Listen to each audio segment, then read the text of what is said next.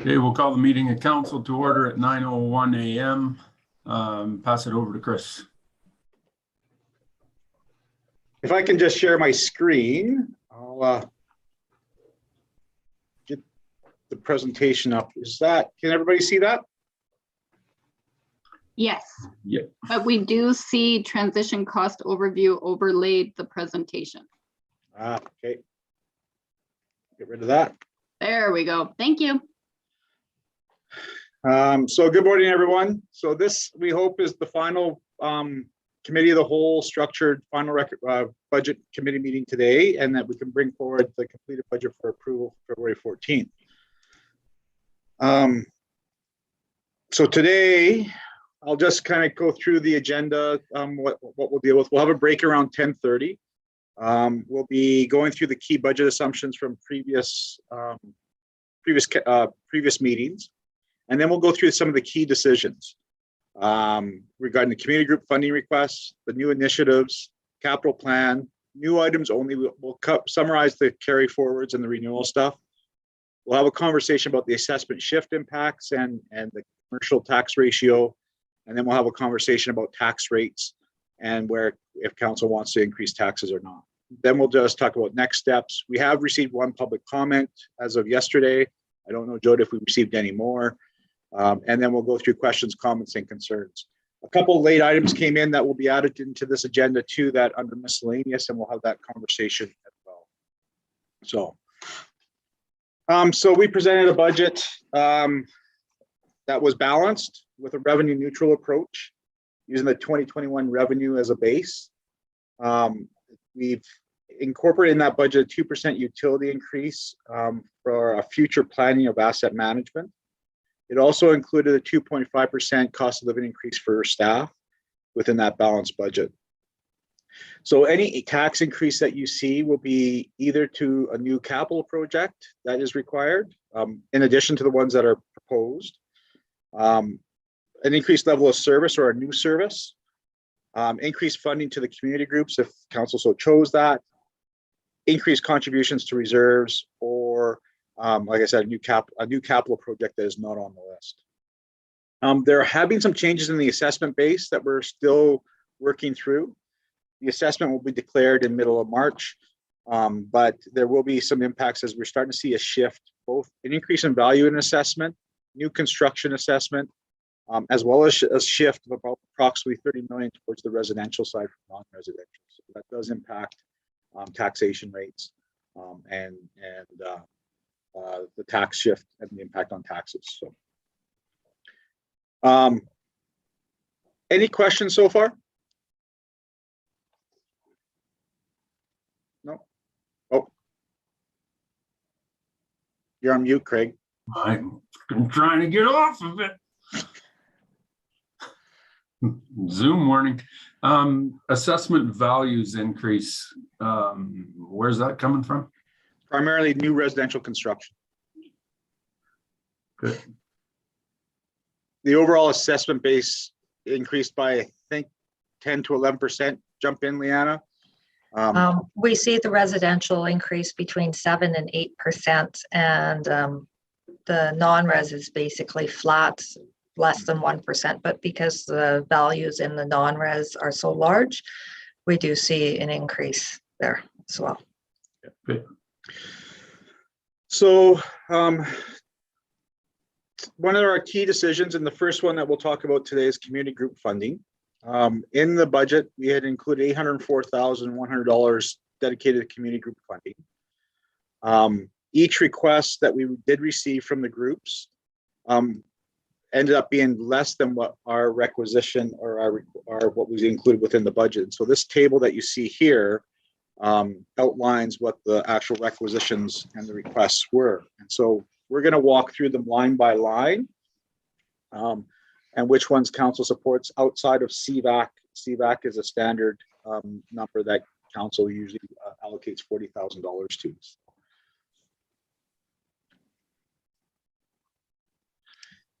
So for the High River Library, now I'm going to skip a slide. I'm going to go back to kind of a historic trend that we did based upon the comments we received last meeting. So if I will move forward for me. So you can see this slide in front of you. This is the historic trend from 2018 to 2021, and what's proposed in 2022. And Leanna, jump in here if you wish. Actually, I would. I'd like to start. I use the terminology of a COLA increase. That is incorrect. It's the annual inflationary increase, and that was my terms that were incorrect in the last meeting. So I want to correct that. It is not COLA. It is not the same as what council gives to staff members. It is our annual inflationary increase. And as you see on this slide, in 2018, we had 0%. In 19, we had 3%. In 2020, at 1%. 2021, we had 0%. And we're proposing 2% for 2022 on our annual inflationary increase. And that's also in addition to the population increase. That is correct. Thank you. So we wanted to kind of cover that off for council and show what the historic, less the CVAC funding, what the historic funding levels were for all those agencies moving forward. Now, I'm going to back up to the last slide that had all the details. So sorry, I'm jumping around a bit. If my computer will jump back. What's the rationale for going to 2% this year? Based upon the fact that cost of living since July has been around, or CPI has been around, and the inflationary rate has been around 4.4%.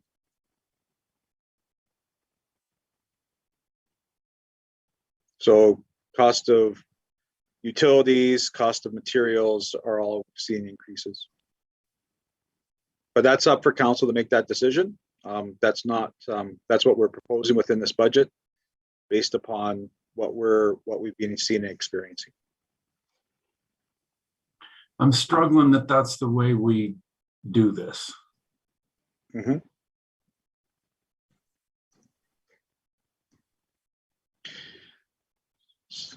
So it has been. If it's 4%, why aren't we doing 4% then? Like, We picked a point in time. I'm suggesting 4%, but Yeah, I'm not. The reason why we started doing it this way was to build some consistency so that these groups knew kind of what was coming. And we're kind of jumping all over the place here. 1%, 0%, 2%. What's next year, right? 0 again? Oh, we don't something, last year we went to 0% because of COVID. Mm-hmm. Well, yeah, maybe because of our provincial government, your utilities have gone up. Great. But your staffing levels on lots of this stuff have decreased as well, right? Like, I would hope the library is not running at full staffing complement through COVID like that. The Memorial Center, I hope they're not running at full staffing complement with no venues happening. So, and I'm I think struggling going from, like, we just made a decision last year that 0%, nobody's getting anything because of COVID. And now it's like, well, let's make that up this year when nothing much has changed. So So I think Kinghorn's got his hand up. Thank you, Mayor Snodgrass. I have to echo your comments here. And last year, I think we had a similar debate, and we had decided that we established a per capita number, and that's what it was going to stay, regardless of COVID or any of these other sorts of things. This is a per capita budget line item, and it was going to stay consistent, and any increase would come from an increase in population. But with respect to the spreadsheet that I see here, we're showing, so there's one here, like, for example, library 2688. Chris, can you flip back to the page you just had up previously? Yeah. There, for library, under 2022, it says 2688, No, which that's is the same as last year. 2021 says 2688. 22 says 2742. 2023 says 2742, 2022 says 2688, doesn't it? Or am I reading this wrong? Maybe I've got it on my big screen. Maybe it's getting blurry. 2022 is 2742, 2023 is 2770, 2024 is 2798, and 2025 is 2826. So Jamie, if I can guide you, if you go down to the third or the second library line, it says 2742. It's got the purple tab. If you go where the purple tab is highlighted, 2688. That's the line. Put your That's just- cursor there.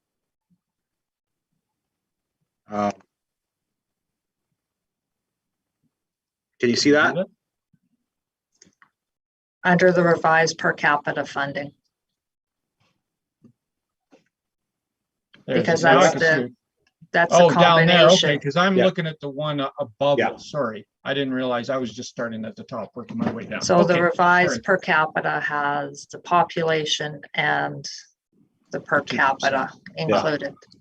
Okay. Sorry, thank you. I just didn't read far enough down. I was just looking at the top group there. Thank you. And But I've made my Yeah. comments and I stick by them. I think that it's a per capita thing, and we should just status quo per capita. That's the reason for the policy. And if we start flip flopping around, then it's open for debate. Brenda, your hand is up. Yes, thank you. Of course, my question is with regards to Shepherd.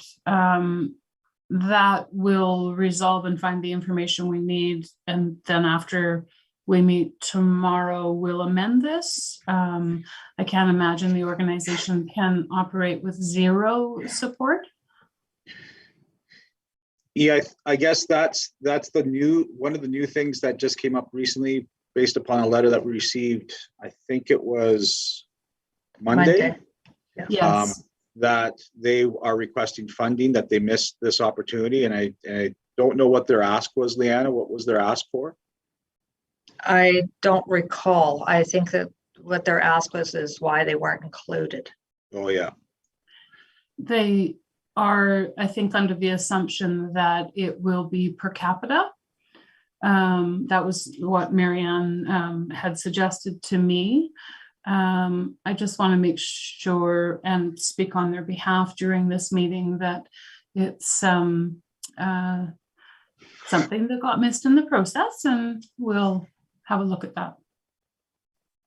I'll debate that one, Brenda, because Marianne and the Shepherd Family Park have come to council before, and it was my recollection is that it was made very clear that we don't need operational funding. They needed this capital funding, and we did the capital funding over 3 years without any mention of need of capital. So I don't think there's a miss there. Maybe Okay. I don't like, I've got no problem at all in going back and if there's money needed, but Yeah. So I think I'm reading the letter right now again. And Mayor Snodgrass and Councillor Walsh, that is correct. I believe they came back a number of years ago saying that they did no longer need operational funds. They were just looking for capital funds. Mm-hmm. But if circumstances have changed, then we need to know about this. Yeah. Okay. Well, we'll sort that out at a different meeting. I just wanted to acknowledge it within this process. So I guess before we go any further, I'm going to back up to the previous slide. I'm going to ask a very pointed question to all of council. Do you want to see the inflationary increase removed from the community group funding requests for this year? Inflationary or population? The inflationary. Okay. No, I think it should be 1%. Okay. That's mine. Council's vote. That's mine. The rest of council? I'm actually, I guess I'm not seeing where the what- 2 is. I'm not seeing where the 2 is. I'm not sold on the 2%. We're jumping all over. So Yeah. So what I want to talk about first is just is for this formula for community groups, is adding the inflationary number the correct way to deal with it?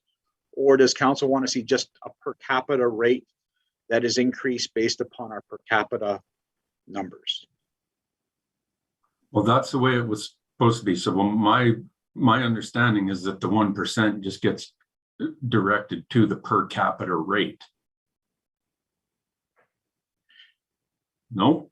That would be the inflationary increase. Per capita is the number of, the per capita rate would technically, if you are just going to go per capita rate, you're going to set a fee for over time for a per capita rate based upon your population as it's measured, and as it increases. If you want to add an inflationary increase to that per capita rate, then you have to have an inflationary conversation. Yeah, we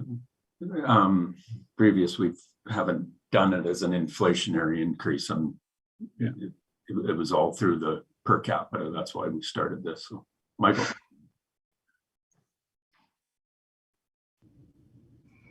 Thanks, Mayor Snodgrass.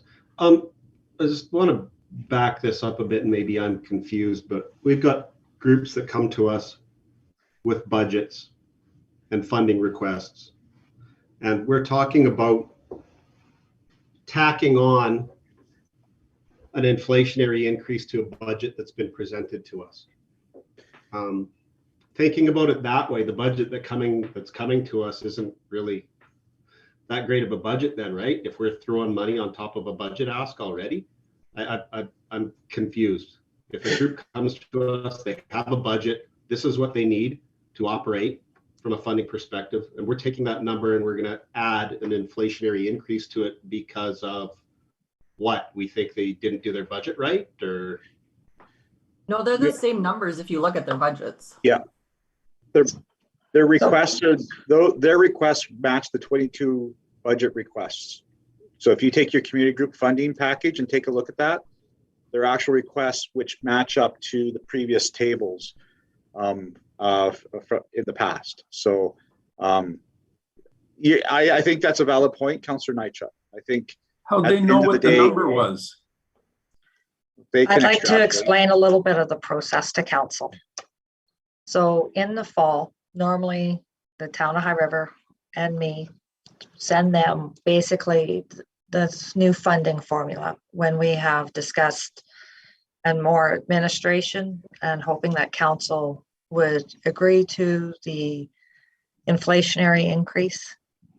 And we had put in the population increase because we knew the population was growing. And as you notice within not this slide that Chris has up on the screen, but the one that has the number of years, when you go back to 2018, our population was 13,584. Yes, thank you, Chris. And we increased our population to 13,720 in 2019. And then in 2020, we actually did the municipal census, or actually we did the municipal census in 2019, and then put the figure that we collected in 2019 for 2020. So this is why we never did any annual population increase. And this would be the first year that we were doing a population increase since we did the census, the municipal census. So with all of this funding formula, and the funding formula was derived and presented to council a number of years ago, so not everybody here on council was part of this, and this was all part of a strategy that is actually now outdated, and finance and administration will be bringing back a new financial plan, or we used the term previously as a fiscal management strategy, where that one is very outdated, because at that time we were talking about not getting off the utility diversion probably for another 8 or 9 years. So within that document, this was detailed in there on how we were looking at the community group fundings. And we knew that we had a number of ones that we did every year. And then as Councillor Walsh has brought up, that Shepherd Family Park would like to be part of this again. So this is a council decision, of course, of what council would like to fund. So if we want to change the way that we calculate the funding formula, normally what happens is I send it out to the community groups and ask them to provide their budget with this number included, because this would be basically where our starting point is. And I said, this is all contingent based on what council approves within the budget process. Right. So I always do make that stipulation that if council says that 15,000 is too much and we're going to pull it back, it is still a council decision. So I haven't handcuffed you to the point. Yeah. No, I appreciate the explanation, Leanna. Let me think about this. Jenny? Thank you. I have two questions. One is, how often do you do an actual municipal count of how many people live here? Chris, I'm going to get you to step in on this one. Yeah, well, previous to the UCP government, it used to be a municipal census kind of every 2 years kind of time frame, 2 to 3 years. And then that was the midpoint was also the federal Canadian census. And that was always funded, worked into our funding formula for MSI and from the province. Now that the province has basically said that, hey, no need to have municipal censuses because we're not going to use those numbers. We're just going to use the federal census numbers every 5 years. We'll likely move to the fact that we'll just base upon all our funding formulas based upon the federal census on an every 5 year cycle. Just because the cost, before we used to get more money based upon proof of increased population. Now we don't see that increased revenue from the provincial government based upon increased population. So it's a moot point, but it does funnel into this funding formula for sure of what the future would look like, and whether or not, I think the conversation about community groups, and we had the similar uncomfortable conversation last year and the year before.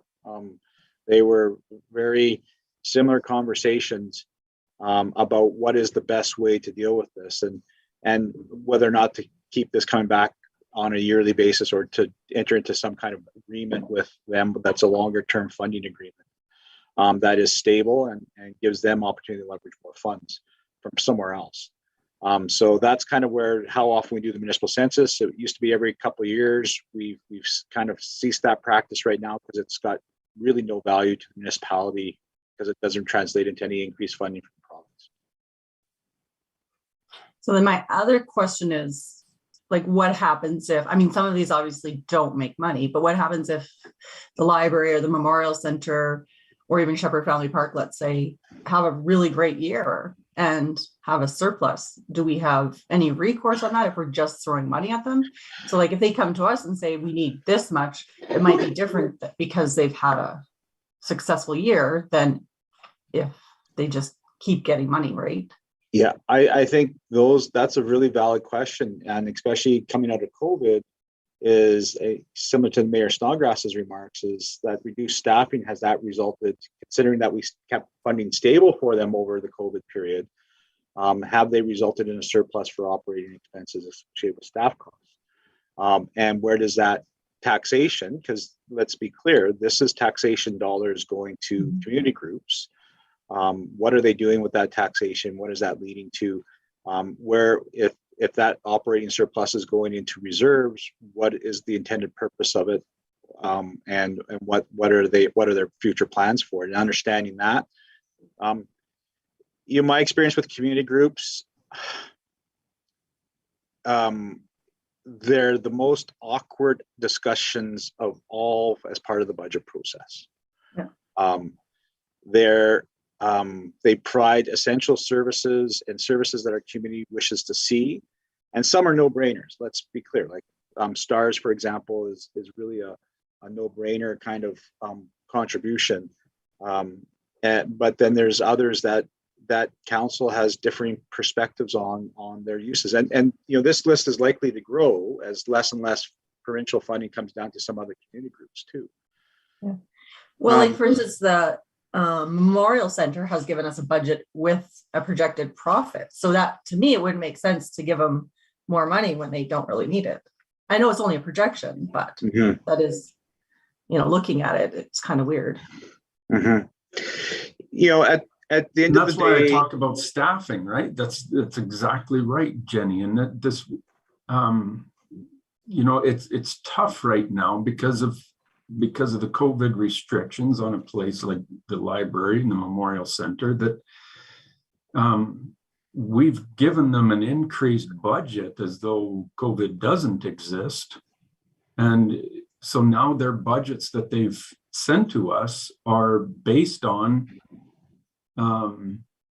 not their need and not what their reality is. They're based on what we're giving them. And that's two different things. I'm struggling with this. so, Councillor Killick-Spit. Thanks.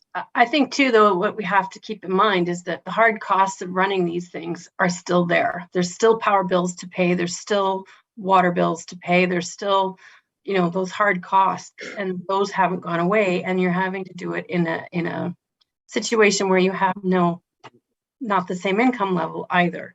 And not that necessarily that's our job to offset, but at the same time that we have to recognize that these services exist in our community, and if we're accepting the responsibility of funding some of them or some of the programs, or do we see the accounting of where that money goes? Not necessarily. These are their budget projections, right? So in an ideal world, they're able to operate business as usual, but in the last 2 years they haven't been. And I agree that with Craig that the savings in staffing certainly should be offsetting some of this, and the ask maybe isn't as high, but at the same time we have to acknowledge that some of those hard costs are still there regardless of whether they're able to open the doors or not.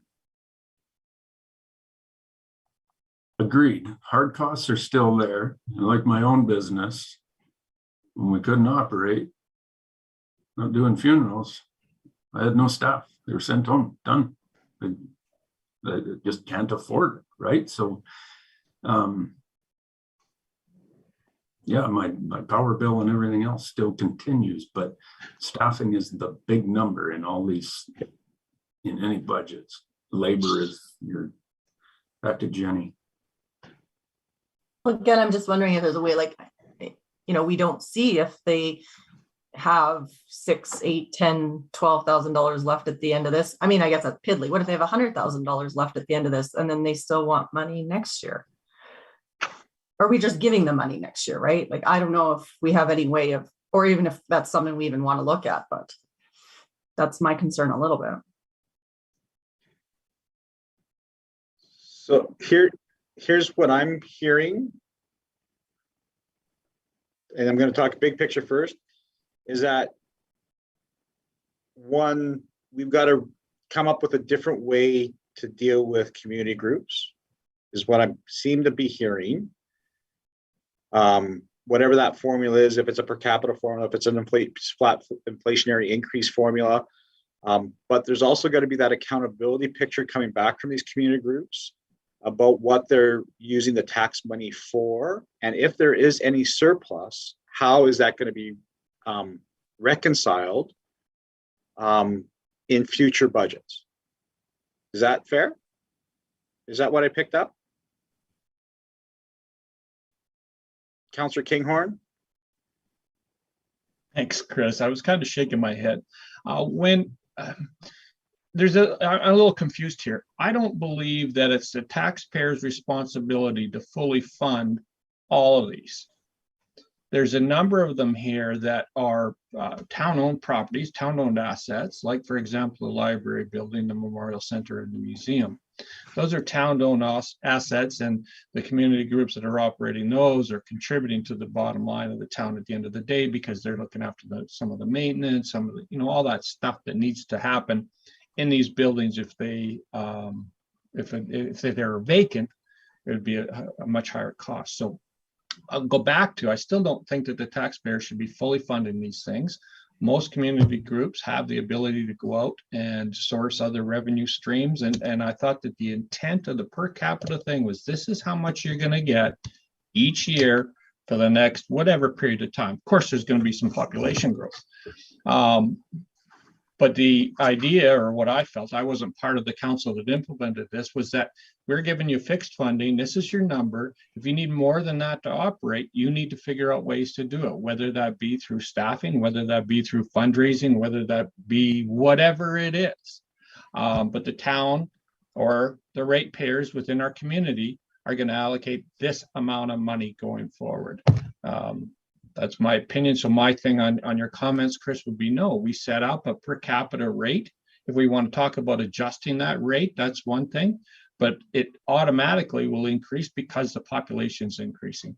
So I think sticking with the population funding model is really the way to go. If you want to separate out some stuff like the cost of keeping the museum, whatever, you might, but this is an operational budget. So that's where I'm at. I really like the per capita process. And I know that when some of these boards that I sat on, they appreciate it as well, because they know exactly what their funding is going to be. They know what they need to do to go out and fundraise. And it's just a clear picture for them. Sorry, I'm going round and round. It's an early morning so far. Thank you. Councillor Walsh. I support what Councillor Kinghorn is saying in that, as well as Mayor Snodgrass referring to the hard costs. These are town-owned, or we are, like the Shepherd Park, for example, donated to the town. We are responsible for the maintenance of the physical location, but anything above and beyond really should be up to the community group to raise funds, or what they're doing with their funds is the next piece.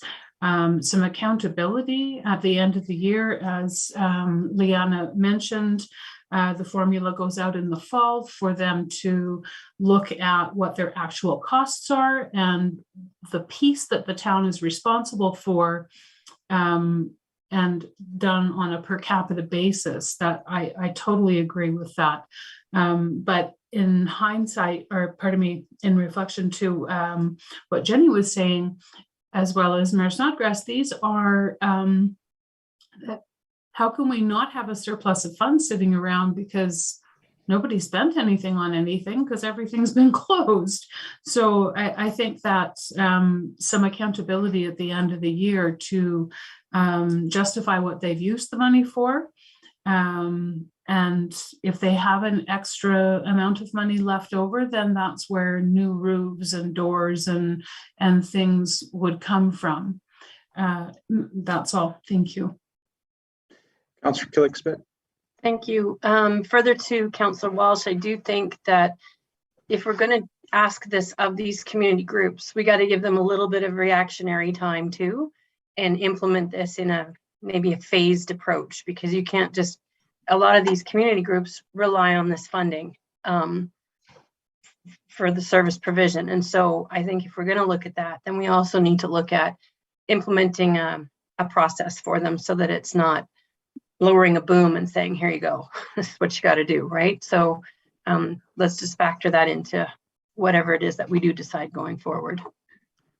Within the community group packages, I do request a copy of the previous year's financials.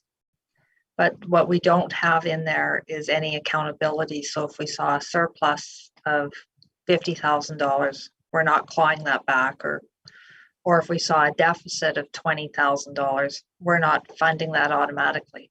And if we go back a number of years, we did have a community group that said that we are sitting on a deficit basis, and council then agreed to fund that deficit in a one-time funding. So what I'm hearing is we need to be holding our community groups more accountable. We have to develop a very detailed process so that they can follow step by step coming to council. We're looking at still using the per capita with, I'm still unclear on if there's going to be any annual inflationary increase on the per capita, and potentially looking at using the federal population. But what I'm still unclear on is, because this federal census is every 5 years, are we going to put a percentage of annual inflation on there? I'm looking at, since 2014, the library's funding since 2014 has increased by $64,200. $64,000. The Memorial Center has increased by $18,000. The museum has decreased by $20,000. The handy bus has decreased by approximately $8,000. Shepherd Family Park has actually decreased by $12,000 because it went from $12,000. I don't. That was for I'll leave that capital. one out because that was a capital back then went 0, 0, 0, 0, and then Mhm. 11, 11, 12. So it's all capital stuff, right? So let's leave that one out. The airport, we've just reduced that because That's based on an agreement. exactly. Stars has gone up by $2,000. So you know that it's a mess. The library, it's an $11,400 increase that we're looking at giving the library this year, and I'm questioning for what. And I don't. Of course, they'll make their budget around whatever number they're given. We are going, and I know, Leanna, 100%, like you made it clear that this is up to council's discretion, but they're going to make the budget to fit the number they're given. And that's where I'm,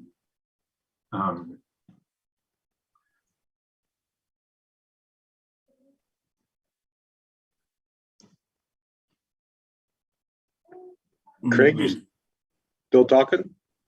Barely. Because I can't see you anymore. No. Councillor Jones? I do like the idea of the per capita, and I don't know, kind of leaving it at that. The only thing is if it's every 5 years and we haven't, done an increase that kind of coincides with our population, in 5 years, it could be a huge jump, right? But I think just sticking with one formula is better. And I do feel that maybe a little accountability, especially in these unforeseen times, like, what if they do have a large surplus? Like if I got a grant, for instance, for my park, I had to return this surplus if I didn't use it all. And not that it has to be returned, but I think sometimes we might need to know that, because there are community groups that can raise money and do have money. Like what Jenny's saying about this surplus, we can't be putting taxpayer dollars, we're going down the overtaxation line. Right, Chris? That whether it's the town of High River running made huge surpluses, or, these community groups running huge surpluses, it's all tax dollars. And if but then I guess too, there could be a deficit. So then we got to think about that as well. correct. If that matters to, you know what I mean? If it's something that we have to take care of or look at, but at that time, maybe that's when they bring that up. And that's where we're going back to, does the per capita formula with consistent rate increases work? We tried it. We've experienced it. I'm questioning it now. It seems and sounds like it's smoother and everything, but is it achieving what we actually set out to achieve? I'm questioning it. Michael. Thanks, Mr. Mayor. I think to follow up, on Jamie's support of per capita, I'm there too, but there's some extenuating circumstances that can happen, like COVID right now, right? So the per capita gives the organization a stable funding platform or baseline might be a better word. It gives us as a town that same baseline or platform to work from. I don't agree with the inflationary just tack it on every year. I'm not there. I'm okay with the per capita. I'm not okay with just inflationary increases. I think if funding is not meeting a certain group's requirements, that has to be presented in the budget, and that has to come to us at a time like this every year. If they're, $25 per capita as just using a number for whatever group it might be, if that's their number and they've created a budget and they're short somewhere, well, that needs to come to us to be reviewed, legitimized, considered, and then funding increases or decreases as we're talking with surpluses and deficits. Then we look at adjusting it from there. But just to throw it into the budget and say, oh, we're just going to give an increase, who's not going to take an increase? I mean, if I offer a staff member a salary increase, they're going to take it. They're not going to say, no, Michael, gosh, no, I don't want it. Same thing to a community group. You offer them more money just because you tacked on an inflationary increase. They're not going to tell you, no, we don't want it. So the per capita is good. The inflationary, no. There's a mechanism to deal with it on an annual basis. They bring the budget, we review it. If there's a plus or a minus, then we do what we're doing right now. We talk about it and we see how we can best help them or bring those funds back into the purvey of the municipality. So it's my 2 cents at this point. Thank you. Chris, thing you're I'd like- absolutely right. These are the most difficult every single year. They are the most difficult things. And I think we've, since I've been around, one thing was cleared up that I'm still with, and that was the creation of CVAC, because a lot of the uncomfortable conversations, and I'll always remember the high school group coming because the provincial government gated their funding back then on they couldn't afford shoulder pads for the football kids. So they came to us trying to get money, right? And that's where, they bring young kids in and everything else, and they're sitting there getting interrogated by these big ogre council people, right? And it was brutal. That stuff all goes through CVAC now, right? Much more comfortable environment than sitting in front of elected officials, right? So that's great, but we are now down to professional people, boards of directors that can sit in those conversations. And to Michael and Jamie, I'm going to question whether the per capita thing and this consistent thing is the right way to do this, or should they be presenting a budget to us and requesting their funding? And we decide. Where the problem comes into play is, do we trust their budgets? And are you just going to go by whatever budget's put in front of them? And if you don't, well, now you're into operations over there, right? And I guess I'm talking myself back to why we started the per capita thing, where it keeps it consistent and they know beforehand where they're getting. So stuck in purgatory here. Help me out. Back to Michael. I think he had his hand. Or do you want to respond, Chris? You haven't chimed in. Yeah, I'll respond to that. I think every community kind of struggles what the formula is, what it should be like. Should it be coming back on an annual basis, or just as in Emerson, for example, on community groups, we use fee-for-service agreements. We would sign a 3 or 5 year fee-for-service agreement. We would negotiate what the cost would be, what the increase would be over time, so that both the town and the group had a stable level of funding, and we sent them away to leverage other funding from other sources. And when they came back after the 3 or 5 years, council would then give us parameters on what to negotiate, and we would negotiate it based upon what the town could afford, not what they needed. And so it was a fundamental, and there were some tough decisions. Some food security groups lost their funding because they did not prove their performance measures. And and did not meet the parameters of their agreement by delivering certain accessible food security items. So that's just one example, right? So there are multiple different ways to fund community groups. There's not one perfect way to deal with it, because they are all struggling. They are all struggling for money. They all have very difficult ways to generate revenue that it's very hard. They're all grant based in some form, or based upon upper levels of government, be it the province or the feds in some degree. But it is providing a service to the community of what that service is, and determining what that value to the community is of that service is something that council needs to wrestle with as well. Not that I gave you much advice, Mayor Snodgrass, but you know, You actually did, though. For me, there's one thing you said in there that I'm chewing on. Okay. Kinghorn. Thank you, Mayor. And I agree with what Chris has said. The only difference is the verbiage, the terminology.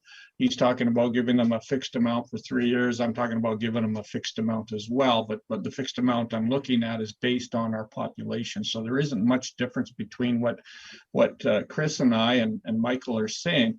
And I think that the reason these conversations get so difficult every year and burn up so much of the budget discussions is because we're deviating away from what was done historically. And if we could set something up that's a 3 or 5 year, whatever it is, and that's what it is going forward, these difficult discussions won't take place. The organizations will have a solid foundation on what they can expect going into the next 2, 3, 5 years, whatever we determine. So they know what their revenue stream will be from the town. They will do their own budgets, and they'll know what they need from other funding. And it's not such a messy thing like what we've got going on right now. So I'm all about, and it may not be a per capita, might be not the right verbiage, but I'm about giving consistent ongoing funding that is reliable, and we don't end up debating it every year for just about an hour now. And Councillor Kinghorn, to add to that too, you can add clauses if you go down the path of an agreement of some kind. You can add clauses about the accountability piece, and you can deal with the fact that if they do have surpluses or they find cost savings, you know, every organization that has permanent staff go through a cycle of vacancies. So there is going to be some savings, but you can set a parameter and say, if you're 10%, if you have 10% surplus, you can retain that for balancing your operating deficits or something along those lines. But when we see groups building capital reserves with no plan moving forward, or building large reserves with no plan moving forward, where's that money coming from? And to Councillor Jones's comments, where's that money coming from? Is it all from taxation, or is it from fundraising? And how are you going to use it as a community group? Where's the accountability piece? And at the end of the day, as a public organization, and all these organizations have a degree of public sector reliance and connection, that accountability piece is paramount too. And so I think, you know, that reporting piece needs to be cleaned up and needs to be a little bit more firm in what that accountability actually looks like. I'm not worried about any of those groups about the accountability piece. I think we just have to ask the question, right? Oh yeah, absolutely. I'm not worried about it at all. I'm just worried about this yearly messy thing that we go through. And I like what you're saying, Chris, about the fee for service kind of model. Is that a better model, and not doing this every single year and us guessing on population? We're guessing on, you know, what increase they need. And if we go to even a 5 year where they have consistent funding for 5 years, and then when it follows the federal censuses, and when that comes out, well, then the population gets adjusted, and the agreement gets, now maybe that's 3 years, maybe it's 5 years, I don't know. But what I might propose for this year to get through, I would say let's do an annual inflationary increase. I'll reduce that to 1%. population increase, let's do that to 1%, and then directing staff to come back with other options to alleviate the mess. Are you looking for 2022's operating budget? Or are you looking for 2023 operating budget for recommendations on how to alleviate this? It would be for Oh, no. 2023, Leanna. 23 Okay. for sure, I Leanna. just- I'm not going to just- put that on you for an. I was Next going to say, week, well, right? I've got 3 weeks. Like, come on, guys. No. No, definitely for 2023 budget to come back with a different formula options, agreements, whatever that might look like, for sure. I think we're going trying to figure this out. We're kind of going like this, and we got to get it leveled out where this is working better than it did before, but it's not quite right. So, Brenda. Thank you, Mayor Snodgrass. I agree with what you're saying, and I just also want to stress, I believe, the importance of some accountability.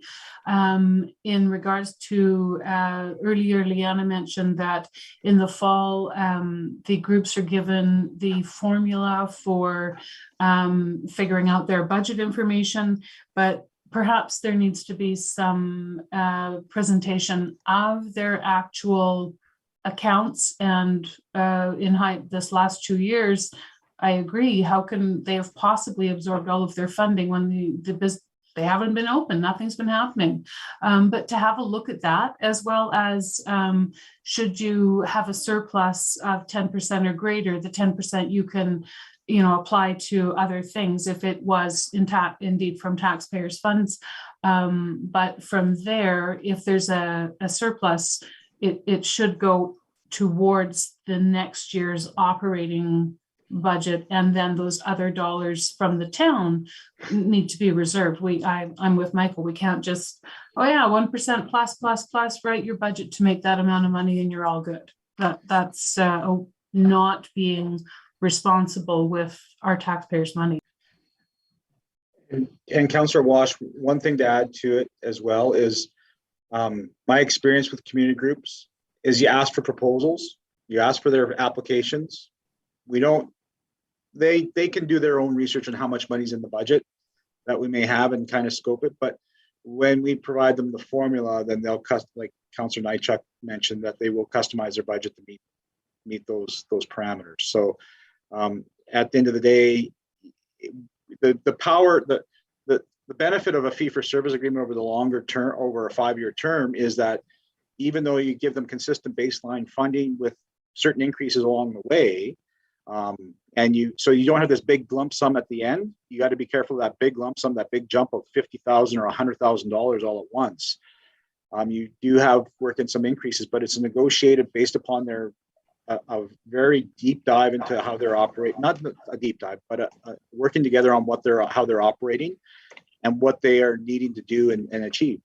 Part of this conversation, and part of this conversation is, I don't want to complicate it today, because I like the mayor's approach on the 1%, and then direct us to come back with a different formula, because it ties into a conversation that Jody and I have been having, because we have an inconsistent approach of how some of these community groups are being managed when it comes to utilities, water utility, hydro, gas, those types of things. And so we want to bring forward back to council what a consistent approach is, be it we pay for utilities, and it reduces their grant by that amount, or they pay for utilities and it's on them and they got to figure it out. We'll just give them a baseline funding for utilities, because we do quite a bit of maintenance at all these facilities. We do, because they're ours, and because we need to take care of that asset for the longer term. We do quite a bit of building maintenance on quite a few of these facilities. And we look for grants for them too, for physical upgrades too. So, and if you remember the last meeting, we did talk about the audio visual system in the Highwood Center, and that's being directed to come back as a capital request from council for the next budget. So that's being identified as one of the actions. So anyways, that's direction, please?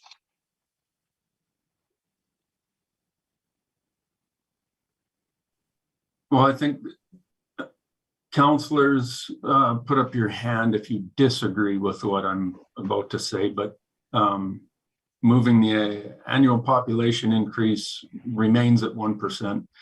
Annual inflationary increase decreases to 1%.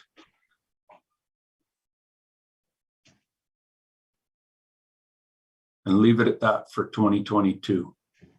And if Leanna, I don't know how fast you can crunch numbers here this morning, but if there's something that you can send out to council, well, we'll get it before we approve this in a regular council meeting anyway. So That is correct. I actually do have the number, but I'd like a little bit more time to ensure that the numbers are correct. 7 minutes isn't enough. I thought you were only going to give me 5. So Yeah, but- well, I'm a generous human being, right? Yeah, so no, you can send that out in the next couple of days, just so that we're clear on it. That's fine. Okay. Is council okay with moving in that direction? And then we'll figure this, use Chris's expertise and experience to figure this out in an even better. We'll just improve on what we're headed for. So, okay. I don't see any hands up. Not getting any nasty texts. We're fine. Continue on. Thanks, Chris. Thanks very much, Leanna. Always hard conversation, community groups and grant funding. It's never easy. And it's always the smallest, one of our smaller light items in the budget.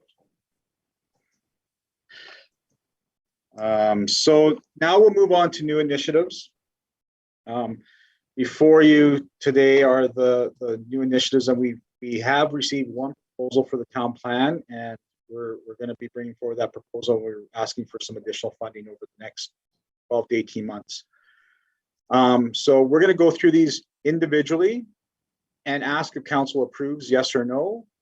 I think I'll give you my honest opinion. The 3 sewer ones, the sewer camera should just move into capital purchase.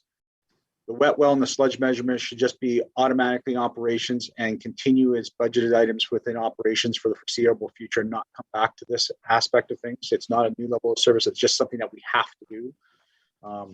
And then we can talk about Foothills counseling, curb realignment, the town plan, and pedestrian bridge funding requests as well. So we'll start at the top with sewer camera.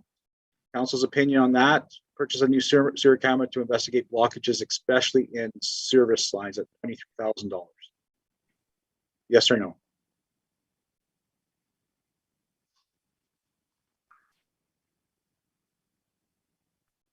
I always like talking about poop. Yeah, I know a lot of these are so, like, we kind of have to do it, right? Mm-hmm. If we don't do it, we're not keeping up with our servicing our utilities and maintaining our utilities properly. So, you know, the sewer camera, the wet well, the sludge, those first 3,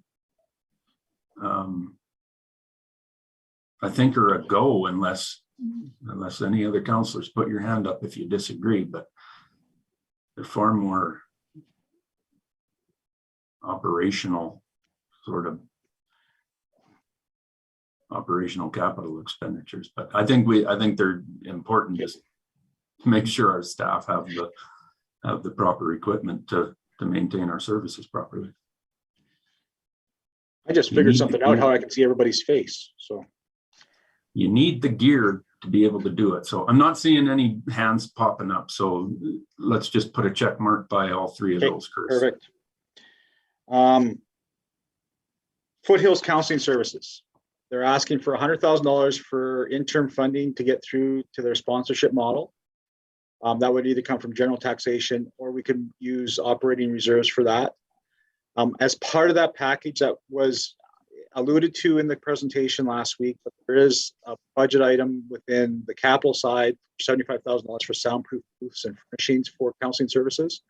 And these are 2 soundproof booths that would go into the culture center that would be furnished so that they could have up to 6 people in these booths counseling once they get back to in-person counseling. They're entirely soundproof. They're entirely climate controlled. And they're independent. And when they're not in use, they can be used for other things, or they can be sold at a future date if counseling services ceases in the future at some point. So for Foothills Counseling, the first request is the operating expense of $100,000 for the counseling services for 2022. Councillor Kinghorn. Thank you, Mayor Snodgrass and Chris. With respect to the counseling services, I'm in support of $100,000 for this group, but I'm not in favor of it being part of our operating budget. It seems once things go into the operations budget, they get in there, they stay there, and they're there forever. They never come out. So what I'm thinking, and it's council's decision, of course, is that I would rather see us offer them a one-time grant of the $100,000, maybe do it over, $50,000 now and then $50,000 in 6 months' time. But again, I'd like to see some accountability and review of how that money's being spent, how successful it is. And I know during the presentation, they talked a lot about being able to fundraise and bring money in to make this thing work. Let's see if that fundraising efforts work, if there is community support for this counseling service. I think it is important, and I would support that.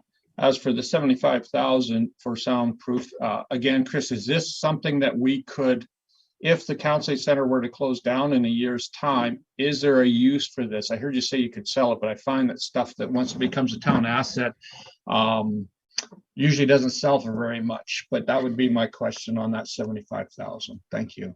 Certainly, Councillor Kinger, to answer that question, yes, they could be reused. They can be disassembled, relocated over to this office if we needed additional meeting space for small meeting groups, and or for conference calls in our, I call it our bullpen downstairs. With all the open spaces, so we could reuse them. Councillor Jones. Thank you. I am in favor of this counseling service ask. My concern is I'm not really in favor of raising our taxes for this particular purpose. So I don't know as a grant or how, if there's other ways of doing it.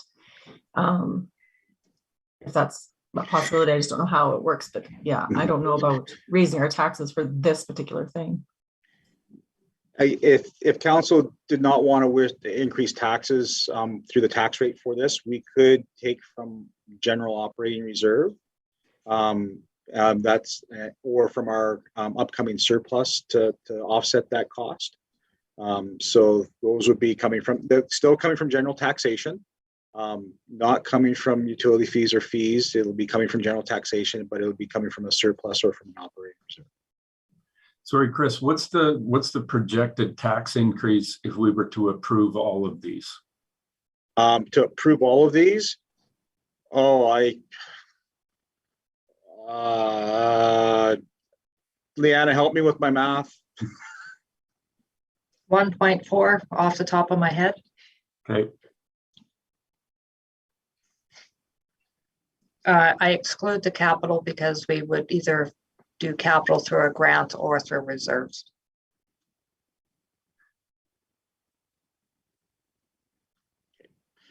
Kelly. Thank you. So my takeaway from the presentation was that this was sort of, she was hoping to make this into sort of something she could maybe even pay back if she was successful in acquiring funding. So my question to the group is, if we did it as a grant, as with any grant, if you don't spend the money, you give the money back. And I don't disagree with Councillor Kinghorn's suggestion of two $50,000 installments, perhaps. So that's where I'm thinking. I don't remember seeing the soundproof booth request anywhere, so this is new to me. Maybe I wasn't paying attention or I just didn't see it, but that seems like a lot of money for that space, because I've been to that space and it's not huge, but I don't have a visual as to what that would even look like, and I have a hard time spending that kind of money when it's almost as much as the ask for the counseling funds. And the other point that I just want to make is that I appreciate the need for this service in our community. Don't dispute that at all. But I also know that in looking at the stats, we weren't just serving our community, we were serving our surrounding community. So I think that that's something else that bears some either discussion or looking at for future, if this is going to become something that's a regular ask or expectation. Thank you. So Councillor Pillick-Smith, just one point of clarification. Would you, instead of a grant structure, would you think this would be an interim loan? Is that what you're thinking or alluding to with the payback kind of? Well, there was a mention of that, right? That she was going to try and seek out additional or alternative funding sources and kind of needed this as a bridge fund to get to that point. That was my takeaway. So, you know, I'm open to exploring what that looks like if alternative options are available to us, not necessarily just here's the money and, you know, report back. And that was her hope, I think, was to come back to council in a few months' time and, you know, update us A, on the progress, and B, on if there's an additional need or if there was a surplus or, you know, what that was going to look like. Because I appreciate it's still in its infancy in terms of figuring that stuff out. But I just want to make sure that whatever we do, if it's a matter of recouping that expense or if it's a matter of, you know, making it sort of the startup fund and then it becomes self-sufficient, I'm all for that too. So it just, I think I'd like a little more clarity on how we can expect this to go forward. Because I agree, once it becomes a line item, that stays. And I would much rather it become a self-sufficient service in the community, if that's available. I don't dispute the need for it. I just want to make sure that whatever we do, it's either going to become self-supporting or, you know, a different fundraising model, perhaps. Thank you. Thanks. Councillor Walsh. Thank you. Kind of the same thing. I agree with Jamie's approach in putting it as a grant. It's a one-time offering. It's been requested as gap financing or bridge financing. And as well, if it's a grant, then if they don't utilize all the money, then it comes back to the town, any surpluses. Therefore, you know, coming from the reserve fund, it would not end up as a regular line on our budget. And if it comes from the reserve fund, upon repayment, it can go back there. The booths, that's an integral part of being able to offer this type of service.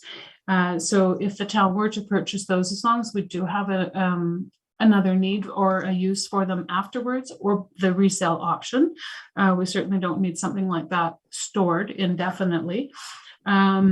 So yeah, I support the grant approach, and then the expense of the soundproof booths from a different approach. But then at the end of the line, the accountability, as with any of the groups that we're supporting financially, there has to be some recourse and justification as to what they've done with these funds. Thank you. Thank you, Councillor Walsh. Councillor Nychuk. Thanks, Chris. Support, you know, the community need for this. Have a whole lot of hesitation about this becoming an ongoing thing, and I think all the councillors have spoken up to that fact already. I like the idea of this coming from reserves as a stopgap measure to help this program get going, and hopefully they find the consistent funding to move forward through a number of years. With that grant, I like the two-step approach to you know, 50,000, you know, given you know, through 2 parts of the year. The reason I like that, coming back to the percentage of High River residents that are using this service currently, it's 52.8% based on the numbers that Shelley provided us before on the clients that are using the service. So with breaking the funding into segments over the year, I would like to see Shelley and her group approach some of those other municipalities as a request for funding on some of this, since this isn't entirely all High River residents. So, you know, if we give her some money at the outset here, she's able to achieve some of that fundraising money, or she's able to get money from other municipalities. We may or may not have to come up with, you know, another 50 in the back half of the year, whatever it is. So I do like that approach. And I do like the fact that this wouldn't be included as an ongoing line item. We have care, and we need to take care of our residents. But to me, this falls under healthcare. Healthcare is not the primary focus of a municipality. That's provincially and federally looked after. And once we start to wade into that, that's a big place to go to. That's for the province and the feds to deal with. We need to look after our people, and this is a show of that. And hopefully this you know, helps Shelley get going and develops a long-term program. But I sure wouldn't want to see this being a long-term sustainable funding initiative from the town. Thanks. Mayor Snodgrass. I like the $100,000 grant. Now, is this something else that should be, or that could go into, like, our community group kind of asks every year? I don't know. It has the potential. Right. If it's successful, that I'm not all that optimistic on their ability to fundraise for this. To this amount every year. But I'm okay. Let's get through this year. Okay with the 100 grand. If you want to split it up, that's not a concern of mine. I can go either way on it, whatever you want to do. What I am questioning, $70,000. That's for 2 soundproof booths? And the furnishings associated with it, yes. Why do we need 2? I'm looking at the numbers as to and I'm questioning why 2. Based upon their space in their former FCSS location, they had 2 counseling areas that were confidential spaces and relatively soundproof. The issue with the culture center is it's not well soundproof. And so people in the washroom can hear what's going on in the office, kind of thing. So the $75,000 soundproof booths are not just for this counseling service. It's for the operation of FCSS over there. It could in be, its entirety, right? It could be, yeah. Yeah, it was specific. Could be, or yes or no? It was specific for the counseling services to be going into the office space that's there right now, for dedicated space for the counseling services. But depending on the number of appointments, they may be used for other meetings. They may be used by FCSS staff. They may be used by clients, those types of things. Right. There is when we talk about the culture center, they do have a request for 1 phone booth style soundproof booth, as well as some sound attenuation and some dividers for the bigger space. Okay. We'll talk about that as part of the capital plan. And that's part of the overall renovations. We had put in the original budget $250,000 to renovate the culture center for FCSS. The total cost with these soundproof booths and the other renovations is about $120,000. Okay, so we're coming in way under budget, even with these soundproof booths to get that place. So these Correct. Soundproof booths, the purchase of those could actually go into what we approved before at the 250K, right? So it's Correct. It ends up at the end of the day, that project ends up being a savings compared to Correct. the budget. We're going not a savings. We're going to be under budget on that project. Likely, yeah. And Mayor Snodgrass, why I put the soundproof booths in there? It needed to be transparent that was going to be 80% of the use is going to be for counseling services. Yeah. Right. Yeah. No, and I see where you're going, and the conversations that happen in there absolutely have to be 100% confidential. There is no wiggle room for leakage of anything. So is council okay with the 100 grand? That's the one. The 75 is in the actual is part of the project. I'm glad Chris put it in there so we knew, but the project is coming in under budget. So that capital piece is already kind of gone. Council's okay with the 100 grand. Leave it up to Chris whether we split it 50-50 or do you want to put that in? Jamie? Sorry, Mayor Snodgrass, thank you. I just want to extend on what you said. I'm okay with the 100 grand and ensuring that this doesn't become part of our annual operating budget, looking at different ways to fund it. I'm okay with spending the money. I think it's a need in High River, but let's not, I'm not in favor of adding it to our operational budget. Currently, it's a one-time grant. Perfect. Request next year. Do it that way. Michael? Yeah, I'm with funding it. I'd like to see it split. I'd like to see it come from reserves and not new revenue from taxation. I think this falls under, you know, kind of the rainy day fund money that you put away for something. Sure. To help out. So that's where I'd like to see it come from anyway. Thank you. Good idea. And for all members of council, what we will do for the counseling services, we will have a special motion as part of the budget approval that specifies that it's a one-time grant, so that's the authority. It does not get into the operating budget moving forward. And then Shelley has to be working on that sponsorship with her group and or society, whatever they create, to move to find funding for 2023. Okay. All right. Mayor Snodgrass's favorite intersection, curb realignment at First and McLeod. $26,000. This is cutting back the curb, putting a rollover, some bollards in place to improve the geometry.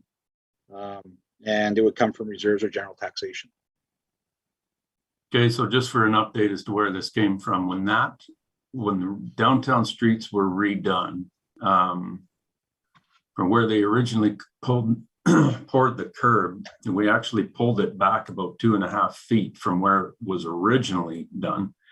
But it was all built with the future thought that there's going to be a roundabout at Sobeys, and this would be the best way to line the traffic up going into that roundabout for the new intersection at Sobeys. That roundabout's a long ways out.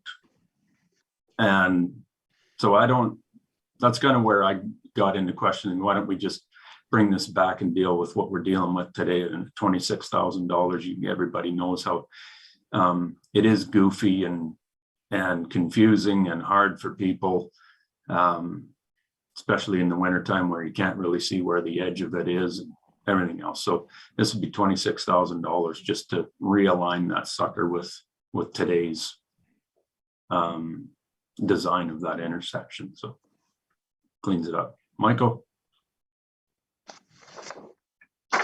Didn't have your hand up, or you did? Well, oh yeah, I did. I forgot to take it down. Yeah, if council thinks this needs to be done, I mean, I drive it, I don't hit it, but hey, I get it. There's lots of people out there that have some trouble with it, but yeah.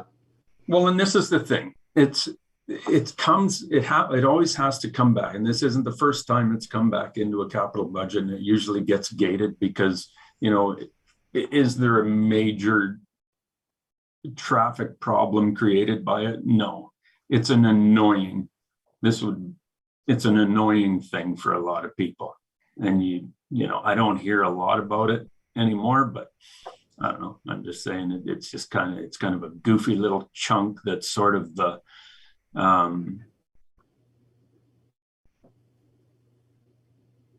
well, you're right. It was predicated on something. It was predicated on something that's not going to happen anywhere in the near future, or potentially never happen. And as council, the previous council, we made a commitment to doing this already. We verbally told the public we were going to do it. So I am hopeful that the new members will see fit for us to make this correction. Yeah, it's 20 some thousand bucks, but it's probably the right thing to do since we were vocal on it already. So thank you. And I think it should come out of just the capital infrastructure reserve. That's what we build those reserves up for. Rainy days or little things like this that need to be fixed. So we've got millions of dollars in there. Let's pull 26 grand out and just fix that little nubbin. So can I ask council some questions? I've got No idea. No. Go ahead. So when you drive that, the geometry is actually pretty good. If you stay close to the center line, you can make that turn. And when we had Center Street closed off, I watched numerous cattle liners go through there, not hitting the curb. So it is possible to avoid the curb. What ends up happening when you watch how traffic moves there is that people are accustomed to cutting that corner when there was no bump out there. So they hug the curb tight. And so when they hug the curb tight, they can't make that radius. And so their back wheels are always going up and over top of the curb. So when you watch how people's driving habits deal with it, that's primarily what the responsible is. They're hugging close, like there's a dedicated right-hand turning lane there, which there is not.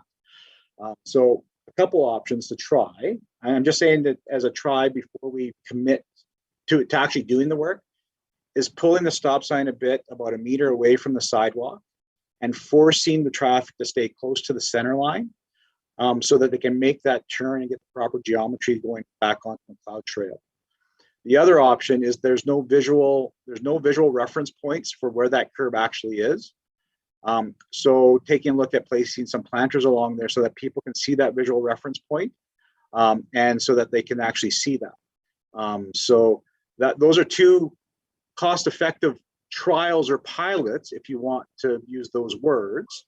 We've piloted it for about 5 years, I think, Chris, and spending money on, doing that. Where I see any problem is for people is not going down McLeod. It's coming off of First and trying to get out and around that big thing, right? They don't understand it. They don't know why it's there. They don't expect it to be there. It's just that it's a huge, there's bump outs and there's reasons for bump outs, but this one is it's more than that, right? So I'm 100% and just let's just spend the $26,000 and reshape it and move on. Okay. Jamie, Brenda. Yeah, I'll just say, Chris, I get it. People are hugging the curb, but the reason they hug the curb, and I'm one of them because I use that access quite a bit, is that people that are making a right turn from McLeod onto Center are swinging out. So you want to pull as far to the right as you can to allow those people making the right turn onto Center from McLeod to have room to make their turn. So if you're going, call it northeast bound on McLeod, and you want to turn right onto Center, you're taking up that space. I could hug the center line, but then I would be probably holding people back from making a right-hand turn onto First. I see what you're saying. Yeah. Thank you. So I'm in favor of us just getting this done. Thank you. Brenda. Thank you, Mr. Mayor. I'm in favor and just get it done, take it away. I understand the principle of why it was laid out the way that it is. I travel through that intersection at least twice a day. I turn right from Center Street onto McLeod Trail, and then I turn left onto First. And the biggest problem I have is the number of people that, for whatever reason, are not navigating that right-hand turn around the bump out effectively. And they're usually smack dab in the middle of First Street by the post office, and nobody can turn left off of McLeod. So just the whole alignment of it for the foreseeable future, that bump out or mistaken curb just really needs to go away. Done. So yes, correct? So you'll be okay with me adding this into the capital when it comes back for the final approval? Correct, with funding to come out of the reserve Out of fund. CRIF, yeah. Last two new initiatives, town plan, we've reviewed the only proposal we got on Friday. It's for about $120,000. We wanted a little bit of buffer in there because we do need to beef up the engagement side of things in the town plan. That being said, we do project that this, based upon the start date, starting in March-ish, that we may very well go into the early part of 2023, at least the first quarter of 2023. So if we could have additional $50,000 to the 90 that we have currently sitting there, that would give us $140,000 to complete that project as a consultant-driven process with our support, and deal with that. So that's what the ask is for. And that could come from general municipal operating reserve.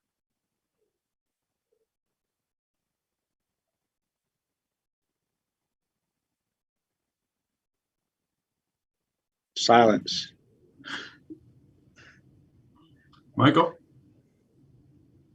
I was just waiting for my hand to be recognized. Sorry, Chris, that we didn't comment right away, but we're trying. I'm good with it. I mean, this has been something that we've talked about for a number of years and needs to find its finish line. So I'm in favor. Thank you. And we are going to push the limits on this one too. We're going to try and create an innovative town plan or MDP for this community that is different, is not the typical. And so it may include things that we haven't included in the past. And so it's going to be a good conversation with the community. And I think when we get a community-driven process like that, we get more buy-in and more belief in overall growth and future vision of the community.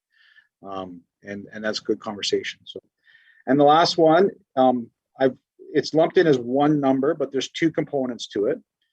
For the pedestrian bridge, based upon when we released the RFP, we hadn't really come across the issues that we have with the pathways associated, or when we awarded it, the pathways associated in the Mercer lands and the public feedback. So we asked for an increased public engagement to engage the local community and the neighborhoods a little bit differently. And the 12.5 is that component. The other piece too, that after some work with CMRB on First Nations awareness, taking a look at a First Nations impact assessment in that area, about $8,100 is also part of that package. So a total of $21,600 that can come from operating reserve, or 12.5 for just the increased engagement and put on hold the First Nations inventory assessment to a later date. I think the First Nations, like, do we know where this thing's going? Like, I think we do though, don't we? It's I not think coming off the golf course, and it's not going across the river, and it's not going, all the pathways are not going to be paved coming through all the Mercer lands and everything, where it's just the cost of this thing will just go, the floodway impacts all of this stuff. Like, I think it's just not doable. I don't know how much we need to study that to know it's not doable over there. So that's where I'm saying that, you know, the First Nations impact, I'm okay doing it, but let's make sure we know the location before we do that we're not doubling up on a location and doing First Nations impacts in those things when we know it's not going to be there. Like, so I think we're pretty sure that it's going to be closer to the Center Street Bridge, is on this side of the golf course, is the only other place to come across. we hope. Right. And so that's If we do it, that's the only place that we're going to be able to afford and make this happen is there. Mm-hmm. Yeah. I don't. So if we want to park the First Nations inventory for now, I would recommend that, and then we proceed with the increased engagement just to build capacity and understanding throughout the community.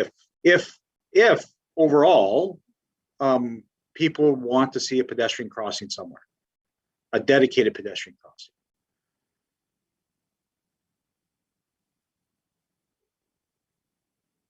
I don't know who Yeah, was and first. what it does is increases safety, because right now everybody's coming across, and if you're actually making the effort to come do that, ride your bikes, you're coming down Center Street, and Center Street's busier and busier all the time, and it's not the safest place to cross with that light. It's not the safest thing to come down. It's not the safest bridge in the world to get up and over and stuff. So this would just move all that pedestrian over onto its own and jump up onto happy trails and gone. So, And it would also dump it directly into George Lane Park, likely, correct. and into closer to downtown. And so for Correct. more of a functional purpose than a recreational purpose. Correct. Jenny? So there is already money put towards a public engagement from a grant or something, wasn't there? Mm-hmm. So this is over and above that. That's correct. Yeah. So originally when we scoped the project out, we had the typical status quo, because it was a feasibility assessment, an online survey, which we're building right now, as well as a wrap-up open house, kind of town hall kind of meeting to present the findings. But based upon what we heard through September, late August, early September, we kind of come to the grips that, you know, the Mercer, we need to have that conversation with the community. Where's the best location and what their support is, and see whether or not, you know, whether or not there is options further to the west or not of where the golf course is. So right now, as it stands, the direction that consultant has is being to focus on kind of the one location coming off the east side of the golf course and across in the George Lane Park. They've got mixed reviews of both locations. Both are not easy locations, but this would be increased consultation and just to provide that. One of the innovative ones that we did not support and the consultant did not support was to do a video of the flyover where the location of the bridge would be, and to build that. But that may be something we want to do at a later date once the site is actually located. Yes, sir. Is this a majority of council saying yes or no to this one? I think we're saying yes to the 12.5 and First Nations impacted inventory, put that on hold until we know exact location. Yeah, perfect. Good. All right. We're wading through here. Do we want to take it's 10:34. I need a coffee break. Shall we take a 10-minute break? So come back at 10:45. That's 11 minutes, but okay. 10:45. Can Thank we have you. everyone mute their microphones while they're on break? Thank you.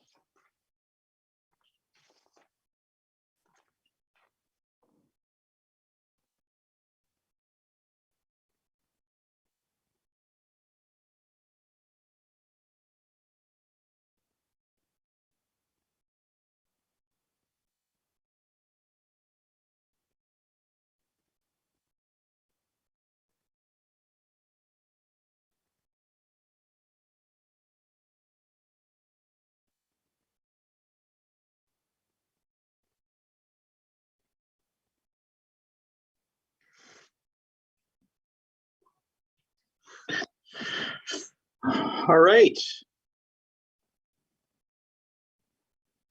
Everybody's back at their seats. Got a coffee. So I'll go back to sharing my screen again.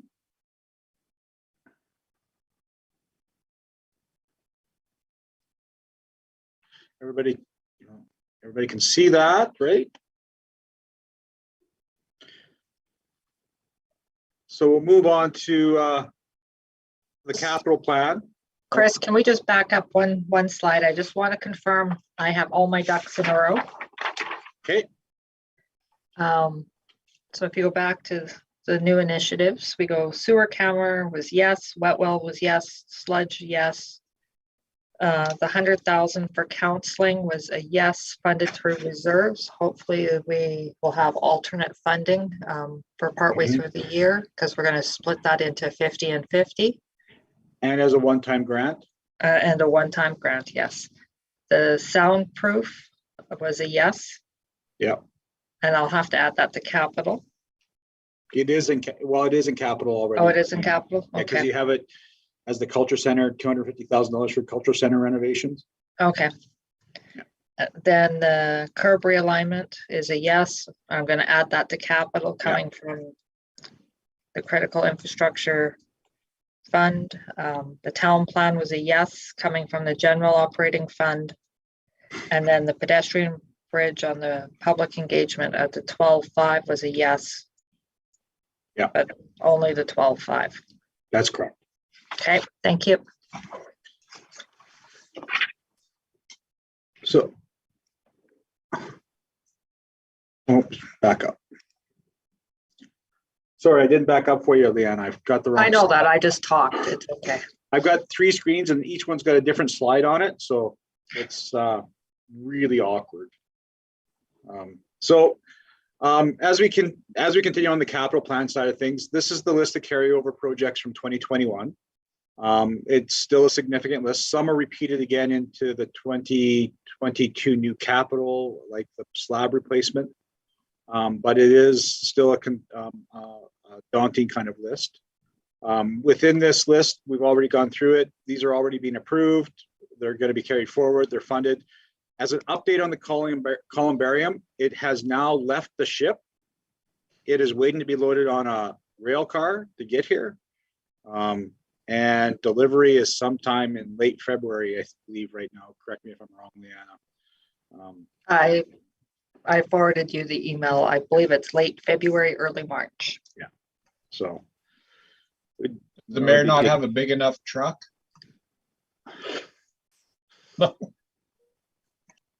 They're heavy. Can't get them in a minivan. Not even with a lift kit? No.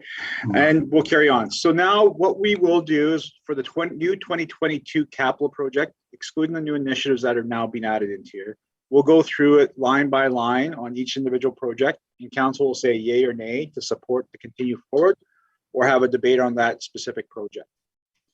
Oh, come on. Ooh.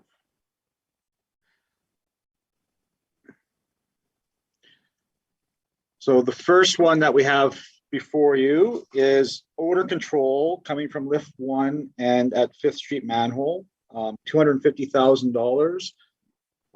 Riley, what the details on what this entails? Do you want to add in anything?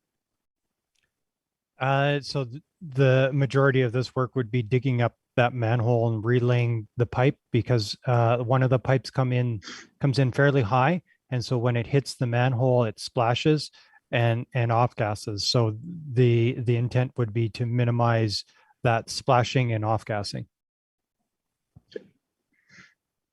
It is a smelly intersection, so I drive through it every day. Some days are worse than others. Sorry, what intersection is this directly at? Fifth and Second. So across from the mobile home park there, I forget which one. Yeah, I get the names. I get the names mixed up. It's right in the intersection, though. Yeah, correct. Okay. Does this help improve the odor at the actual lift station at all? Because we still have problems with that as well. No, that would be a separate issue. This is purely for that intersection. Okay. Michael,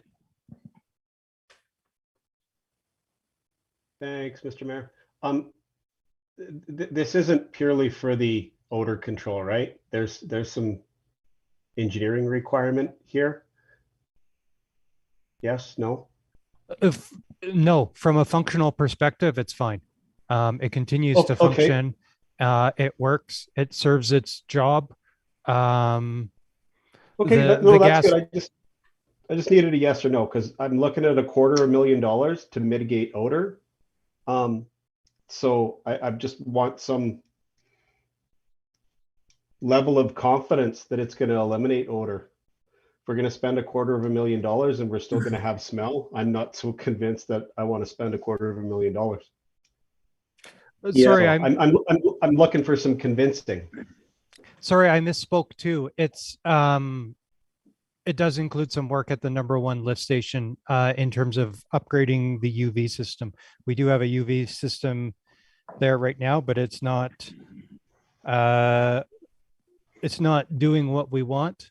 And so this would look at an alternate system at the lift station as well. In terms of guarantees of reducing the smell, we've tried so many things, and we're getting to a point where we're taking some fairly significant actions. So we've tried all the easy stuff. There's no guarantees on this stuff. It's like when you take your car to the repair shop and you have no idea what's wrong. Sometimes you have to go back 2 or 3 times. And unfortunately, we're getting to the point where we're trying expensive things.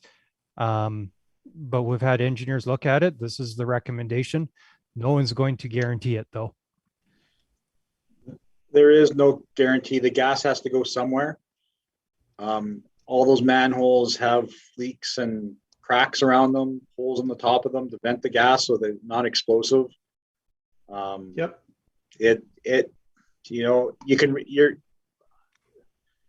It'll likely reduce the odor and the number of times that it happens a year. It won't eliminate it.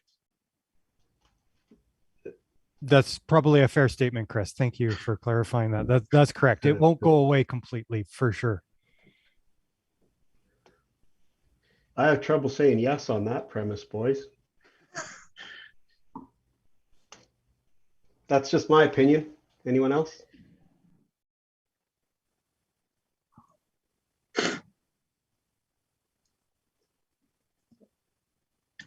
Councillor Kinghorn? Thank you, Chris. Yeah, I'm sort of with Michael here. We've spent a tremendous amount of money on our waste lift stations over the years, and if we can't get rid of this odor, there's something not right. I mean, I walk around lots of areas of town and I don't smell anything, but if I go over here, there's 2 that's at the bottom of the hill and at the top, and if you're going to walk down there, it is raunchy. I've been there and it's bad. In fact, I even wonder if it's safe. I mean, it's sewer gas. Is it safe to sniff in sewer gas? Other than it being horribly, terribly hard on your nostrils, is it really safe? I don't know. I think we need to fix this and fix it right. And if the $250,000 isn't going to do it, then come back to us with a number that will. I'm sorry, Riley, but this one's been a soft spot for going back to pre-flood. So maybe if you need more money to fix it right, tell us. But it needs to be fixed right. We can't have, this area is developing. There's new homes going in there. There's a couple of duplex things have gone in there. So this is a developing area, High River. We can't have this kind of odor. Sorry.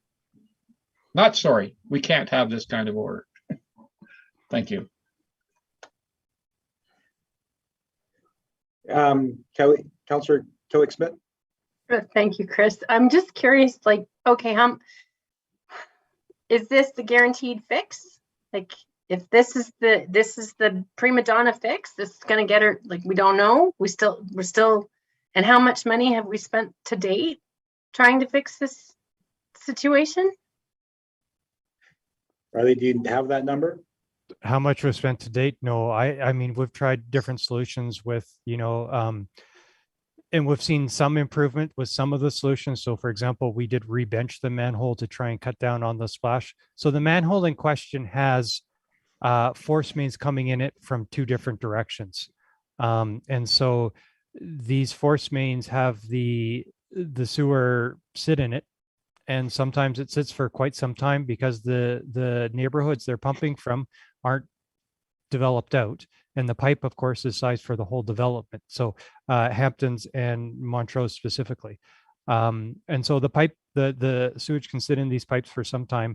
It goes anaerobic, generates H2S, and then it gets discharged and splashes into this manhole where it off gases. So we have done work in terms of the benching, which has improved it. We were using a substance for a while called Biomax, which is it's a form of salt of some sort, and it was successful, but it was having negative impacts on our treatment facility in terms of pushing our salt through the roof in terms of our discharge. So we have discontinued the use of that product, and we have looked at filters and media filters and putting them in the manhole, so any gas has to come through that media filter, but those haven't had a lot of success. So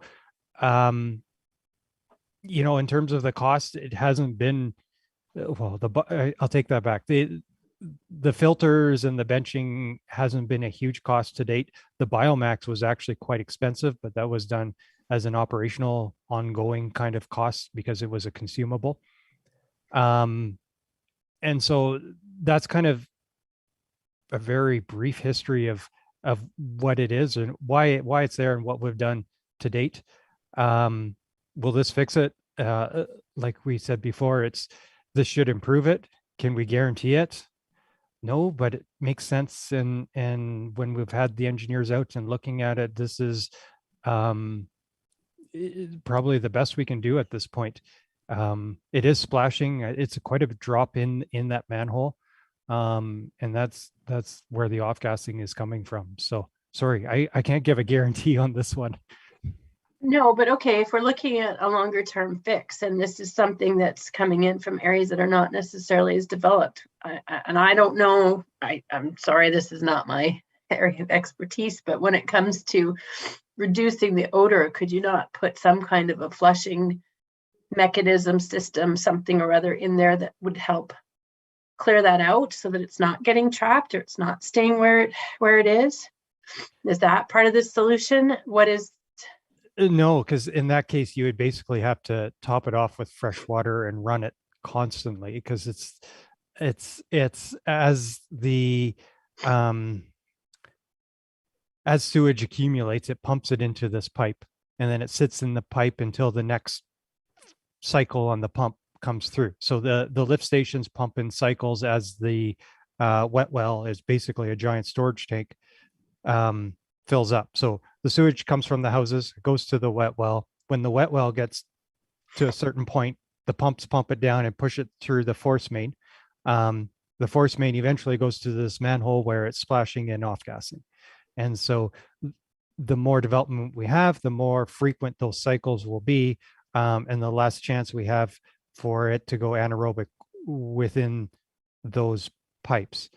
Like I said, we were using that Biomax to stop that anaerobic reaction, but it was expensive and caused all sorts of issues with salt on the treatment end of it. So that's kind of where we're at right now. It's the sewage is still there, and I guess like in terms of trying to flush it through, well, there's always more coming through as the house generates more sewage. As we get more houses, the plant will cycle more. So ideally it would become less of an issue, but it's still there. Sorry, did I kind of talked around that, Councillor Smith? I'm not sure if I answered the question. No, I think you did. I'm just trying to think, like, okay, if we know the problem is that this stuff is sitting there and it's building up, how do we flush it out more frequently so that it's not sitting there building up? I guess that becomes a bigger question. And if we aren't anticipating a lot of development in that space in the next 5 years or whatever, then this isn't going to go away necessarily unless we have more development. So it's sort of that, to my way of thinking, it's that cart before the horse or the horse after the cart. Like, how do you want it to, Yeah. how do we flush the problem literally away? When we do the developments, we do develop certain infrastructure gets put in for the ultimate configuration of the subdivision, and the force main is one of those components. Other components, for example, within the lift station, quite a bit it is phased in. So at some point, we're actually going to have to upgrade pumps in the Hamptons lift station for future phases.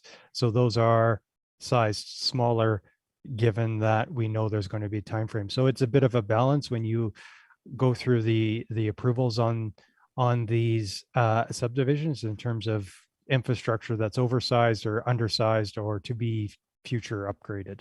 So Councillor Walsh.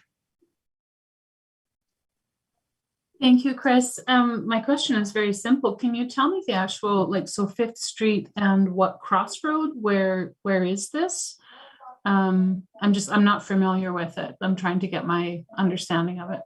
Second Ave, it's like just north of that three-way stop on Third Ave. Okay, thank you. Riley, can you speak to the use of manhole carbon filters and how successful or non-successful that was? We didn't use activated carbon ones, and I can't remember why. Jason and I did discuss it, and I think it was I can't remember why.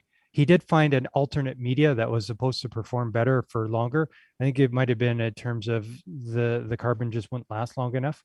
So we did try that, but it was generally not very successful. And I forget the name of, I can have them provide that if there's more interest in that in terms of what we did in terms of the products we used, but he did research and did talk to suppliers, and it was, we did try it, so. Councillor Walsh, you have your hand up. Up and down a few times. I wonder then, that the carbon filter, that was something that was, in my mind, I was thinking, well, why can't we use some type of filtration like odor reducer? In the event that this step doesn't completely eliminate our odor and there is still some residual, is the carbon filter an application that can add to it with the understanding that as future development happens, the sewer systems will receive upgrade and more movement and reduce the odor itself? Possibly. I'm not sure on that one. I'd have to ask Jason. Sorry. Thank you.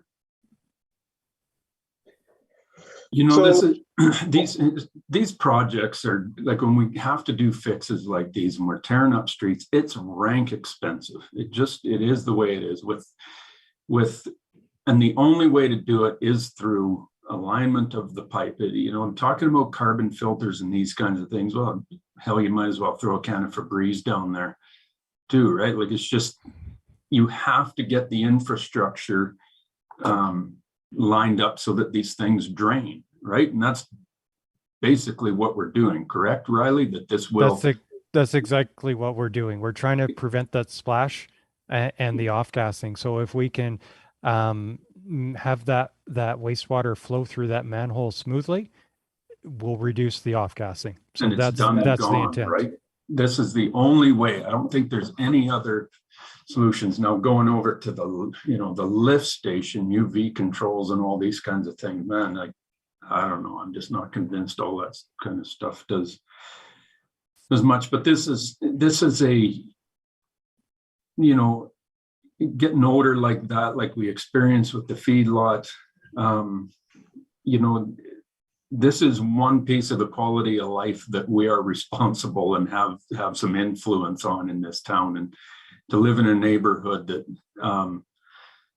that smells like that and has those odors is not what we're looking for in the quality of life here. And this is a project that, yes, it's $250,000, but it's one of those things that I feel that we have to do and have some control of to provide that our responsibility in the quality of people's lives in here. So these things are expensive. We know that. Any kind of road construction, underground infrastructure, man, the numbers are huge, but it's because it's a lot of gear and a lot of manpower and big projects to take care of. So I'm good for the spend. Michael? Yeah, I don't think any of us, Craig, are saying that the quality of life isn't something that we all work for in our positions as counselors. It's let's have a fix, right? Let's make sure we've been broad in the, I think it was Councillor Smith that brought it up and said, look at it from a bigger perspective. Are we doing the right thing? Because we've been doing this for years.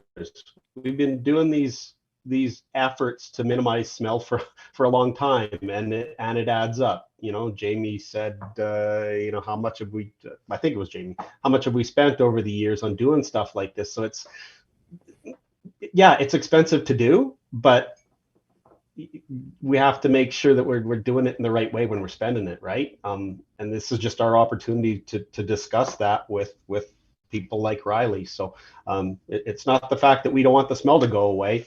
It's let's make sure we're doing the right things and we're looking at it as if we fix this pipe and realign it, does it cause a problem somewhere else down the line in some other section because we've realigned this section and really we have an elevation problem somewhere else now? Like I'm trusting that we're doing that, and that's Riley and his team's department. They're looking at all those things, but it's our responsibility to understand and ask when we're uneducated and we're not the engineer on the project, so that when we sign off on things like this, there's a level of confidence that we're giving to the public on how we're spending the funds. So thanks. Couldn't agree more. And if I remember right, Riley, most of the spend at this up till now has been directly at the lift station. Like we did a lot of work directly at underground stuff, the piping coming into the lift station. That's where the majority of the previous money has been spent. This is the first time we've dug up this intersection for this alignment, correct?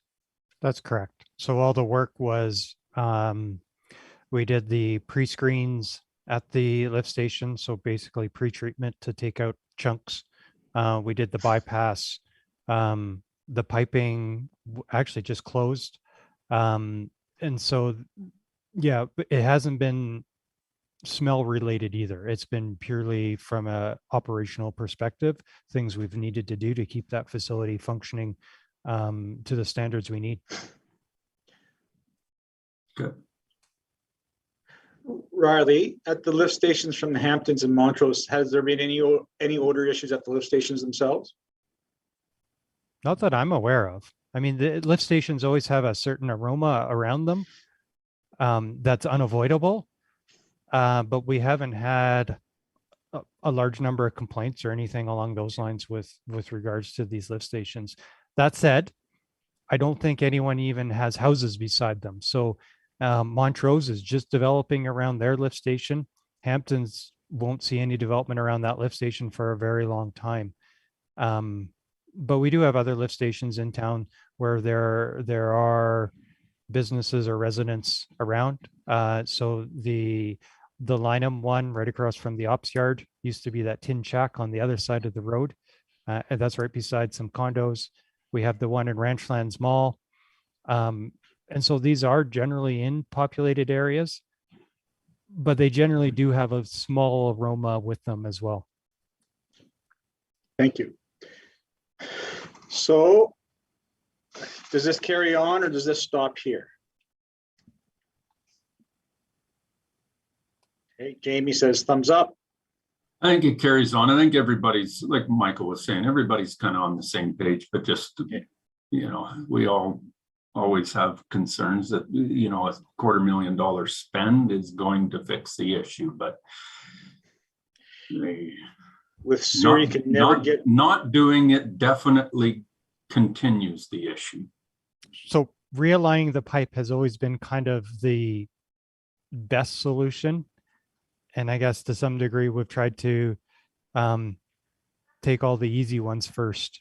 Right. And so when you look at the list of options we had that we could take action with at that manhole, this is the last one.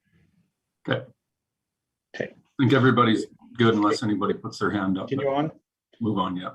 Pathway to Emerson Dock. This is to put a new pathway down to increase access and accessibility, $25,000 coming from MSI. I say no. Okay. The reason why I say no is because you're looking at putting a access in, and I think the first thing we need to do is, if we're going to do that pathway, I think the first thing we need to do is make the actual dock safe for those people that are going to be getting on it first. So if it's a railing that's required that makes it safer to be on that dock, right now there's nothing. And I have big concerns with a wheelchair or something slipping over the edge. So if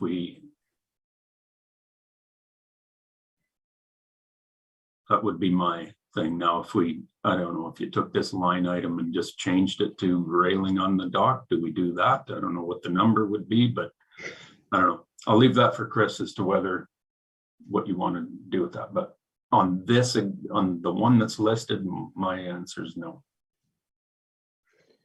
Councillor Walsh. I agree with Mayor Snodgrass. I think that making a pathway accessible to a dock that is unsafe is not a good decision. But I also question whether we need to put railing around the dock. Typically, a dock is not something that we put railings around. It needs to be accessible in other ways. I mean, the use of it doesn't support that type of accessibility. So I say no.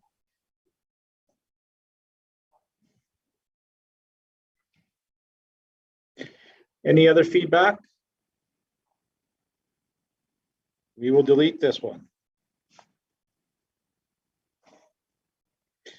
Water tower risk management plan, environmental assessment of the water tower park to create a monitoring plan and understand the risks associated with it. Anything else to add, Riley? Just that Alberta Environment has basically said we need to get on with it. We have delayed this one for a while now. And they are getting very persistent with their requests. Feedback from councillors? I was just about to say no until we got more heat from Alberta Environment, but I guess it's already there. We already tried that. We probably stretched that one as far as we could already. All right. Okay. Hearing nothing, yes. Municipal software purchase. We are in the process of getting ready to issue an RFP for a municipal software program. And we're trying to incorporate as many divisions as possible through the CRP and increase the functionality and increase, we talked a lot about accountability today, increase our degree of detail to be a little bit more accountable as well. So this is a big project. We don't really know what software supplier will come to the door and which one will be successful. And it can range from the low end of, $500,000 all the way up to $1.5 million kind of range. And it can be phased in over several years. So we've had $500,000 from 2021 that is carrying over into this year. And we've added another, my math, $245,000 into this to get us off the ground. RFP will be issued sometime this spring with hopefully we'll be bringing back what the full award would be to council in the summer sometime, likely before budget, and then we'll understand what the implementation strategy actually will look like and how it will change our overall systems here to make us a bit more efficient and get more detail to things. So that's the summary of it. It's a big ask. We've been budgeting for this for some time. It's been on the list for 3 years. My philosophy, if it's on the list for 3 years, if it doesn't get worked on, it comes off, and then somebody's got to build a new business case for it. So, Councillor Jones. So that current software is outdated and cannot be upgraded, or this is completely different. Yeah, this would be completely different. We've explored with the software. Our software system is Serenic or Bellamy system. It's got its limitations. And our customer service has been declining over time. And so that's been part of the big challenge with this one. That being said, municipal software customer service is not great across the board. So that's going to be one of our key performance measures when we're measuring these RFPs is what kind of customer service do we actually get, and deal with it. So yeah, Serenic has lived its lifespan. They've been promising upgrades for quite some time and changes to it. And they haven't really moved forward with any of those. And it's a bit worrisome that they may be assumed by another software company and change in its entirety, just force us to change. So that's kind of the summary there.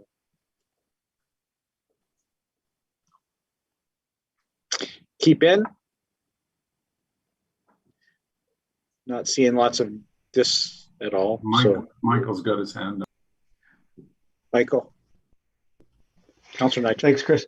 Yep, thanks. Where was I going? You just said something that made me kind of go off track. The customer service. You're talking the customer service from the software supplier. You're saying our customer service was to our customers, meaning the residents, is slipping because of this as well. No, the customer service clarification requests to our software provider to help us when it fails. A great example is last week when our business licenses came in, it was shutting down on a regular basis and we weren't getting an answer. And every fix that they tried wasn't working. They finally got it figured out, but it took time. But in the meantime, our CSRs are struggling that every time that they enter one business license in, it shuts down. So that inconsistency directly translates into the customer service to our residents too. Sure, it's resonating through the workload of staff. So I'm for this. Just the other thing, I just a question on ongoing operational expenses after the fact of the capital purchase. There's software licenses and things like that, and obviously you'll be letting us know where that sits once you start to get proposals in. Yeah, typically annual licensing is anywhere between $100,000 and $200,000 a year on these companies, and then it's all subscription based, right? So, and then customized reports as we get familiar with it. Some software systems will charge us hourly rates based upon our customized reports for that. They'll give us a library of 10 standardized reports, but if we want something different, then they charge us for it. So it's a bit of a challenge. It's a small marketplace, to be honest, for sure, unless you go into your own full-on IT department that you design something in-house yourself, which I would not suggest doing for a small community like us. So I don't know who had their hand up. Pardon me? No, I was just saying thanks. I just wanted everybody to know that there is stuff that's going to follow the whatever 750 or 1.234 expense for the software. So anybody's guess at this point in time who comes to the table, and we'll go from there. Not sure who was first, but I'll go with Killick Smith first. Thank you. Just as another aside, I think when you're measuring your KPIs of customer satisfaction, you may want to build into other testimonials, because I know with software companies, oftentimes they'll promise you the moon and then way under deliver when it's go time once the selection's been made. So just as another piece of your KPI measurement, maybe see what the other users of the program happen to find beneficial, because I've been there, done that with several implementations, and when go time, you're kind of left in the breeze. So just a caution. Yeah, it's these ones for municipalities, and I've gone through one of them, a transition and an implementation, and they're not fun. And what they promised you is never really what they deliver.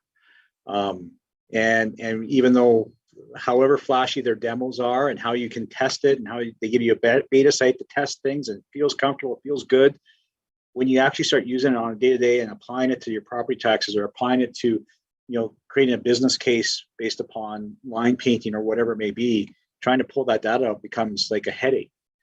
So it's never perfect, and I don't think there's a perfect piece of software on a municipal side of things that's out there that's going to serve our entire needs, and it may be a multi-layered approach too. We don't know that yet. So, Councillor Kinghorn. Thank you, Chris. I'm aware there's a number of unknowns, but I want to come back to the specific numbers, and maybe I'm a little confused here. The comments say something about carryover plus additional funding for 2022 plus 600,000 for 23-24. So you're asking us to prove 745,000 now. Can you explain what that? Yeah. So 495 is carryover from last year. We had done some work. We've been building the RFP. We had issued our expression of interest out before the end of the last year, and we just got those responses in early January. We got 6 responses, wide range of ballpark prices, so we could help build this budget. And so this budget's built upon what they figured the implementation timeframe would be, and what the cost would be to implement over that period of time.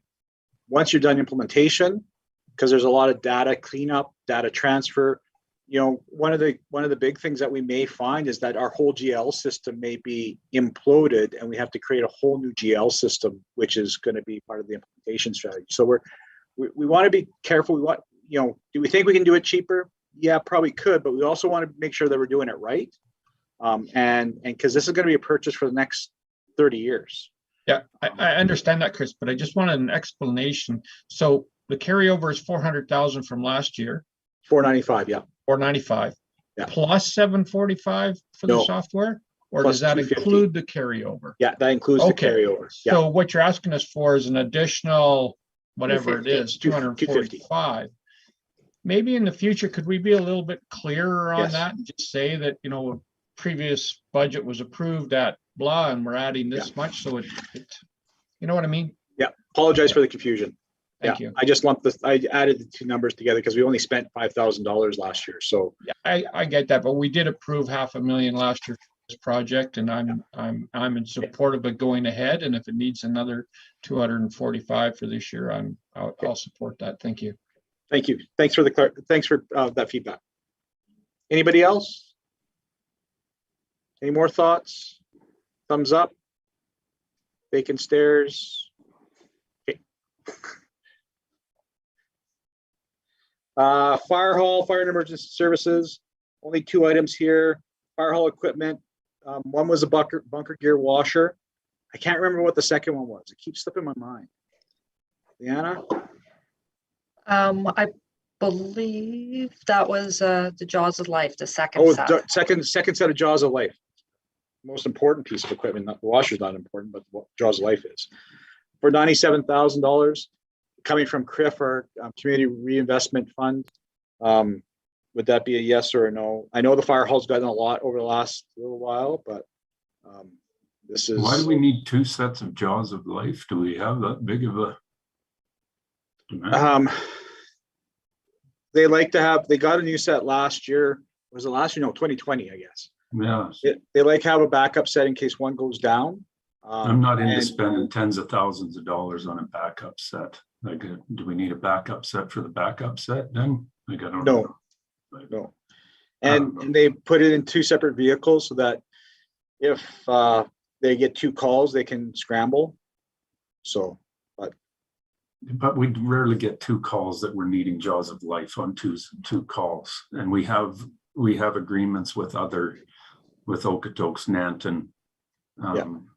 If we need, I don't know. I'm just getting into the, we spent $7 million on a new facility over there. And now we're, well, $1.5 million on a new ladder truck. And, now let's get 2 sets of Jaws of Life. Like, I'm sorry, like starting to yank the reins in a little bit here, that we've got agreements with other fire departments that if we have 2 accidents that we, I don't know. It's a lot of money to spend on. So the washing machine, bunker gear So the washing machine. the washing machine for 32.5. The actual total dollar value that should have been there is 97.5. Not So 97. the bunker gear washing machine was 32,500. 32,500. So what's the other 64? 65 was that Jaws Life. $65,000 for Jaws of Life. After all the money that's been spent on the fire hall and the ladder truck and everything, I think we need to rein that one in. I'm a no on the No Jaws. on both? No, I think the bunker gear, like, what do they wash their gear on now? They've got an older donated washer, I believe, that they've got plumbed in. That's I'm just trying to think the size of it. That they can only get like a couple of sets of gear in at a time. Right. Okay, so I'm okay with the gear. The gear, that's keeping their stuff, but I'm not okay with doubling up. Okay. Need a second ladder truck in case the first one runs out of fuel or something. Just get going down that road, like, right? And we all deal with it with business, that it's, man, what if my minivan goes down? Man, I should probably have another minivan sitting out front, but heck, no, I can't. You know what I mean? Like, yeah. Brenda, I'm rambling now. I'm done. You know my opinion. It's all trying- good. I'm quite interested in the $32,000 washing machine. When we had our tour of the new facility, I recall seeing quite a wonderful wash bay with a great big, huge front loading machine so that they didn't have to take equipment home. And then they had these special drying racks for the equipment. Mm-hmm. So what I'm hearing though is that machine is not adequate. That's my understanding, yeah. And I think it's, again, it's an old machine, it was original. So it's not as efficient as it once was. Not cleaning the things as best as it can. And so those are the rationale from that perspective. They'll keep it around till it dies as a second one. But they need something that is higher capacity and cleans better. Thank you. Okay. So washer, yes or no? Thumbs up, thumbs up, thumbs up, thumbs up, thumbs up. Okay. Yes to washer. Fire hall expansion, this is a carryover. This is just holdbacks and deficiency issues that we're dealing with still. Protective services. Actually, let me change the slide.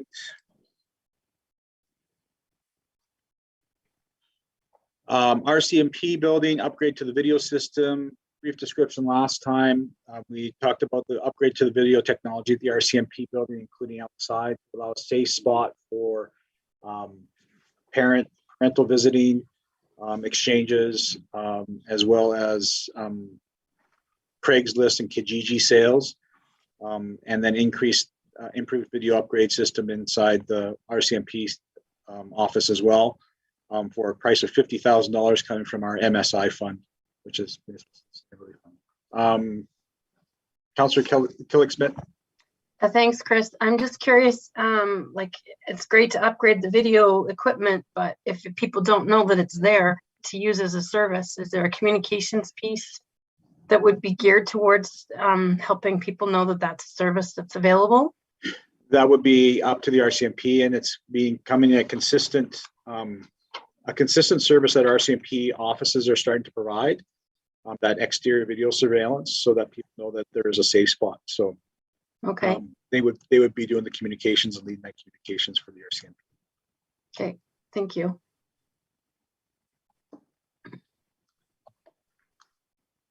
Any more comments on the video surveillance? It is cheaper than the initial proposal. The staff sergeant was able to to scale it back and find better technology that was cheaper. So I think we cut it by almost 40% from the original proposal that was originally budgeted for previously. So, Councillor Walsh. Thank you. I'm in agreement with it. I think it does provide a certain element of safety. People need to know they could go there and not be fearful that, because they don't come out right away if it's after hours, etc., like the RCMP. But I just don't want to see it portrayed as a facility for exchanging items purchased on Kijiji or Craigslist. I don't think that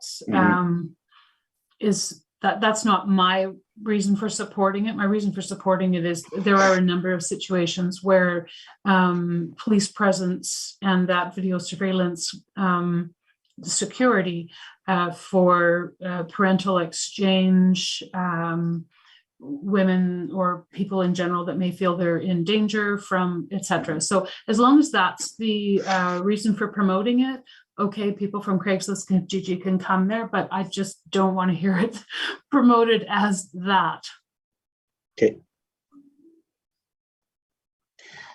Any more questions? Councillor Nychuk. I'm good with the spend. Just a question about promotion communication on this enhanced or added service from the RCMP. Are they going to be kind of leading that in the public realm about the opportunity for people to use this safety feature, and will we be putting out PSAs or something to that effect? Just, you know, if we're gonna spend the money, we got to let the people know that it's there. Yeah, if it's approved and once it's in service, we'll work with the RCMP and get that information out there. So that would be a yes. I see thumbs up. I see a perplexed look from some. Okay. RCMP standby power, they already have a degree of standby power right now, but it's not enough to run the entire building. So they're looking at putting a new generator in there for $37,500 from MSI, so that it can operate the full building. And so that's what their ask is for.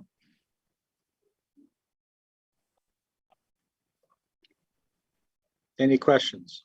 Councillor Killick-Smith. Thank you. So is this just, this is an additional unit, or is this taking what they already have, selling that and upgrading into a new unit? Replacing the existing unit and getting rid of the existing one. Okay. Not in addition to. Okay. Okay.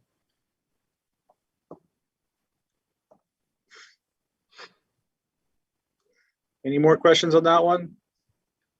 Actually, I do. Yeah. So does that mean that the old unit will be sold and then that can be put back into the coffers, or what happens to the old unit?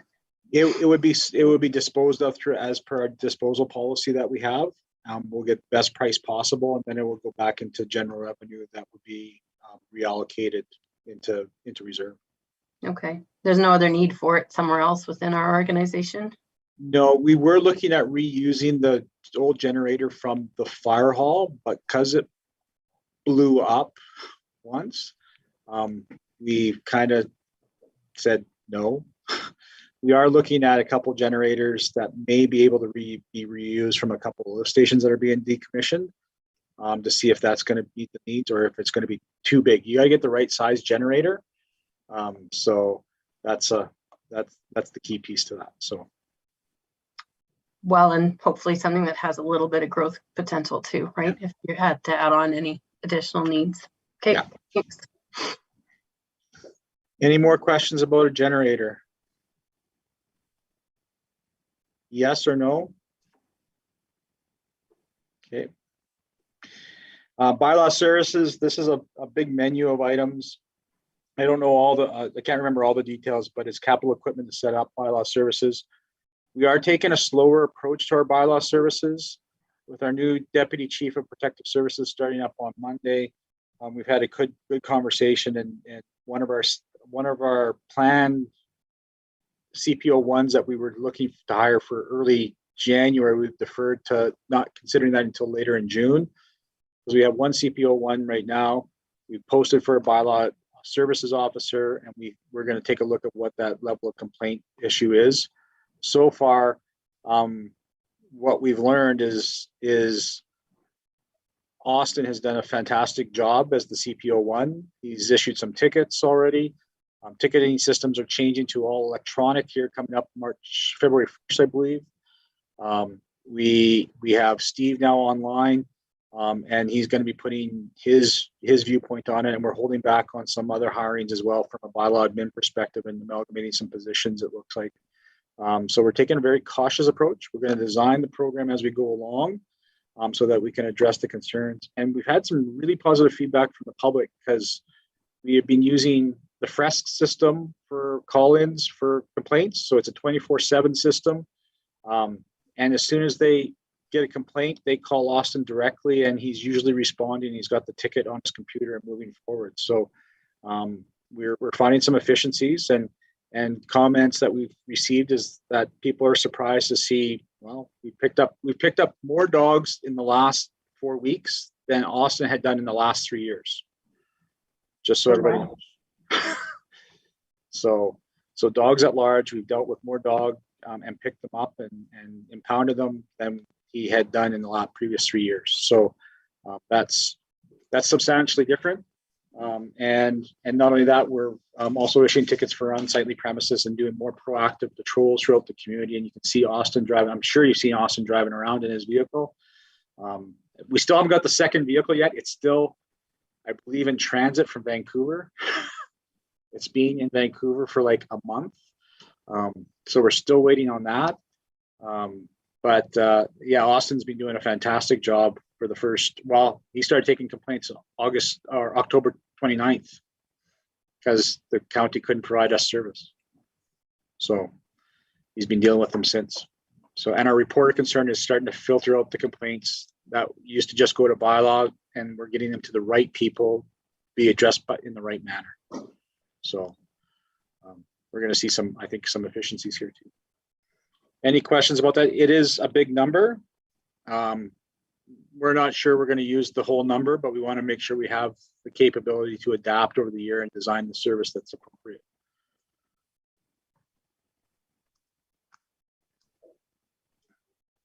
Any questions?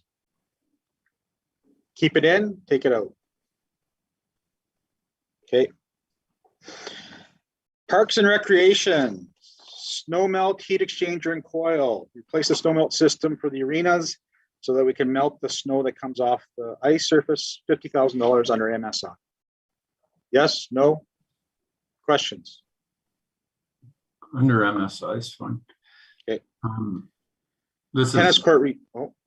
no, it's just something that I think we need to keep up on, operating the facility properly. Tennis court resurfacing. Parks and Recreation, $100,000 MSI funding. This has been ongoing for a number of years now that it's been needed. So I think it's just time to finally do it. Sunshine Lake Playground replacement. Michael, rewind that one. Back to Michael. Okay. No problem with resurfacing.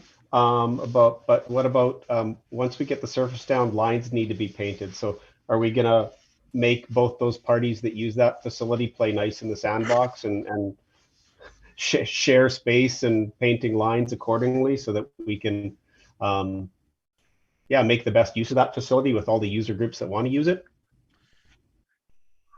We'll work with that. Good answer. Thank you.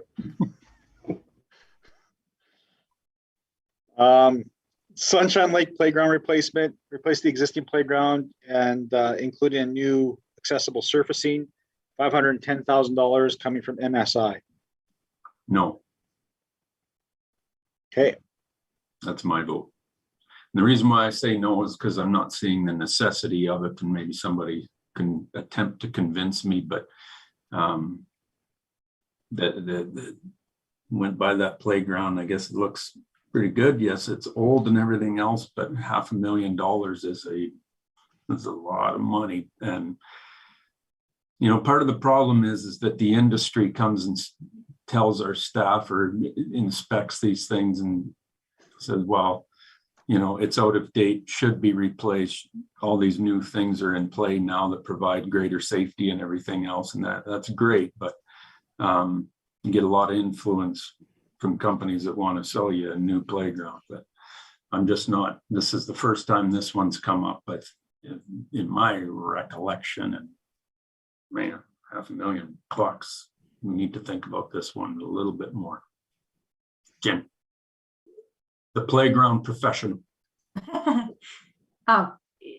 What about, like, I know you talked about the resurfacing.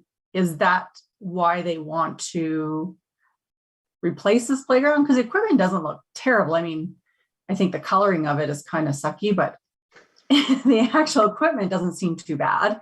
So if it's resurfacing, could the resurfacing come at a cost that doesn't require replacing the whole playground?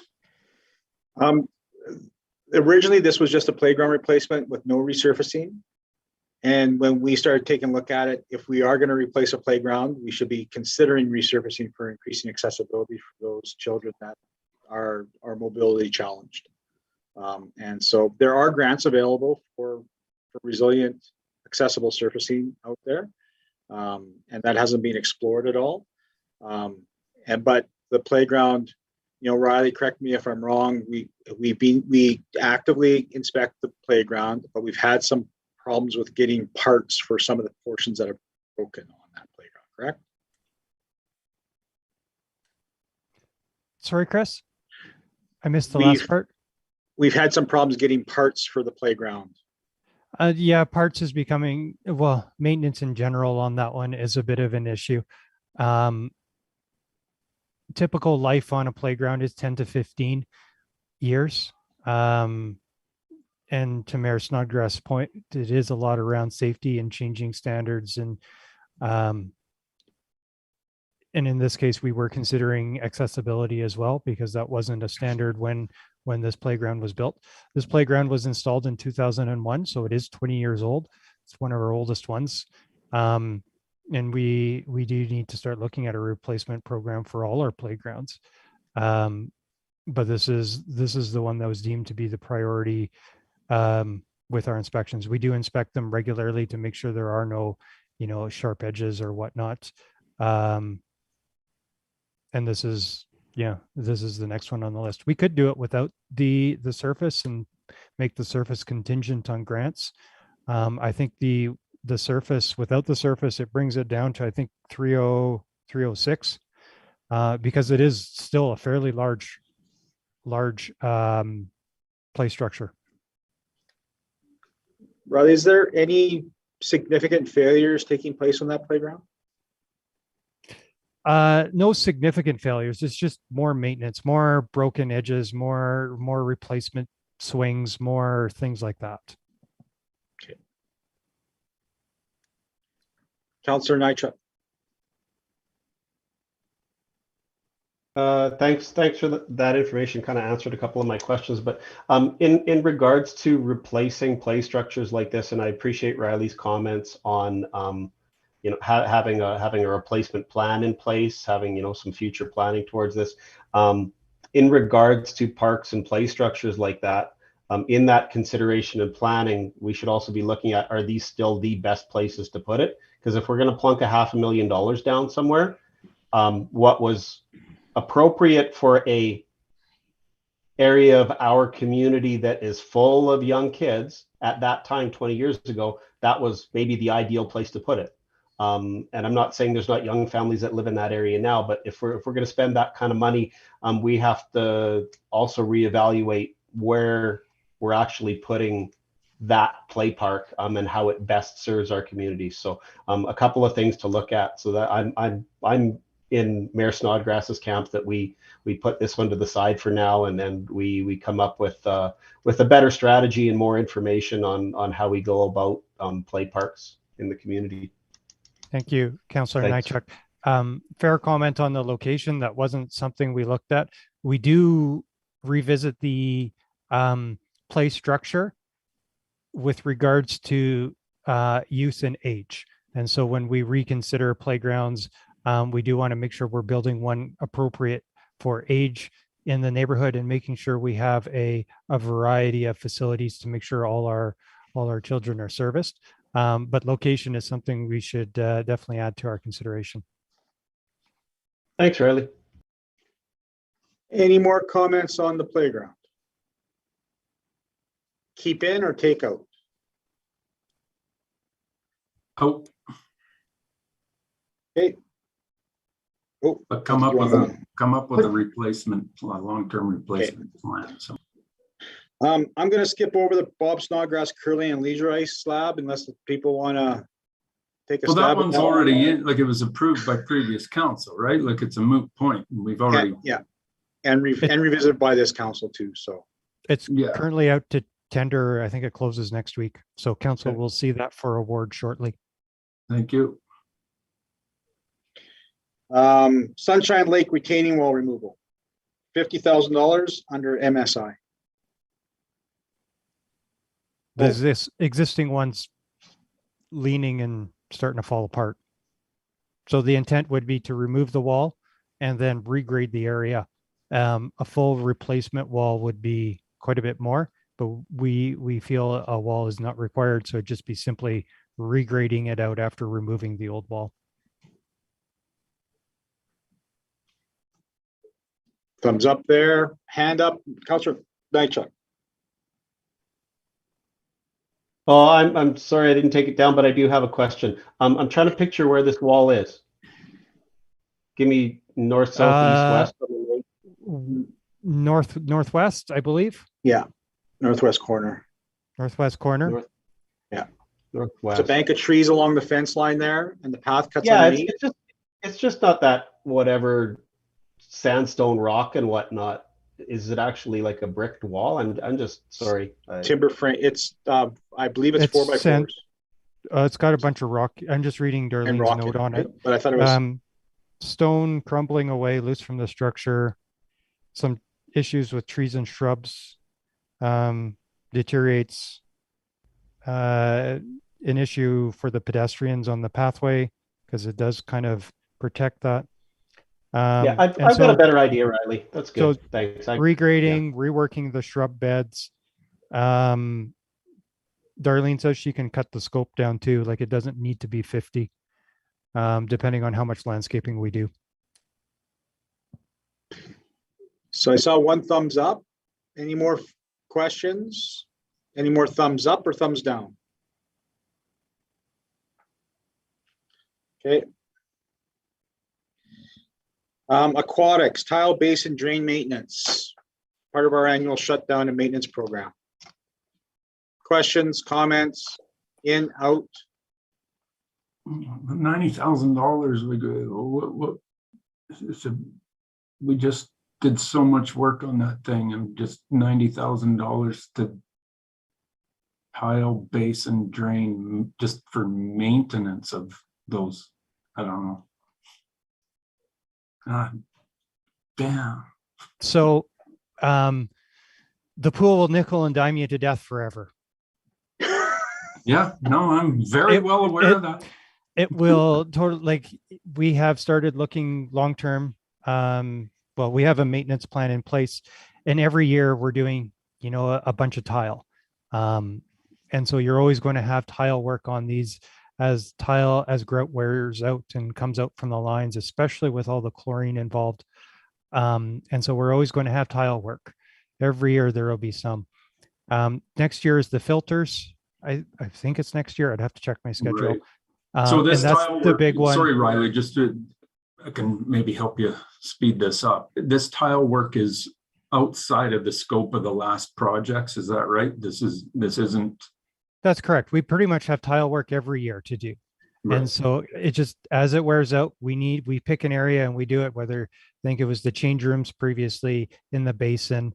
The work we did last year was all associated with the main focus of the work last year was the expansion joint. And so the tile was directly associated with that work. But other areas wear out, the chlorine eats out the grout, tile will lift, and then we're in replacing an area of tile. The drains in particular, this was something we noted last year when we were doing all our repairs. is that's probably our next area that needs to be addressed with water, making sure that basin's watertight, is where some of the skimmer drains are perforated through the concrete, are starting to show some leaks, particularly in two corners, as well as where the jets come in through the tank. And so that's our next area of attention when it comes to leak. That said, we went from, we were losing a significant amount of water to something that's not terribly appreciable anymore. So we're definitely made a big difference in terms of leaks last year. I think we went from 1/2 an inch or 3/4 of an inch of water per day to 1/2 an inch over a couple days now. So over a weekend or something, maybe we'll top up a little bit, but it's much better, but there's always going to be maintenance on this. Okay. Councillor Killick-Smith, I think you were first. Can I Thank you. chime in with one thing for this budget discussion, Chris? Can we all agree just to use first names? Okay, all right. It's just easier with these having loose formal council meetings. Yeah, sure, we'll be formal with it, but this one, I'm let's okay just with go that. First names, right on. As you're tripping over Killick Smith, it's a mouthful. I think for future, is it possible that if there's a maintenance budget somewhere on that facility, if this is a recurring ask, is it a capital expenditure or is it an overarching maintenance thing that we need to look at? Because So we actually had a very similar conversation with the overall rec complex who 3 or 4 years ago. And so that through the budget discussions, we were seeing a lot of smaller like repairs. So, $5,000 for painting a wall, $10,000 for fixing some flooring or a leak or something like that. So every year would see 40 or 50 grand's worth of kind of small stuff. In discussions with council, we decided to just apply a maintenance budget to the facility. So I think we carry 105,000 per year, and we deal with painting, cracks in walls, repairs there's a lift station internal. So if a pump needs replacement or the front doors need work or things like that. So council has now staff just take care of that. We plan out our maintenance within that 105 to make sure it fits, and we just take care of it every year. If that was something council wanted to consider specific to the pool, it's definitely something we could bring forward. I think These are a little bigger because the conversation. This is a bigger ask, I think, but at the same time, I was under the impression there was a lot of work already done, and I appreciate this but if it's falling under an annual maintenance title, then maybe that's the way to go about having this discussion, is putting it into an annual maintenance. I'm doing excellent. How about you? Sorry, Jamie. I'm glad Jamie's doing well.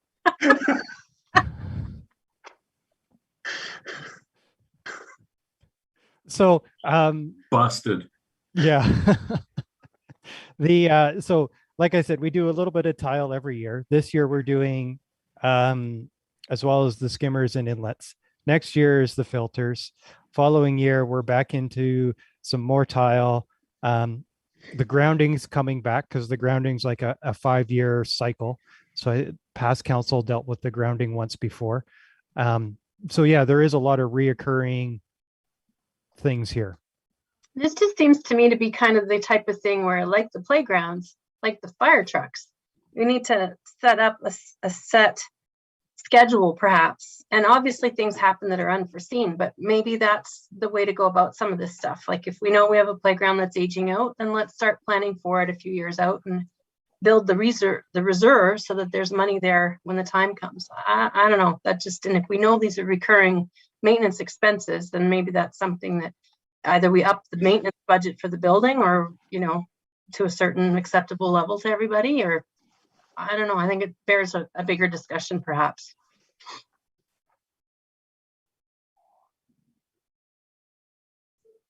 Thank you, Kelly. Does this one stay in or get cut? Thumbs up, thumbs down. We know how Jamie feels. And so I just want to confirm, so we're going to leave this one in for this year, but we will come back with a plan and potentially move a bunch of these aquatics dealing with the basin and the tile and some of these maintenance things, move those more into operating. Part of the reason we did leave it in capital is the dollar value. There are some things though, from an operating perspective, like the filters, that should be a capital nature because they need to go through a very comprehensive procurement process. And that will be a much bigger scope project in the range of like $500,000 minimum to do the filters. So We're thinking less, actually. You're thinking less now. $495? No, more like we got some more estimates, and it's closer in that 1 to 200 range.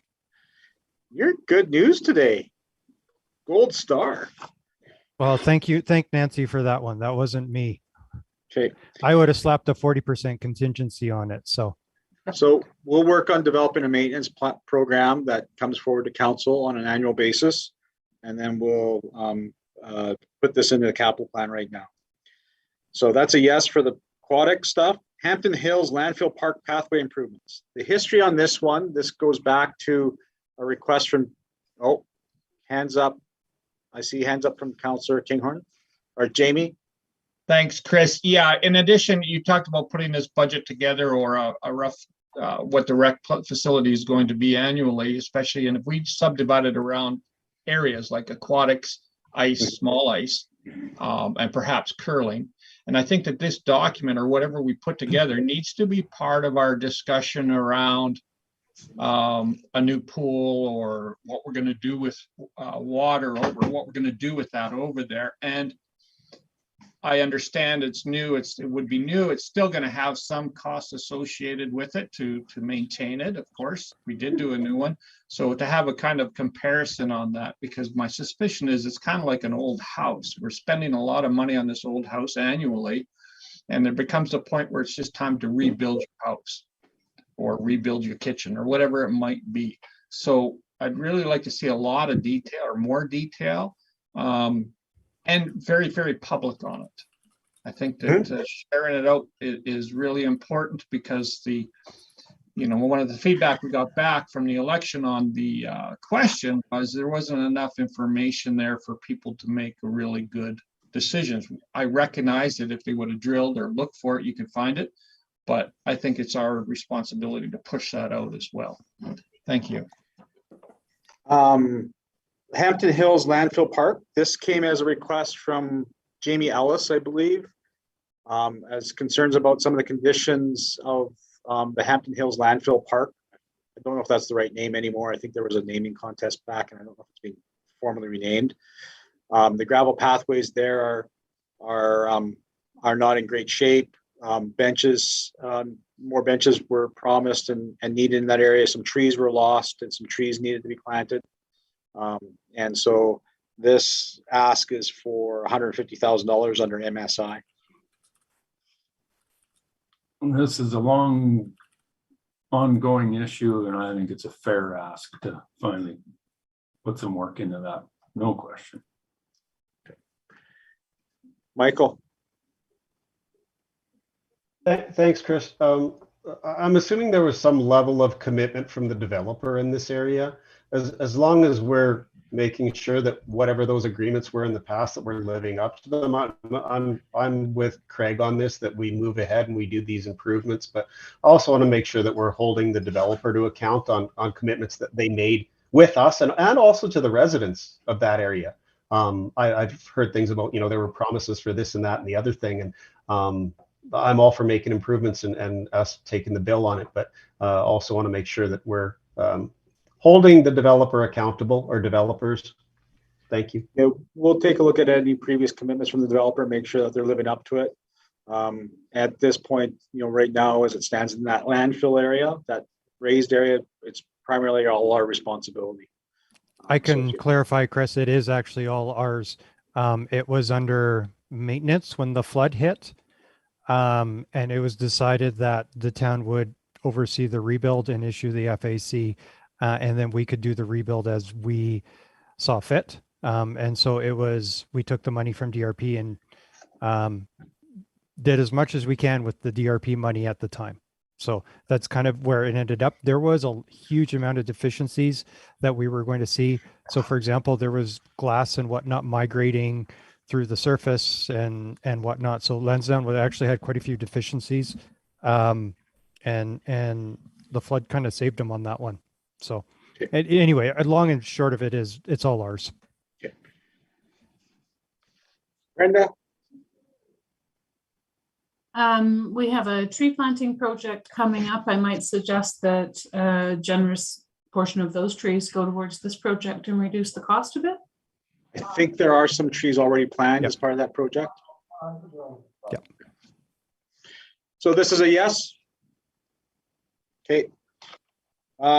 Cemetery services, entrance sign and map. You missed Michael, I'm sorry. Oh, Michael, sorry. I just suck at lowering my hand, Chris. Sorry. Okay. Before you move on though, is there the spray park? Oh yeah, spray park, sorry. Thanks. And this is, our fixtures are 20 years old. The facility is 20 years old. So the majority of this budget is to repaint our fixtures. There's also some work with concrete repairs and whatnot. So, and this is actually going to be the first of 3 years. So it is not just the 124 you're seeing. You'll see more the following 2 years. And in the future years, we're looking at, I guess, some more optional proposals for debate. So this is primarily a maintenance one. And then the future years, we're looking at some minor repairs like a roof and concrete expansion joints, and then some additional features and some seating. So hopefully that gives but this year's primarily this year's painting. Riley, in 2020, didn't we do the expansion joints? Yes, we did. Did I say expansion joints? Yeah. I meant just general concrete repairs. Okay. Sorry, So just my to mistake. assist you here, Riley, over the 3 years, you've got 124 in 2022, same amount in 2023, and 197 in 2024 for a grand total of $445,000. Correct. Future years are not, there's some flexibility, and when we come, I guess, back to budget next year, we can debate the merits of that one.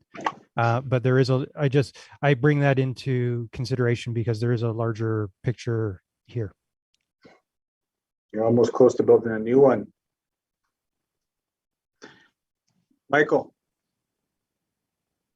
Yeah, I'm for keeping the spray park running and doing the maintenance on it. Just kind of a community engagement thing. If we're painting these fixtures and the stuff the kids play in, just maybe an idea. And I'm not trying to create work, but what if we did a little kind of ask the kids what colors these things should be? You know, the community during this last election talked about communication and being involved, and here's one of these things that, you know, simply we can maybe engage some kids and just have a little fun with it, and they get to pick some colors instead of somebody sitting behind a desk. Just an idea. And I've seen communities also take that out to the community and ask for names on fixtures or playground structures or faces, that type of thing. So it's something to think about. So Yeah, we can definitely engage the kids on colors. I think that'd be fun. Kelly. Thank you. Further to that, you know, if the pump track is going in right beside that, is there any additional expectations or needs around the fencing or around any of those other kinds of how to I don't know, make them flow nicely together? I'm sort of spitballing, but just that whole engagement piece for that space. what does it look like once they begin the construction on that pump track space as well, right? How's that going to impact the spray park and the play park that's there on either side? Is that something we have to think about from a fiduciary responsibility going into the next little bit?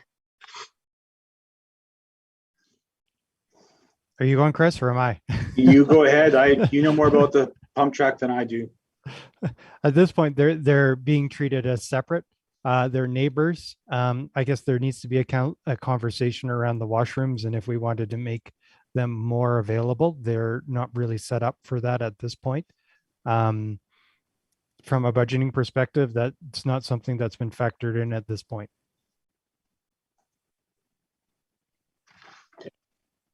Michael, your hands up. Nope. Okay. There will be a point that I start ignoring you, right? Cemetery services, proposal came forward for a cemetery entrance sign and map, $40,000 from Criff Ballpark. Can you flip Estimates. your page, Chris? Sorry. Oh, sorry.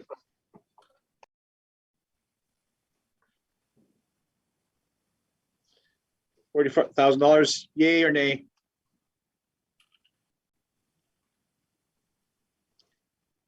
Where did the request come from? We are Feedback. getting, Oh, go ahead. administration are getting a lot of requests from people that are coming to the cemetery. We are selling a lot of, I want to say lots, but they're plots and niches within the columbarium. As soon as that arrives, I'm sure it'll be selling out quite quickly. And people are confused on where each range are. So we're just trying to provide better customer service for people in the cemetery as well.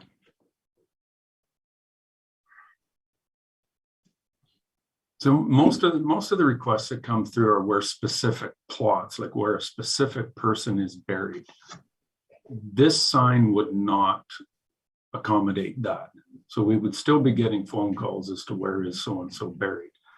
The cemetery is actually quite well marked out as far as where the ranges are. There's the stakes and everything there. So if you're in range 10, there's stakes there that say range 10, and you figure out what row you're in, and away you go. I'm just not seeing where the entrance sign and map. I think we could do some more research with this as we're also doing our wayfinding signage within town. See if we could tie it together, just kind of have it kind of at least look the same. It's a big part of it is just a lot of the requests are coming to our finance team and asking for where areas are. Chris, is this something we can lump in with add this into our wayfinding rather than a separate, like a $40,000 sign? It's just we could. It would just detract from, because we only have $400,000 to do, probably $1 million worth of work. It would just sacrifice one of our wayfinding signs downtown or a gateway sign or something. Like, we're going to ask for a menu of stuff. We'll put the proposal together. It may come in cheaper, but I say no, just because I think we have higher priorities. Okay. Everybody That's else? Jamie and Michael. Oh, Yeah, hands I down. mean, this is something, can't we throw this on the website, or is there privacy issues or something like that around it? I mean, we have a very expensive website and let's drive people to it so they'll use it.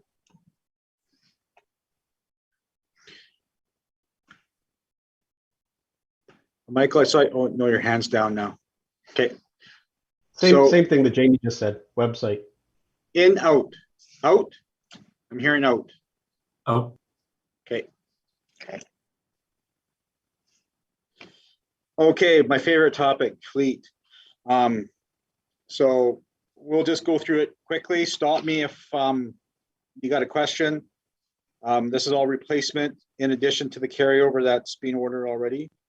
Half-ton truck for building maintenance, $70,000. It's got a service box on it. Half-ton truck for the fleet at $65,000. Half-ton truck for water treatment at $45,000. Just call out. I'm reading from a script. Portable hoist for the fleet, $55,000. A half-ton truck for recreation at 45. Half-ton truck for parks at 45. A 1-ton bucket truck at 85. A portable wash unit, a hot seat for 20,000. A 1-ton truck for 45.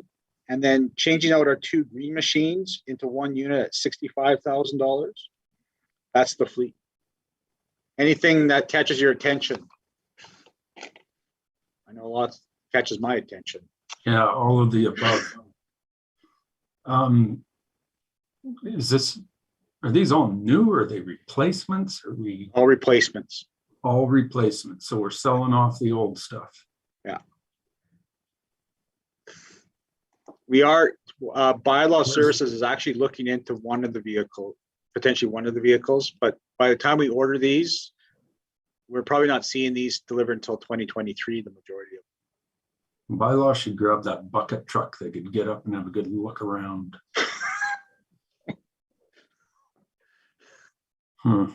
No, Fleet bylaw is- doesn't need a bucket truck. Jenny, I guess because I don't know what's necessary and what's not, are they just allowed to ask and hope for it? Or is there like parameters around the ask itself? Like how much do they need these? so in your budget package, in your binder, there's this sheet, the replacement plan for the fleet that has the details of when the previous vehicle was purchased and what the upset price is and the cost for the replacement and some of the details. So that's always a good reference.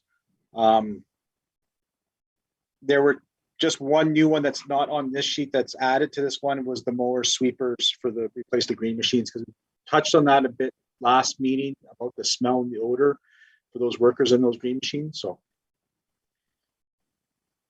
questions, comments, in, out, delete. Where does the money, when they sell off a vehicle, where does that money go back to? Like It should go back into general reserve. back into general reserve? Yeah. Okay. Yeah, so wherever the funding for these comes from, it should go back into that. That goes But back it's- into the, Now, something to think about in the future is a self-funding equipment distribution funding program that self-funds your capital replacement for your equipment. Right. But we're not there yet. Okay. Jamie. You're on mute. Sorry. So when you introduced this item, you said you had a number of questions. I think that's what I heard you say. I'd like to hear. Yeah, people in operations, wherever I've worked, really hated me when we got the vehicles and fleets, because I always question about what's the maintenance cost. And there's a breaking point, right? There's a breaking point where maintenance starts to cost you too much and it's time to get rid of it. And I've seen brand new vehicles become lemons. Within 2 years, we're getting brand new vehicles. So, so you try and get rid of it as quickly as possible because the maintenance and the cost is outside the warranty provision. So vehicles is always a sensitive one because, you know, the last thing you want from a public perception perspective is seeing brand new vehicles in our fleet every year. But at the same time, it's that pragmatic approach to take a look and an honest, detailed look at each individual vehicle and understand what is the breaking point where it becomes too much cost for maintenance. Is it $2,000 a year? Is it $5,000 a year? And what is the resale value of that vehicle if we were to send it to auction? And what's the replacement cost? So it's always a difficult one. You know, the other one that I always wrestle with is, do we really need all four-wheel drive vehicles, or do we not? And especially when most of our vehicles are never on slopes, like we're pretty flat, right? Never on slopes, never in the back country somewhere else that they have to have four-wheel drive. So I always, from my management style, I've always questioned vehicles because it's one of the things that the people and the public see on a regular basis. Be it a brand new snowplow, brand new loader, brand new bucket truck, whatever it may be. they always question, they always ask questions about it. So we need to be cautious and careful from that perspective. Yeah, I'm Not in the sure. process of buying a new pickup now for myself, a half ton, well, smaller than a half ton. So the dollars don't seem that out of whack on what we're going to have to pay. It just seems like this is just a big hit to buy. What is it? 6 new trucks this year? Mhm. Can we split this maybe? 3 this year, 3 next year kind of thing. So we're not hitting a 1.5. Well, let's remove the 2 items. So call it a $1.2 million vehicle buy. Likely if you ordered today on some of these trucks, because they're, well, fleet vehicles are actually hard to find, and especially white ones. Not very many white demand vehicles. And because some of them are not extended cabs and some of them are just 2-wheel drive vehicles too, we may not see these, likely not see them till late 2022, early 2023. Just Thank you. in your budget package, you did get the complete 10-year replacement plan. So looking at 2023, we would be looking at another $500,000 in asks.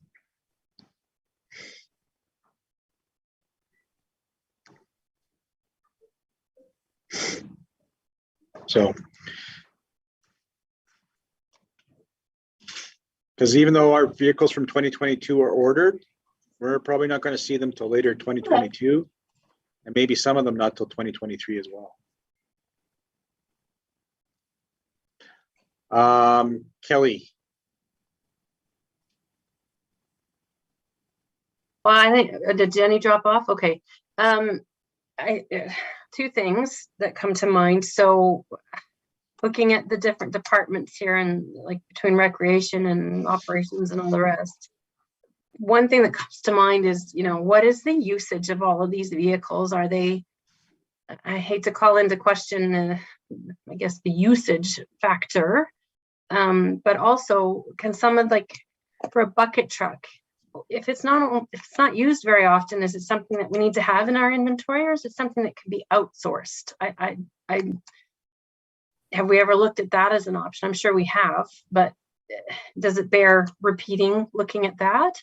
And, is there an opportunity for sharing among the departments, perhaps, if there's elevated times of usage for one versus another? Is that something that's worth exploring? I don't know. I'm asking. Yeah, all good questions. The bucket truck it's primarily used for our banner program downtown, and as we expand our banner program replacement. Riley, it's also used for Christmas decorations and those types of things. So yeah, a little bit of infrastructure. Most of the infrastructure stuff's contracted out, but there are a couple light poles in town that are ours. We'll use it. IT sometimes borrows it for radios and cameras and stuff like that. Yeah. So parks will occasionally use it for trimming. So I mean, it does get around. Everyone has the opportunity to use it. It's actually a fairly well used piece of equipment. We do evaluate usage on these, and we do defer or pull forward depending on some of the maintenance trends we're seeing on vehicles. So the big example I can think of is we actually pulled forward a garbage truck and pushed one back because one was a lemon and one was, from a maintenance cost, fairly low on the cost. So we actually swapped their replacement dates on them, and we actually kept the unit that was to be scheduled to replace longer, and the one that was supposed to stay longer, we got rid of it sooner. So we are continually evaluating in terms of what makes sense to keep and what makes sense to get rid of. In this case, this is mostly light fleet. So we're looking at, these vehicles are all 15 years old, I think with the exception of one. So they've been in our fleet for quite some time. They've had seen some fairly long use. So yeah, it is something we consider, and it is something we watch carefully.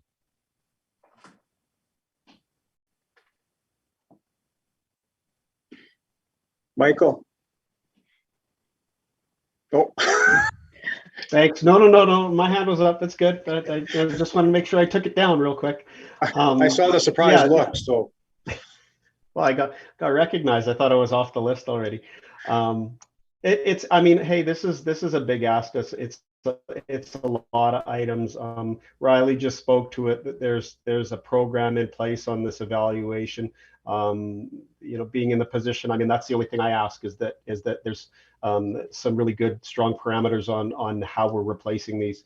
Not to criticize a point Riley made about a vehicle being 15 years old, but I could care if it's 1 year old or 15 years old. If it's got service life left in it, that's warranted by low maintenance costs. I don't care if the vehicle's 100 years old and it still runs and it still does the job.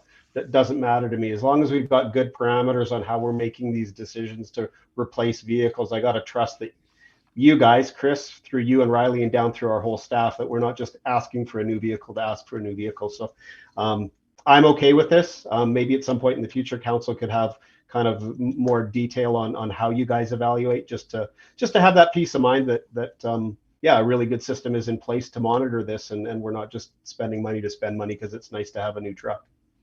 Thanks. All right. Any more questions, feedback, thumbs up, thumbs down? When's lunch? Let's get through No, one more page. I'm hungry. Dad, I can bring you a Twix. they're just them tiny ones though. Like, they don't- 7 minutes. Okay, Se- 7 minutes. seven- You're on the clock. 7 minutes.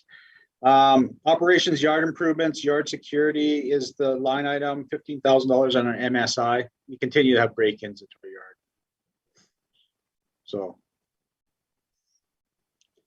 So yes to all the vehicles, yes to yard improvements. Youth center rehab at 129. MSI. Any concerns? There was concerns Maintenance on a previously? building. Maintenance on a building we own. Correct. Yeah. Yep. Yep. Design Center Street from 7th to 12th Avenue, $300,000 from gas tax. And actually, we might be able to get this from MSI because I think we found the money under MSI to fund the construction.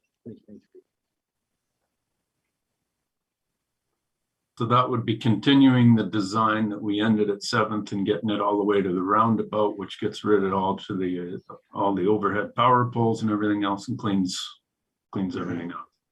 Council directed us in August 2020 to find the money, and we think we found it. Okay. 2nd Street Northeast, 20th Avenue, $1.2 million. Cash taxes is the Hampton Roads bypass. Not realigning, coring out, asphalting, no storm drainage, ditches only. In, out. Oh, I'm in. Up. That needs to be. Yeah. Culture Center improvements, the soundproof booths, plus this $100,000 approximately. Can you switch slides, Oh yeah, sorry. Keep forgetting. please? Yeah, there you go. Last three things. So have the soundproof booths and the culture center improvements, $175,000 approximately. Yay or nay? Sorry, didn't we already approve these? Well, I'm just reaffirming. Okay. People have times to they have time to change their thoughts, right? Purchase of the flood properties, we've already said yes to that. And then the renewal projects, I'm not going to go through the full list of renewal projects, but 16 million. So we've got a $33.4 million capital program this year. Still entirely overwhelming.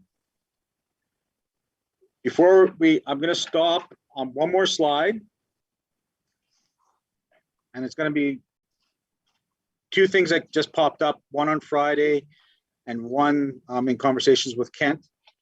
Return to council chambers. County's got a quote, they want to proceed.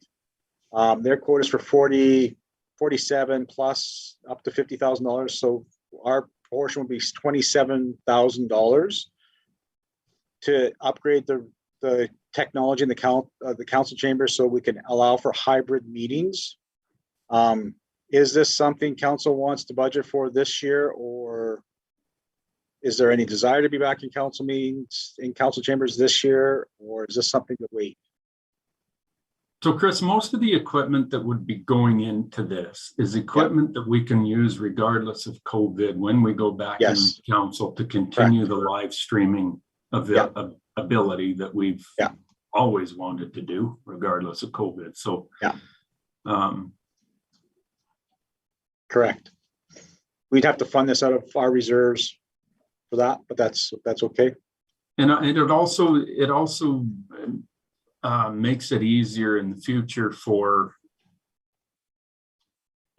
take the STARS presentation for a perfect example. Rather than that individual having to drive all the way from wherever to come and do a 3.5-minute presentation, they can do it virtually like this. And even though we're all in council chambers, that person does not need to be traveling like that. So I'd support it for this year. Let's just get it done. Everybody else? Oh, Jamie's got your. Yeah, Chris, if you take out the words return to and put in the words upgrade. Okay. Upgrade council chambers to technology, then I'd be supporting it. This sort of has a commitment that we're going back whenever, and we will. But I don't want to put a time frame on it. I think we're it's too unknown with respect to COVID, and upgrading the technology in there absolutely needs to be done. Thank you. Perfect. So that's a yes for that one. And then I got this letter on Friday from Community Futures, a request to pay for some licensing fees for the Smart Start Small Business Incubator program that they're trying to get started up in town here.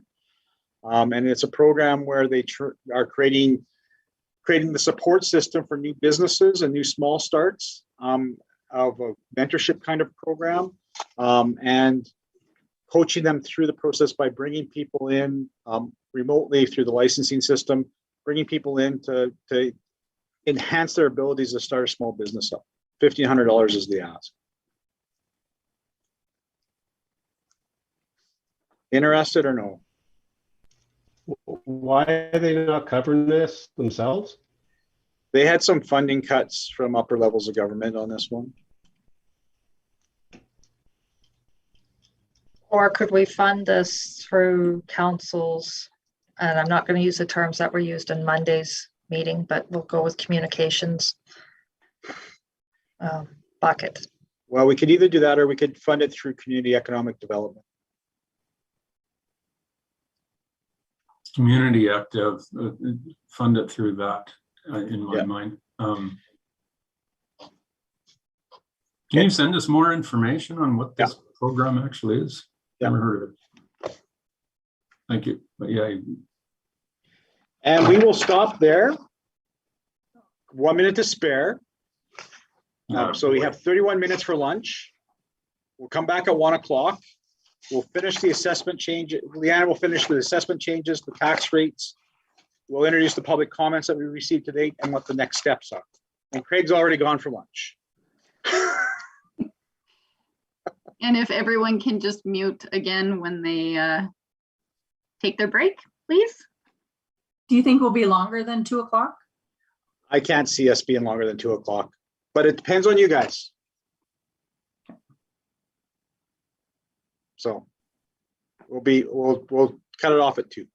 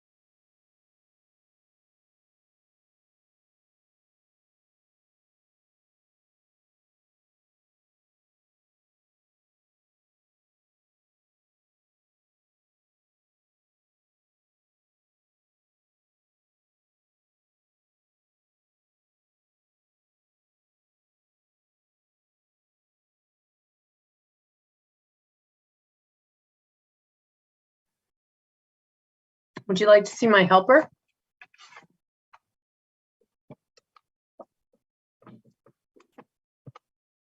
Nico. I've got, Good stuff. Oh, look at you. We all have canine helpers today. Okay.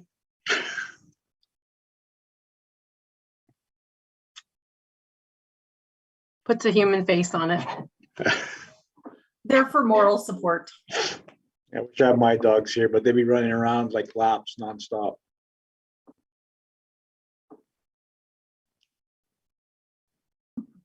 Chris might only do that when the doorbell rings. Mine do it when the doorbell rings, when they see the neighbor out in the yard. Having 2 Australian Shepherds a year apart is probably not the best choice.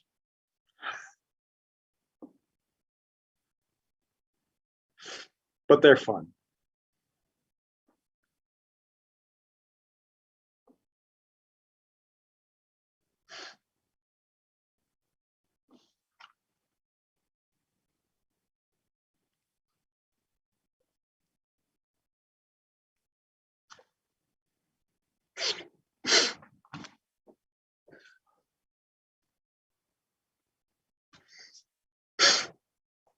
So Chris, Mhm. can you send me the updated presentation? Because I've got the old one, and so I'm just making notes on it for some of the changes that have happened in it.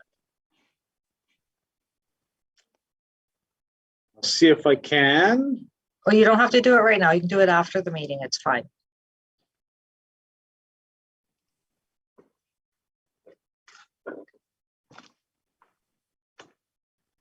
I updated it this morning, so That's okay. there's some small print things. Finance people like stuff in small print. And I missed some things. We just want to give all the information. Yeah. When I have to put 2 sets of glasses on to see it, that's a little bit too small. Well, at least it's not bifocals and trifocals on top. Fair enough.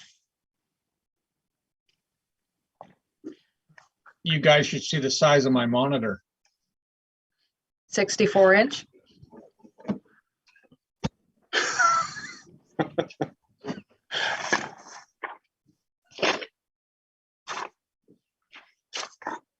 All right. Well, we got 3 out of the 7 here. Well, Councillor Barton wasn't here all morning, correct? No, he had emailed Jody and I that he wasn't going to be able to make it. He was going to likely miss the first 2 hours, but it's been longer than that. So hopefully everything's okay.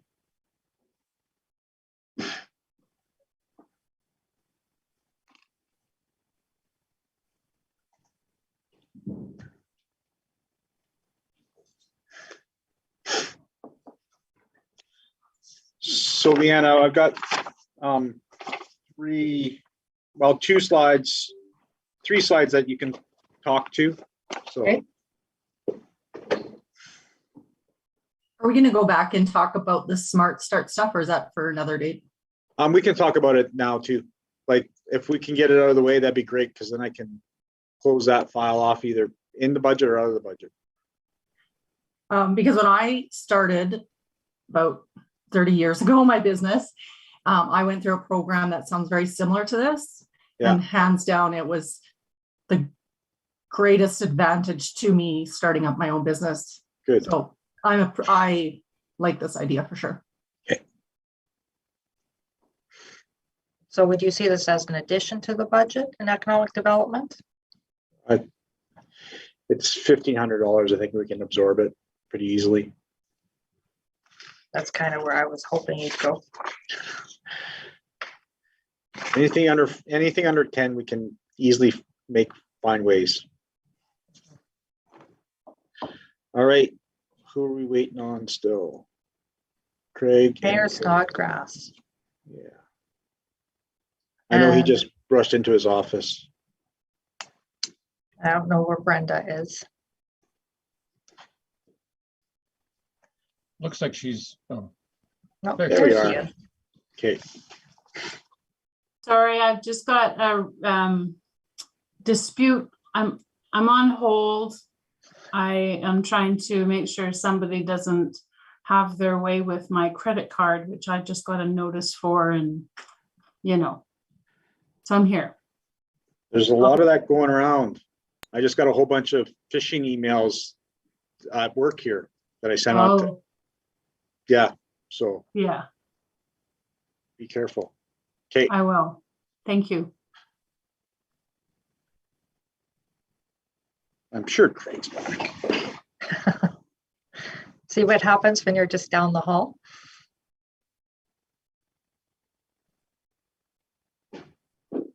He is.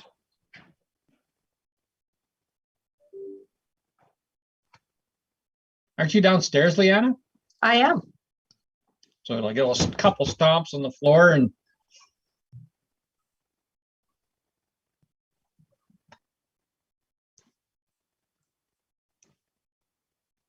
I see him when he comes for coffee. Continue on with the meeting. I just got to finish up this call, Chris. Okay, perfect. Thanks, Craig. So I'll share my screen again. Yeah, just tell me when you want to go through to the next slide. There's about 4 more slides till the end of the presentation, and we got 1 public comment today. Jody, any more public comments? I thought Jenny wanted to talk about Yeah. And we'll talk about that as well. So do we want to why talk don't we about start with that one? Yeah, let's go back and talk about the Smart Start. Go back. So I sent you an email with the summary of what that program is, and it's pretty it's kind of that incubator kind of program that for small business to get them up and running and provide them the support that they need in the first 8 months. A range of services. So hopefully you've had a chance to read that. But we can absorb that within our community economic development side of things. At the $1,500 cost, if council wants to be partners with this. The other communities around us are partners within it. Foothills has not yet committed.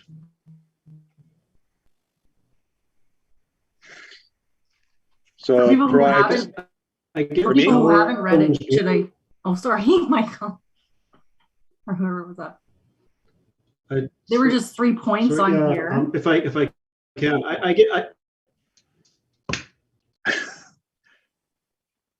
Who's speaking first? Hand up. Jenny? Okay. I was just going to say, because I know you just sent this out, Yeah. but there's 3 points. This, and I just wanted to point them out really quick. This well-established organization provides 15 different classes ranging from developing ideas, building teams, choosing locations, running the business, legal considerations, funding, and more. That they talk to local experts, lawyers, accountants, social media experts, and one-on-one mentoring. And I believe it's over 3 years that they kind of stay in contact with this. So yeah, I love the idea because I did, like a business plan many years ago before I started my business, and the amount of stuff you learn that you didn't know. So to go and do it and find out the hard way, just doesn't make sense. So to spend a year, planning your business and getting it up and running is going to not only allow these businesses to be in our town longer, but to be successful right from the beginning. So I'm in agreement.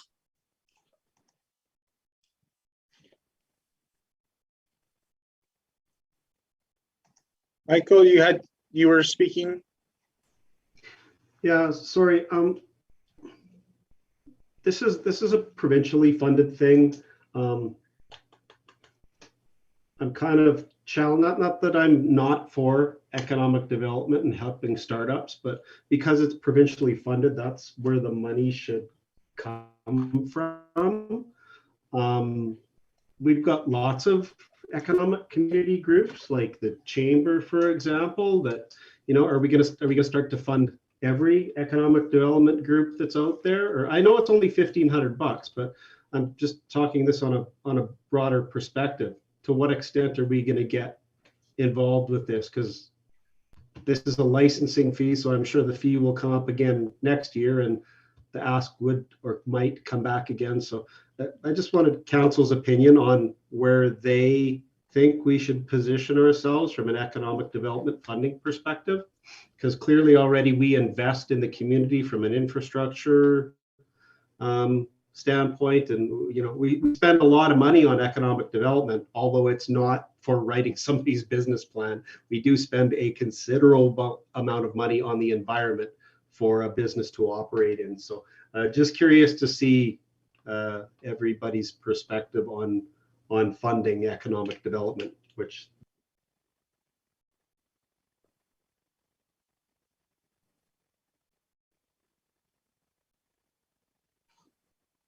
Kelly. Thank you. Well, I think the ask is for the covering the licensing fee for the town and a little bit of the program and admin costs under the ask part of their little proposal here, and that their federal funding has been frozen. So if this is to help sort of give entrepreneurs a leg up in a departure point, that is feeding economic development, because presumably they're going to build their business here.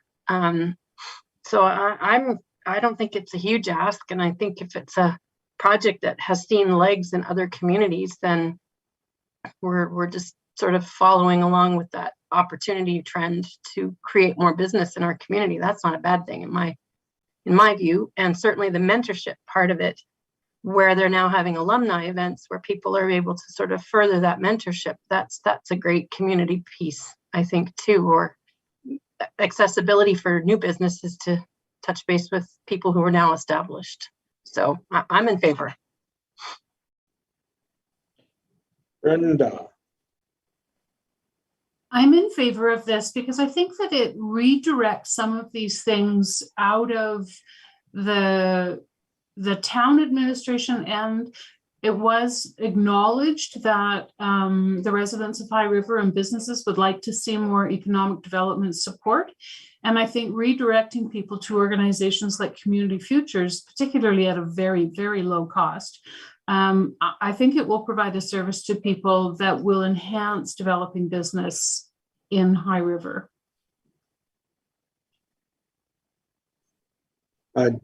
Jamie, do you want to have anything to chime in? So just let her know that we're interested. Craig, any comments on the Smart Start from Community Futures? We went back to that. Oh, good. Some requests for that. So $1,500 ask, we can absorb it within our community economic development program. Good. Yeah, good. Okay. And I just want to confirm, I'm sorry, my notes are sketchy on the council chambers technology upgrade. As long as we don't have it labeled as return to council chambers, we were yes, and we're funding that from reserves. Correct. Okay, thank you. All right. So now I'll turn it over to Leanna. The next few slides are going to talk about the assessment changes, the shifts, the tax ratio, tax rate scenarios based upon the average, and start asking council some pointed questions whether or not a tax increase is necessary or needed, or I should say necessary. They're typically always needed to fund the future, but whether or not council wants to do that down that path and what level from that perspective. So Leanna, I'll turn it over to you, and if you want to just let me know when you need the slide moved. Oh, Jamie, your hand's up. Yeah, sorry, Chris. So it sounds like we've moved past the budget discussion, and I had a couple of questions and a couple of suggestions with respect to the budget overall. Sure. We had a meeting with the emergency management folks, and I talked with our fire chief over there, who's now our designated DEM, and we talked a little bit about the call-out system that High River is paying for, where people have to call in and register their phone and their phone number and email address and all that sort of stuff. And if something goes south, an announcement goes out to that phone and to that email address.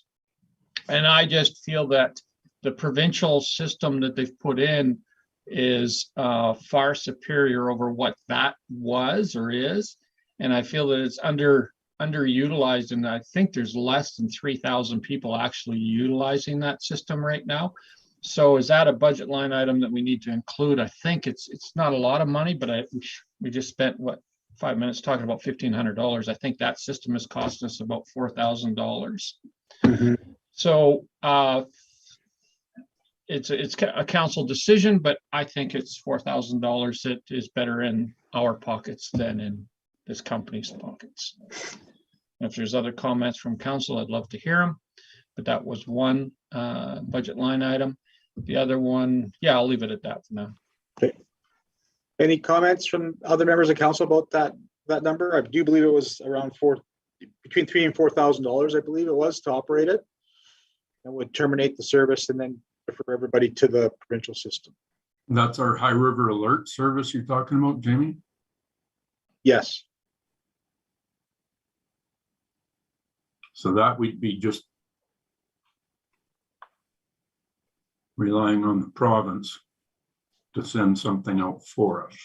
Well, the difference between the two systems, Craig, is the province actually hits every single phone within a given geographic area. You don't have to register for it or not. You've probably seen some of those provincial alerts come out from the province, and they're a test system and just to make sure it's working. Ours that we've used, and from what I've read, most other communities have already opted out of it, but ours is you must sign up for it system.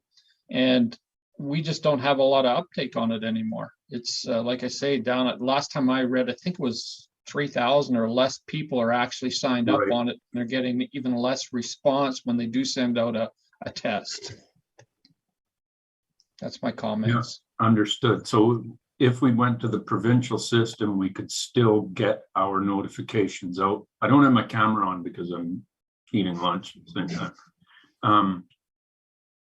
We would still use the provincial system to get it out and probably reach more people with what we're actually doing. So we can save money and provide a better service as far as emergency. Okay. And we can put our sirens off whenever we want because we're in full control of those. That's right. Right. I don't care about the $4,000. I'd like more information as to how this is going to work. I just want, rather than, I'm okay with moving, but I want more information on how the notifications through the province will. Okay, we can do that. Do they have to approve our emergency, that it's at a certain level, right? That in order to use that system, those are the kinds of things I want to know more information about. So we can get that information before the final budget deliberations in February. Sure, and if it's in this year's budget and we decide to bail out in a couple of months, that's not going to be a big impact on the budget. But I would like to hear from Cody. You know, can our DEM call in an emergency to that system? That's a really good point. Craig, exactly. Thank you. Yeah. I like it. Okay, perfect. Anything else that we missed? Want to talk about before we get into tax rates, assessment shift, etc. Hearing nothing, then I'll turn it over to Leanna. Leanna, start away on the fun stuff. Fun stuff. So I'm going to say this is going to be about as clear as mud for everybody. So last year in 2021, we saw that we had a number of properties that were supplements partially built. I'm not going to try and stumble over the word. So, and so what we've done for 2022 is now we are taking the full assessment of those properties and we've added it into our assessment base. What that does is that adds about $30 million on completed construction in 2021 for 2022. So what this does, adding the $30 million changes the balance of residential versus non-residential. We saw I'm going to say almost none completed construction within our non-res for 2021. And when Stuart talks to you, he always says 2020 because we're always a year behind. So when he talks, when he does our assessment for 2020, what we call 2022 assessment, is he calls it the 2021 assessment for our 2022 tax year. So because it's always based as of the date of completion, they start as of July 1st. And if it's actually completed by December 31st of the previous year, then we include it in our assessment. So this is how our assessment works. And as I said, I'm going to stumble a little about this because I am not the appointed assessor explaining this to you. So what has happened in 2021, we had a number of properties that were built out and that are now complete. So for 2021, Stuart has told me that we are going to see about a $30 million increase in our residential properties, which is not including any market changes to date. So what I'm talking about, the $30 million, is strictly on growth from last year. So what this does is it then shifts the balance from, we now have more residential versus, and with the commercials or the non-res. So what it does is, this is why we see a slight increase in our residential when we start talking taxes, and we see a decrease in our non-res, and that's because of the shift between the two. Currently, we tax our non-res property owners at 1.3, so 30% more than the residential tax rate. So we have an opportunity, and we don't have to decide that today. We could decide that when we're coming back in in May, when we're setting our tax rates, where we can go as high as 1.5 to our non-res. So one of the things I just wanted to bring to your attention, we are seeing a shift where we have more residential assessment compared to last year. Next slide, please, Chris.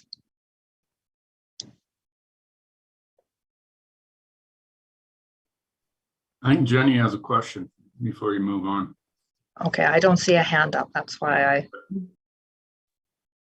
Well, I was just going to ask about, I know at one point Jamie Kinghorn brought up some questions on, like, what about some of these buildings that are just empty forever? we still tax them because we have a land and an improved value. As, say, a building gets more derelict, gets run down, whichever we want to say, our assessment team and Stuart will then look at the value of that property, and there's always the and I'm going to stumble on this one, the overall market change. So if you see this type of class of properties has increased, that's where it has the mass appraisal that get applied to them. So, and I apologize, I'm going to stumble on this one. So what we are seeing, I'm not getting it. I'm not getting what Stuart, like why we changed the ratio 1 to 1.3, because when 9 years ago we were at 1 to 1, it was just equal across the board, and there was never a discussion as to something like this that shifts that. It was just that commercial properties. I'm going to say there was discussion, Craig, and it was even a term before you were elected. So that I'm going to say going back to 2011 or 12 is when we started shifting it. Because I think shifting what? Because it was 1 to 1 when I started. It was 1 to 1 when you started. I don't remember what year you were elected. 2013. 2013. I don't believe. I think it was higher than that. But I can come back to you and get you all the comparisons. I just don't have it at my fingertips right now. I just don't get what he's using that changes the ratio. Well, no, he's not changing that. That's completely outside. The assessments are done. And then we set our tax rate. So the tax rate Exactly. is at the 1.3. Exactly. But the 1.3 is just straight up a council decision. That's correct. I'm not Yep. understanding what the rationale, what Stuart's bringing to the table as to why, we should reduce that. I'm not saying No. Stuart is suggesting that we reduce it. It's an Okay. opportunity in front of us. Okay. Um, Where's the Looking at- opportunity? Looking at this slide right now, we see the average assessment on a residential property. From last year, I believe it was 300,000. This year, we're looking at $320,000 for an average assessment on residential. So roughly there, we're seeing about a 7% to 8% increase. So when I look at the average assessment for properties, looking at the $320,000, was doing no increase to our municipal taxes. Each property is going to roughly see on an annual base $9.62, or say $10.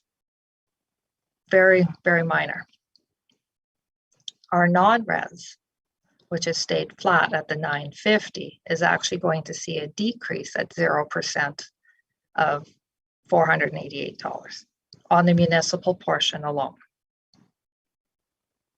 So when we get the education and the seniors requisition, and I'll be back in front of you in May, because that's when we'll have those numbers all finalized, we would actually see the overall impact. And this is where we talked about very early in the budget discussion, is a number of years ago, we used to talk about total tax increase. Right here, we're talking municipal only. So if the seniors requisition comes in much higher than what it was last year, you would see an increase on your property tax bill. If the education comes in higher, you would see an increase. But for the municipality, that is a straight flow through, money in, money out.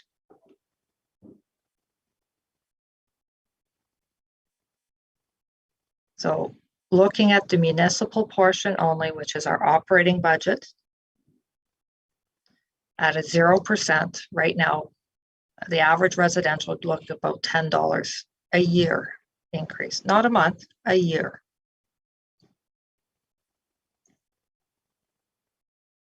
If we go to a 1% increase, we'd be looking at $30 a year. 1.5 would be at $41.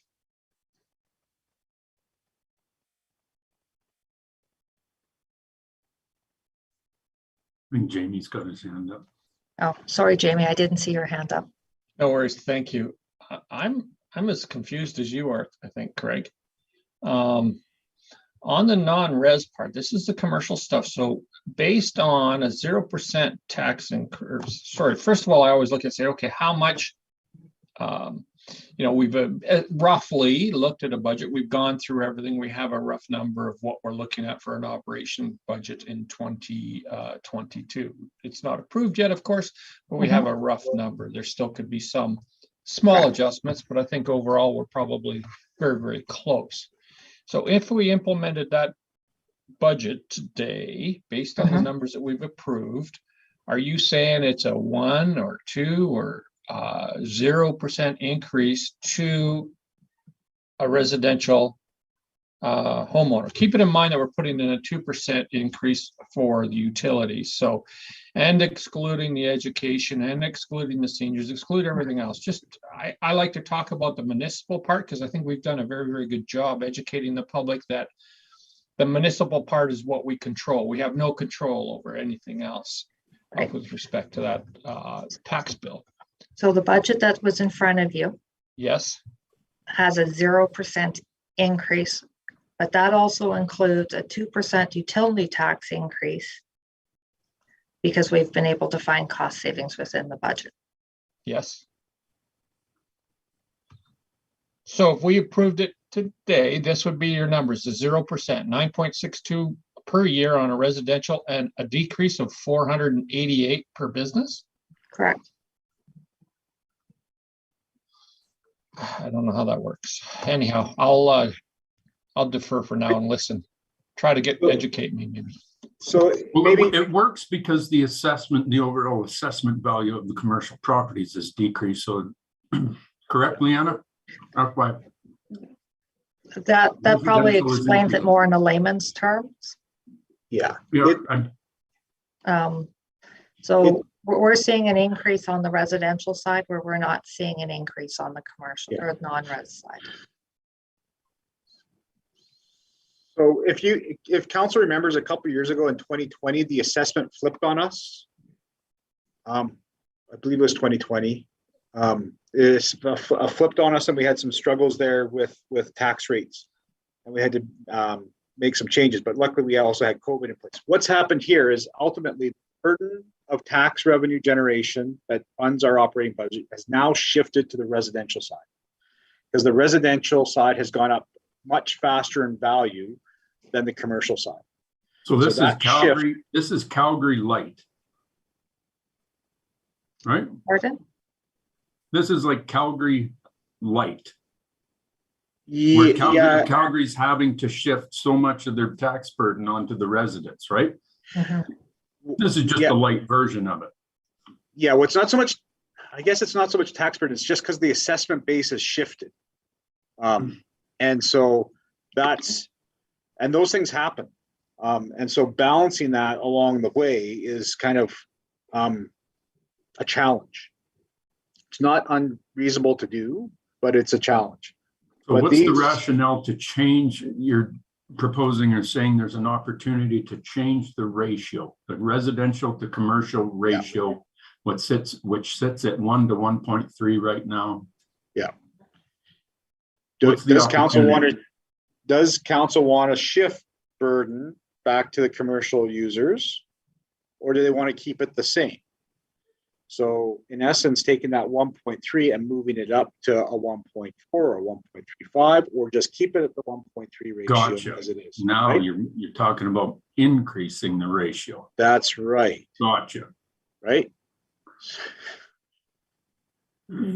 So this, when you see these brackets, brackets mean that that's a credit back to those commercial property owners that they're going to see a tax cut on our municipal portion only of $488 at a zero, which is a good thing, but it's an opportunity to have a conversation about how do you want to balance the tax burden. Be in a community that's approximately 20% commercial and 80% residential ballpark. The burdens on the residential taxpayers. The majority of the users of roads, parks, recreation is on the residential base. So it's that philosophy of where should the tax burden actually be it. And, I'm going to be honest with you, lots of communities take advantage of the commercial tax base to use that as benefit to offset residential increases. Coming from BC, the one point I'm going to be honest with you, coming from BC, the commercial tax rate in BC is usually three times the residential tax rate for downtown commercial businesses. Industrial is usually on average 19 times industrial residential tax levels. So that's why BC industrial is very advantageous because it's low impact but high tax revenue. But this is that opportunity. Do you want to shift it or just keep it the same? The question is, do we want to just keep the 1.3 ratio the same? Give that $500 ballpark tax credit if we stay at a zero to the commercial tax base? And then what does council want to choose? Do you want to choose a tax increase of any kind, a 1%, 2%, or 3% tax increase, knowing that we have future expenditures for asset management? We have to have that conversation about recreation subsidy. And we have to have the conversation about recreation facility. Keeping in mind that the 0% still puts money into our reserves and everything else. That's all part and parcel with it, correct? That's correct. That's correct. Okay. None, but Craig, just Michael's one had his correction hand up there. for a while. Oh, Yeah, go ahead. Correction? Just one correction. That 0 puts money, the way it's structured is we're putting money into utility reserves, but not into the general funds. All right. So we are not funding anything into Incorrect. capitals. So if we So this doesn't have increase- anything going into capital infrastructure reserve fund? Besides Nothing. gas tax or MSI. So there's like a $0 number going in or just no increase? Just- No, 0.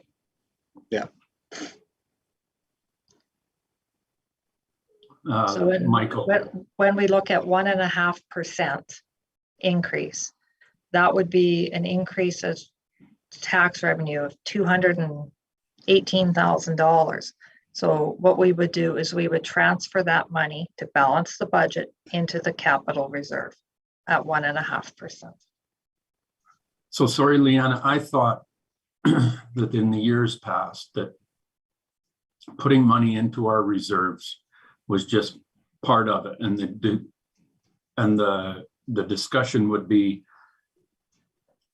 increasing or decreasing that amount, not starting at 0. I'm going to go to Michael. He's had his hand up for a while, so I'll come back to that. That's okay, Craig. Keep your train of thought. I won't miss anything. So One we're of having the- a good conversation here. So. One of the things I was going to say is when we jumped at the opportunity due to the pandemic, and we stopped siphoning utility revenue into a general taxation, we no longer continue to put money into the capital infrastructure reserve without adding a 2% or a 3% property tax increase. If this is council's desire, Gotcha. if So they want there's us the to start change. funding that, Yeah. we can, but that would be a property tax increase. So previously, we were using our utility surpluses to fund our infrastructure reinvestment funds. Some of Correct. it, yes. Yes. I'll go back to Michael.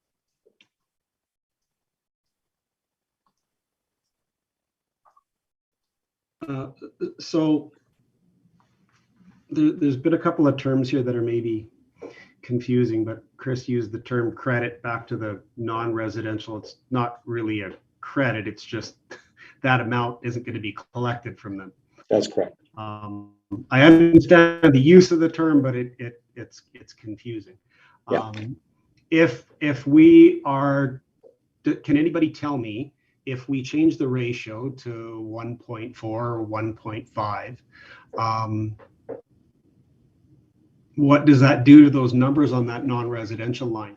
My train of thought is tax, our business residents are used to paying some taxation. If we increase the ratio so that everybody's paying basically the same thing they have been paying, it's not an increase or decrease to the amount of the check they cut to the town of High River.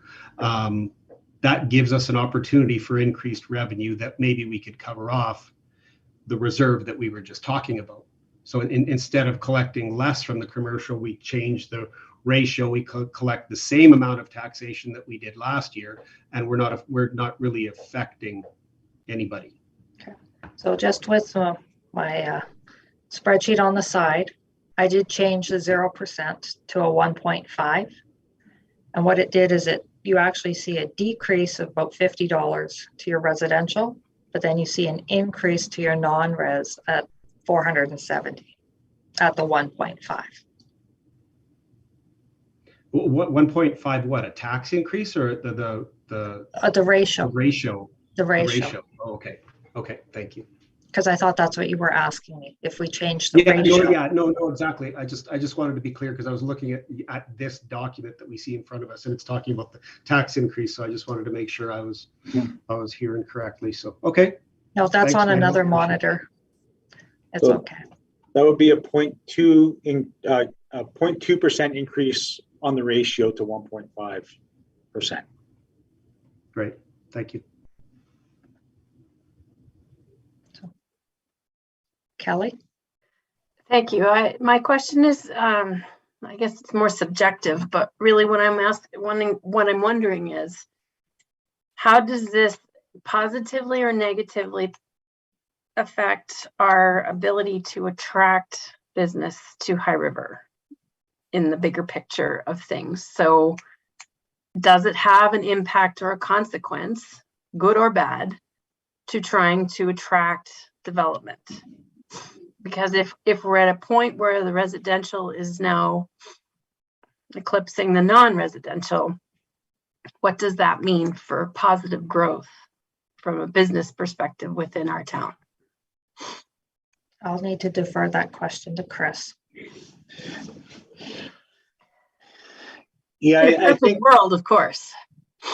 yeah, in a non-COVID world, let's be honest, businesses don't like to pay taxes, property or taxes in general. And so as you shift that, it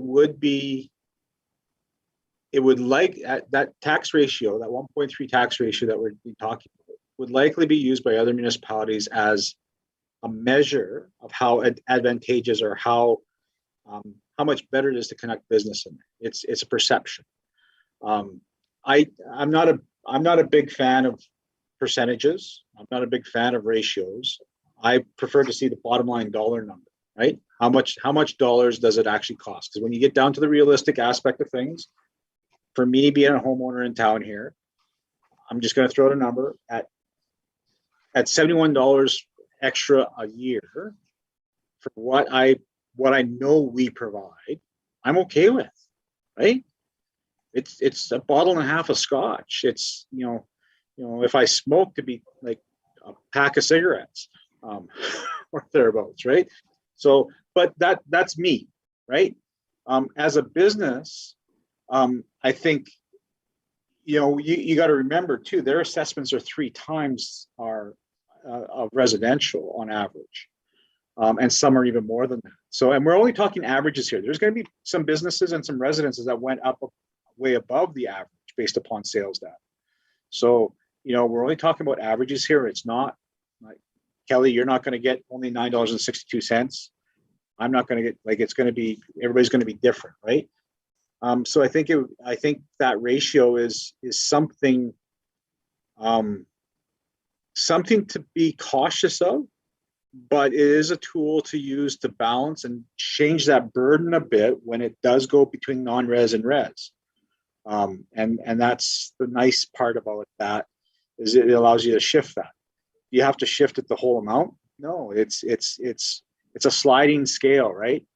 But at the end of the day, the most important number is the bottom line dollars combined with our utility rate increases too, on the average user, what that is going to look like. And we can't control education, we can't control seniors, we can't control whatever else the province does, or what the RCMP come back and ask for at a later date too. We can't control those things. That's why we're talking about putting individual items like that on the tax bill, policing tax, right? Very specific, because it's just an in and out. And so we need to be our messaging has to be clear to our taxpayers that it costs money to live here. It costs money to deliver the services that you need, and especially the recreation services, with that getting rid of that utility diversion and taking advantage of the advantage that we got from COVID, from the grant monies and the surplus that we had to build a tax stabilization fund, while we had these conversations about tax shifts, assessment shifts, and tax rates, to build a solid case about how to fund recreation better, and how to fund the long-term capital better as well. Okay, I'm going to bring us back to this one, Chris. Yeah.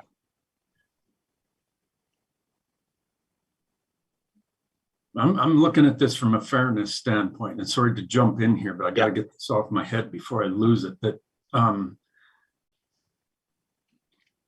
fairness, that if your assessment goes up or down, your tax bill should actually follow that. What we're doing is that if we increase that ratio to balance it out, what we're actually doing is asking those whose assessment has gone down to subsidize those whose assessments have gone up. That's not fair. In relative terms, yep. So, go Jamie and then Jenny.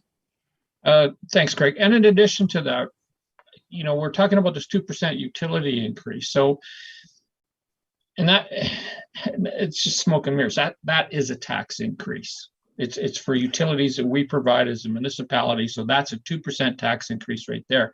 My question is does it, that utility increase, does that have a larger impact on the average homeowner within the community, bigger than the average business? Like, from what I remember, there's certain businesses in town that 2% utility increase is going to have a significant impact on their business. They're large water users.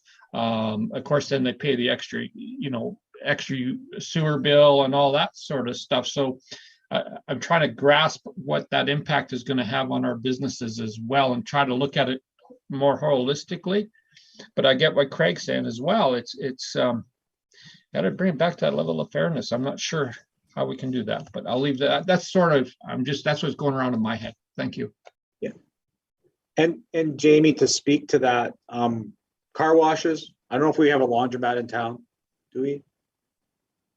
Laundromats, they'll get hit with the utility rate increase, both on the sewer and the water side of things. And that's why we want to have this conversation about the 1.3. Do you want to increase it? Do you want to increase it, right? That ratio between business and non-res, or non-res and res, I'm uncomfortable with those terms, but residential and commercial is a conversation we have to have at every budget, just to make sure that council's informed and aware of it. And then we can talk about what tax rate do you want to put in place, if you want to put a tax increase in place, and those percentages. So that's just that shift or that thing. But we have had changes in our assessment over the 3 years I've been here. The assessment has flipped on us once, and then it's also gone back the other way to where we are right now with all this new construction and new growth. I like new construction. New growth is a misnomer. It talks about subdivisions. New construction, the increase in the assessment due to new construction is the important part. So, and we've got 30 million. That's a pretty good number. And so, do we take advantage of that too? So, and I don't like scooping the assessment. That's the other thing. You know, philosophically, I've worked with municipalities that used to scoop the assessment. So if the assessment went up by 11%, guess what? You just plugged in the mill rate, and if it was a 1% increase to that mill rate, then some people got a 25% tax increase because they scooped the assessment. Jenny's up. I was just gonna ask, I know she did a 1.5 ratio. What if it was a 1.4? What would that look like? And I know that Chris made a comment on, like, you know, $71 doesn't seem like much, but that's only one portion of our bill, right? I mean, in the 9 years I've been here, I mean, I pay more than $2,000 more than 8 years ago, right? I mean, that's a lot of money. It's not $71. So at 0%, when I go to 1.4, the residential actually sees a reduction of about $20 a year based on a assessed property of $320,000. Commercial is a reduction of $3.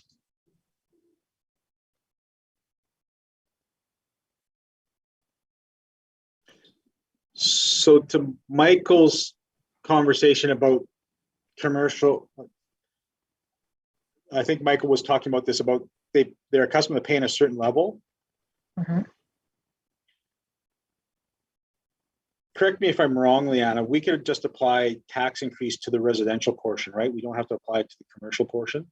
No. But I think that's unfair to do that. I know, but yeah, I think it's unfair to do that. They, you know, they pay more when when their assessments are up, and Yeah. And they Chris, pay less when it's not. It's not like, oh, okay, well, you wouldn't do that you would never think about doing that to residential. Why are we Mhm. doing it to commercial? It's unfair. so basically what we do is we say this is how much we're going to collect in tax revenue. And if you were wanting to say, well, we want residents to pay the majority of the tax or the commercial to pay the majority of the tax, what you do is that's when you start playing with the ratio between the two. But I you think we've can't- got I think the ratio at 1 to 1.3 is fair. And I just think it's a fair number. Commercial is paying 30% more, and it's fair. And then you let it ride, and it benefits you 1 year, it hurts you another year, but it's an up and down thing, and the residents go that you can't. It's always using commercial to, like I said before, it just seems like you're using those whose assessments have gone down. You're now, and their properties are worth less, you're now asking them to subsidize those whose property values have gone up. Mhm. Unfair. I'm out. 1.3 for me. that's the conversation we want to have. There you go. Exactly. So- We had a great Okay, so one. but that's part one. That's point Okay, one. we'll go back and let other councils jump in. That's just not my decision. There's Yeah. 5 others in this meeting that need Michael's up. I like your comments on fairness, Craig. In my head right now, that $30 million difference in residential, when we're talking about new construction compared to increased assessment value, do we know what that is? Because that's part of this fairness component, right? If in that total assessment, we have a $30 million increase in total value, and 30 million of it is from new construction, then we're not really talking about commercial subsidizing somebody that might have had assessment appreciate in their home. So I'm not saying that to argue Craig's point. I'm just to understand it better. Okay, so perfect, Michael. Does that question make sense, Chris? You're bang on there, Michael. Now, how does that relate to what I just said? I'm not challenging you. I'm asking for your help. So 'Cause to me, the $30 million change is new construction. I have not factored into gross market value changes at this point because I don't have those numbers from Stuart. He won't have the assessment declared. They're due on February 28th. And assessment notices will be out around that time. And we shouldn't scoop assessment. No, and we shouldn't. Scooping the assessment, and that's what a lot of municipalities, City of Calgary used to be very famous for this, was to just scoop the assessment percentage. That's why you saw the big increases. They would put it at a 5%, and then some homeowners would see dramatic jumps in their tax bills. So be careful with what our assessment base has increased based upon the market. It's the new construction that's the important piece, that new properties that we can now tax that are the important stuff for the new revenue that we can generate. Perfect. So it's not me as a 30-year homeowner in this town that's going to be paying that. It's new people that are here, new builds and everything that are helping our tax base, correct? That's right. Correct. That's right. When we talk that's about the way it's supposed to work, isn't it? Yeah, Increase the tax base. Yeah. But when we talk about a 1% or a 1.5%, whatever numbers we're going to talk about, when we talk about tax rate scenarios, that will apply to everybody. Not just the new construction. That will apply to everybody. Correct. Right? So now let's go around the horn and talk about the ratio. Is everybody okay with the 1.3 ratio staying the way it is? Do they want to increase it? Do they want to decrease it? Because that's council's choice. My vote is to keep it at 1 to 1.3 is my vote. Okay, Jamie's Next. thumbs up. Michael's nodding. Thumbs up, thumbs up. Jenny? Well, I mean, when she gave us the numbers for the 1.4, it kind of keeps us all exactly where we are, right? But So we have the majority. Thanks, Jenny. We have the majority staying at 1.3 for the What ratio. about Kelly? Is Kelly still on here? Yeah, Kelly gave a thumbs up. Oh, okay. I get to see myself and you, Chris, so I don't get to see all the council. So now we'll go to what's on this slide and we'll talk about tax rate increase scenarios. Hey, why can't Leanna see our hands? I don't know. I can only see some of you. Oh, you need to take your arrow and drag the screen with the pictures and you can then see everybody. I learned that this morning. When you put your hand up, I automatically see you. So Yeah, usually That's a- when you put your hand up, it pops to the top, right? But that's right. I'm just curious. We can move on.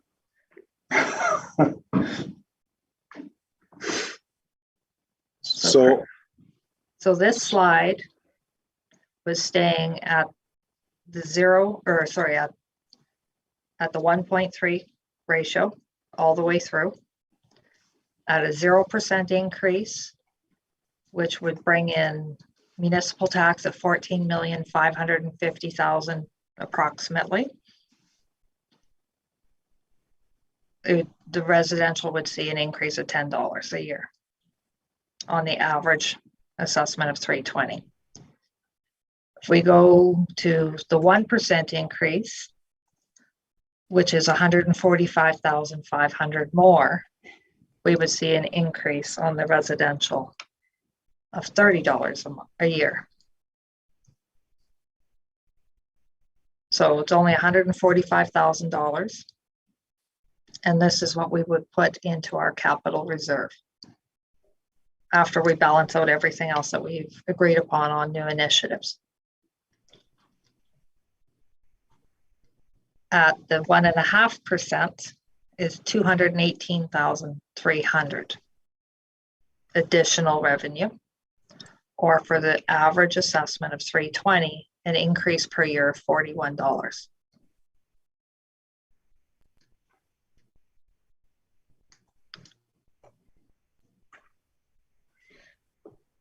and everybody can see the other scenarios. So where we are talking, we've got a balanced budget at 0, capital program funded. We've got 15% of our gross revenue, including utility fees, going into reserves. Nothing specifically going into general for that catch-all of all our general programs. And we need to have that conversation. And that's all because of the utility diversion that has been shifted towards back to utilities.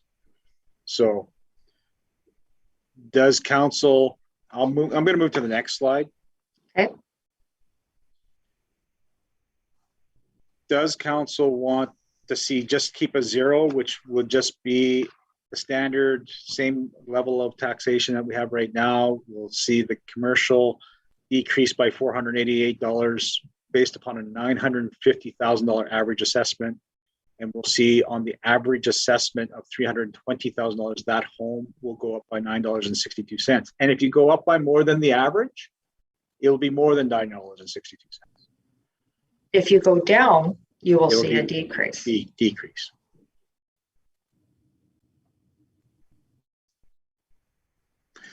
So out of that menu of different choices, what is council's preference? What is required, Chris, for us to meet the new initiatives and the capital expenditures? Well, most of the new initiatives we've funded from reserve. Right?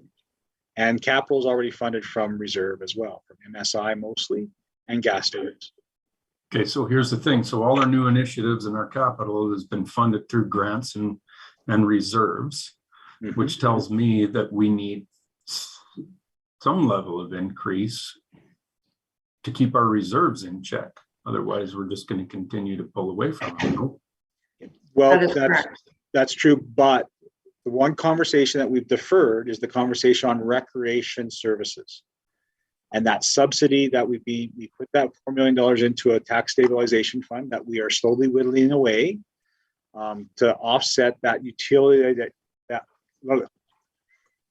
diversion that we have put back into utilities. So council had a plan of a 10-year plan to get off of the utility diversion. We sped it up because of the $4 million surplus. Yeah. We are going to have a bit of a surplus this year. We don't know yet because we haven't done our all the invoices for year end aren't in yet, but probably in the, I'll say conservatively $300,000 range, and that's still too much. But that should go directly into tax stabilization from that perspective for the time being, while we sort out this recreation funding model that makes sense for this town.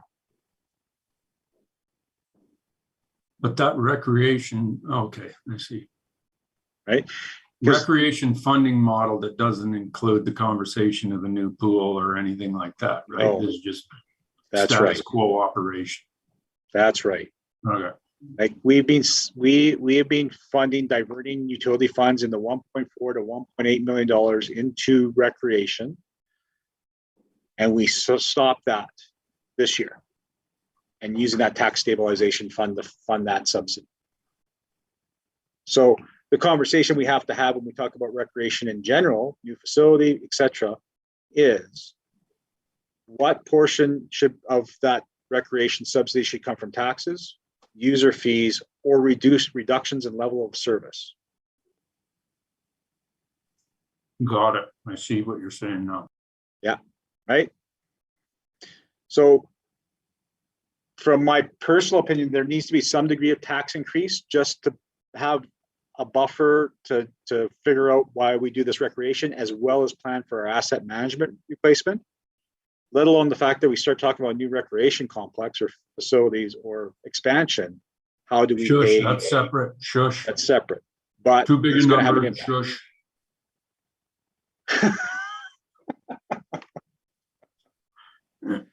It is 2:00. Kelly. Thank you, Mayor. I'm curious to know then if there is an increase, or if we're taking money out of reserves, what level do we need to be at in order to put that same money back into the reserves, right? Like, should it not somehow equal itself out or balance itself out somehow that way? Yes and no. You've got to take a look at some of your reserves. I'm not going to talk about MSI and gas tax because those are grant monies coming in, and the majority of our projects are funded through gas tax and MSI in the program.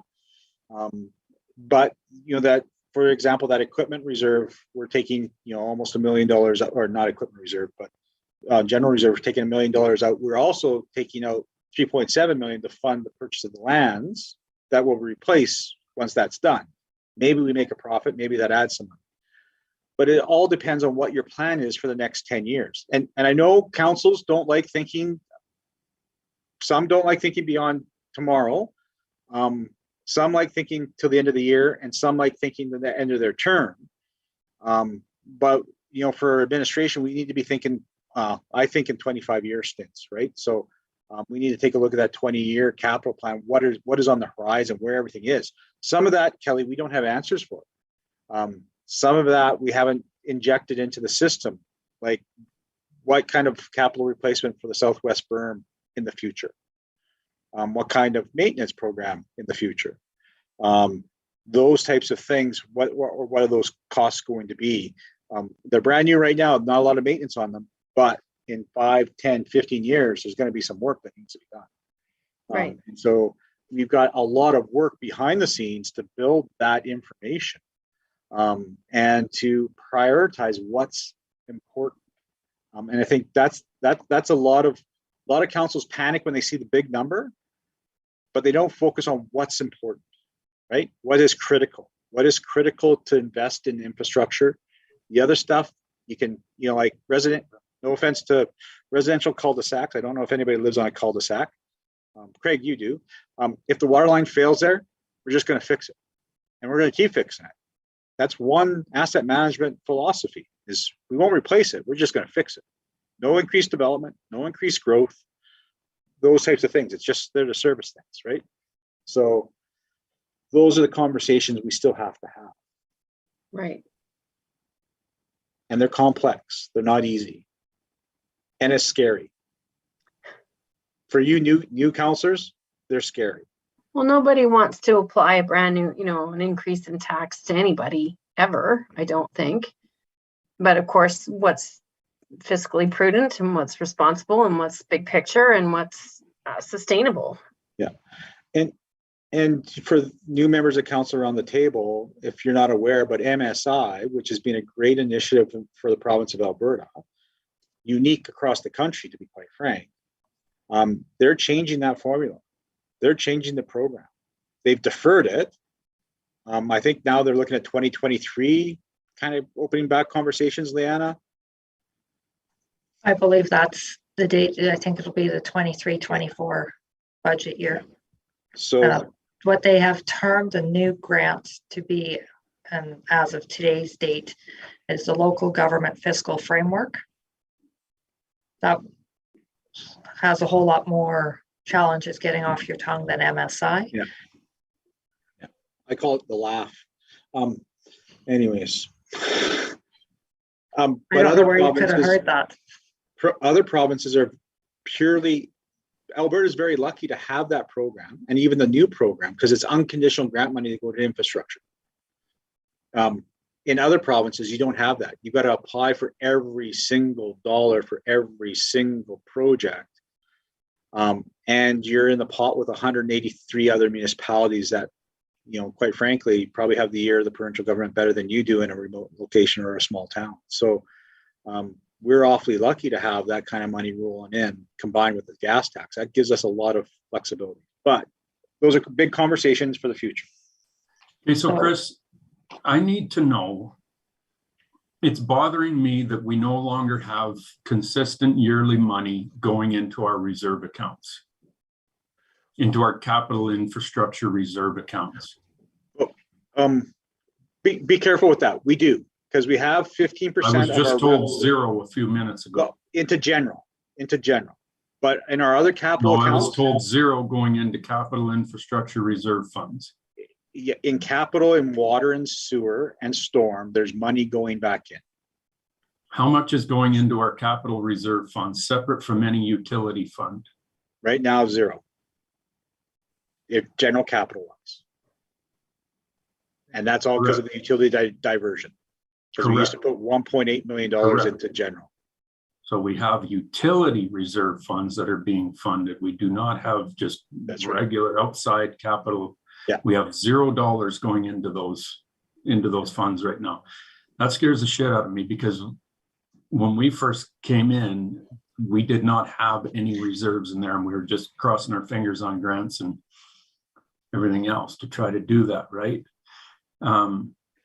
So how much is, sorry, go ahead, Leanne. But on the flip side is we now have, I think it's $6 million or $5.6 million going into capital reserves for utilities, which is going to replace our water and sewer infrastructure. Yes, that's probably light for what we actually need on an annual basis. Yeah. But until we get the asset management done, we won't know the true number that we need to be putting into reserves to fund our capital plan. What we potentially could bring back within a financial policy is water, sewer reserves, the capital reserves, fund all of the utility and the roads. And any grant money is what funds, I'm going to use a term that you've heard in the past, the sexy projects, the projects you see. Yeah. So the field house, the recreation complex, like things like that, the new fire. But those are separate too, Leanna, though, because we borrow separately for that, right? So, but what we're doing is we are then ensuring that or not ensuring, we are counting on we're getting that grant money. And this is where Chris is giving us some direction and saying, we don't want to be in that position where we have to count on that grant money. Oh, I'm with you, and that's why I'm. Why you've got the heebie-jeebies right now. Exactly. And the worst part about the general funds is it's the catch-all, right? It's administration, it's library, it's community groups, it's roads that don't have infrastructure underneath them, it's park spaces, it's recreation complexes, it's RCMP, it's the fire department. Big ticket items, always, and big cost items that the general fund always gets slagged with. Utilities are really quite siloish, right? You know, water, pretty self-explanatory. Sewer, really self-explanatory. But when you get into that general fund and it's all encompassing. Now, there are different structures, right? And we don't have time to talk about the different structures where you can bleed off profits off your utility company, your utility corporation into general aspects of things. But that's creating a different private corporation and taking dividends off, right? So, sorry, Michael, I keep failing in here because I'm trying to. On our reserve funds, capital infrastructure reserve, we have a current balance of $1 million. Our community infrastructure reserve fund. These are all separate from water and wastewater, storm utility, all the other two water and wastewater utility reserves. Correct. These are separate. So capital infrastructure reserve, and I've asked this question for years, and it's always the gray areas to what the difference is between these two. Capital infrastructure reserves at $1 million currently sitting in the bank. Community infrastructure reinvestment fund is right now, it's at $5 million. Okay. Yeah. 5 million. And on its way down, right? The current trend for that reserve is on its way down. Now that I'm guessing is part of the flip to the water and wastewater, right? Correct. So that one's going away. Okay. And Craig, just to stop you there for a sec, your CIR fund and your CIRF fund should be one and the same. They should be amalgamated. And I am bringing back a reserve policy to council when I get an opportunity to, when I finalize the council report. Yeah. And that's where you're saying, Chris, about this general reserve that we could have sitting there for doing anything outside, because Leanne is absolutely right. Water and the wastewater, roads and everything are they're the big ticket ones. But so how much discount? This is the question that's gone in before. How much does council want to be putting into, let's just call it once they get this reformulated into a general capital reserve fund? A 1% increase is $180,000. You want it? 145. Or 145. Right. That's another question I had from a long time ago when I first started looking into this. Why did it decrease from 180 to 145? When Cola talked 1%, he was talking total tax. Right. Gotcha. And we are talking strictly municipal.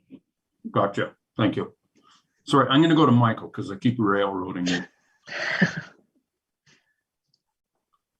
That's okay. You got the ball, run with it, right? Where am I trying to go with this? What's the appetite for households to put money away for a rainy day? Because that's really what we're talking about. And is right now the right time to do that? We all agree that we need to put money away for all kinds of stuff. But what do we believe as the council of this community, the appetite and the ability for people to take more money out of their pocket to put away for their own benefit? We just become the custodians of that, right? And I don't want to fall this back on the COVID situation, but as we're all living day to day, everything gets more and more and more expensive. On the reverse of that, when do you implement something like this to put money away for a rainy day? When's that right time? So for me, it's not a battle about how much to increase or, you know, how we're doing this. It's what can our community fund right now or withstand. That's a pretty big ask for some people. I think those of us that sit at this council table, you know, work, run businesses, have lives that we're pretty fortunate. I'm no, you know, if I was independently wealthy, I wouldn't be working, but you know, I have to try to relate this to people that are having serious challenges with everything that's going on, from the cost of the gas in your car to the loaf of bread at Sobeys to, I mean, you can see it rising on a daily basis if you're out there spending dollars. So I wanted to throw that in here to put that kind of moral philosophical thing into all this discussion. What's the right way to go about it? And if we're concerned about having no reserves in a particular fund, with the monies that we're receiving now and allocating to certain reserves, can't we redistribute that as just kind of the first move to starting reserves that we don't have any funding in? I don't know if that was kind of just a whole bunch of verbal diarrhea, but if anybody wants to add to the conversation or you know, what you're questioning, Michael, is today the rainy day? Well, it's Is always today the the rainy day. Is today the rainy day, and should we be using those rainy day funds for right now, like we are? And you use it because you don't use the funds and pay for them at the same time, right? It doesn't make for much of a rainy day fund. I like what you're saying. Yeah, we're not on the wrong track, and we've been working really hard as, you know, as a community the last number of years to build up the reserves that we've had, and we've had our auditor tell us that, you know, we're in good financial shape as compared to other municipalities. We're definitely on the right track. I just want to keep the people front and center in the conversation, right? It's easy to make financial decisions to put money away, but how are we affecting our community, and is it the right time? So anyway, well, thanks for letting me go off on that. Michael, if I can ask, you're basically saying, what you're saying is today's probably the day for a zero. But you can read between them. That's where my head is at. Yeah. That's why I'm putting it out there to the rest of the.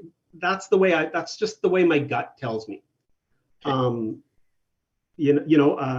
I don't have a crystal ball to say next year all of a sudden, you know, the economic floodgates are going to open up and it's going to be the great Alberta that we all know and love and hope for again, right? Mm-hmm. But you know, I look at, Craig and I often refer to, you know, being in business and that aspect of our lives, and you know, simple things like container shipments from overseas. Let me just throw out a personal example. What used to cost $3 or $4 grand costs over $30,000 now to get a container from China. By the time you land it here with all the costs, that's one aspect of our business. From a personal perspective, everybody's going through those kinds of things on a daily basis. And I don't want to stymie our ability to save for the future, but I really want to have a good conversation about, is it the right time to do that right now? We're going to be sitting down, we're going to be doing this in another 10 months anyway, right? Like this isn't the decision forever. This is the decision for right now for this next year. So yeah, for me, Chris, long story short, that's where my head is at right now, unless, you know, my council mates throw me something different and make me see through another door, another window, or yeah, go down another road. Thank you. Kelly. Thanks, Chris. And thanks, Michael, for that shot of perspective. I absolutely wholeheartedly agree with you. I think that people have had career disruptions. They've had a lot of difficulty trying just to hang in there for, like, I think we're seeing about a 20% increase overall in the cost of living, from fuel in your car to groceries that in your fridge. So, and I know from when we wrote on the campaign trail, a lot of people said that their fixed income is their fixed income and they're really stretching to make that go. So another 20% increase in just the staples of life right now is not going to, you know, an increase in tax is just one more one more hit. So I happen to agree with you, Michael. Jamie. Thank you. And yes, I have to agree with Michael as well. One comment is that's if you can get a container to bring your product over here. We're running into those challenges. I can't get product brought in. But let's not forget, we're talking about a zero here. I'll go back to, we are implementing a 2% utility increase. That is a true user pay to some extent because you can control how much water you use and those sorts of things. But still, at the end of the day, that's a 2% that's coming to the town and coming out of people's pockets. I guess is a better way to say that. My water bill is going to go up 2% or sewer, whatever it is. So there is, we are taking a little more money out of everyone's pocket. I don't know with respect to the business if that decrease that we're talking about at 0% will offset some of those utility costs. It may in some cases, in others it probably won't. But I'm with you, Michael. This is a rainy day, and if you talk to people out on the street, it is pouring. Thank you. So before Craig speaks, I just wanted to add in Brenda's comments. Brenda says if we can manage without any increase, that is her preference.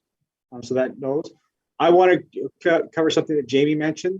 Does council want a 2% utility rate increase? Because we can zero that out too and flatten that number.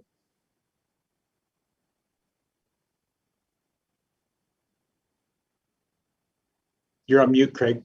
Okay, can we come back to that one?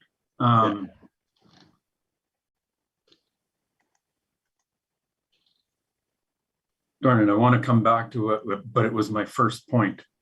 So right now with the 2% increase, that funds our water, wastewater, our critical infrastructure that we absolutely have to have, because if there's catastrophic failure somewhere and we need money, it can eat that real quick, right? So the 2% is about how much money is going into that reserve fund. Is that correct, Chris? That's not for operational. That's for reserve. Okay, so that'd be a 2% going into reserves right there. We can discuss that number in a second. For the general reserves that I was talking about, 100% I'm sold with Michael that today's the rainy day. People do not have the money just to be putting into what is really I won't use it. It's a general reserve for, other little sexy things that might come up that we need, right? It is, right? So it wouldn't be for critical stuff that absolutely has to be operating. So we can zero that one out. But we've also just approved new initiatives and new capital. So I'll go back to that, Chris, as to taking out the grants and the MSI and the gas tax funding. What's left that we need to fund? So on those new initiatives, the majority are coming, actually 3 are coming out of utilities. They're going right into utilities. Yep. 2 are operating. 1 is a capital purchase coming out of utilities. Right, the sewer camera. Yeah. And then as far as the town plan, the counseling services, as well as the engagement is going to come out from what I'm terming is our operating reserves and our general municipal operating reserves is sitting at about $1.8 million. Okay, so that's all funded. Yeah. Without a tax increase. Exactly. Is there anything outside of that we nothing that we've approved to date that I can go through my notes, and you're taxing my memory here. So we can say 0% tax increase for any new initiatives and new capital. Yeah. Right? Yeah, everything's fine. The only thing that we need to discuss now is council okay with a 2% tax increase for our water and wastewater reserve funds And solid Correct. waste and storm. and solid waste and storm. So, but the critical infrastructure, are we okay for the 2%? I am, because they're big ticket projects that if something happens, you gotta have the money available, but I'm open. Michael first. I mean, this has been, Jamie mentioned this already, but it's a user pay system. And some of this increase might be that to build up that strength of reserves, but I'm assuming that we're also experiencing operational increases in the capacity of running that. So can I get just a little clarification there that the 2% maybe is for future costs, plus there's some immediate operational increases that we've seen. And just like anything, the gas in your car costs more. It costs more to deliver these services. So yeah, I'm on the right track, right? Yeah, we're expecting our utility rates to go up. So we're planning for that, and same with fuel costs as well. That's all part of the budget right now, and part of the operating budget that we have. We are putting. I think I said this once before. In our utility reserves, the total amount that's going in there, primarily water and sewer, is about 15% of our gross revenue.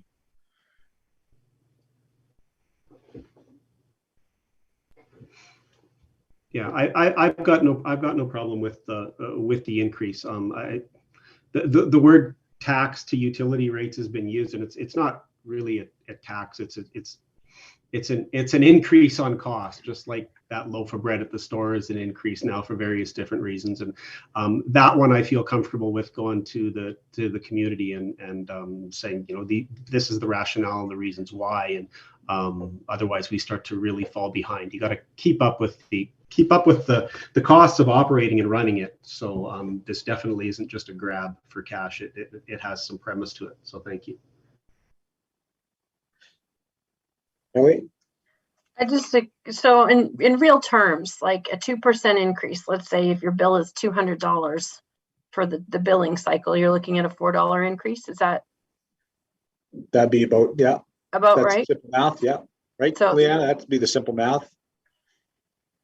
Or if you done it more complicated, the voodoo math that accountants do.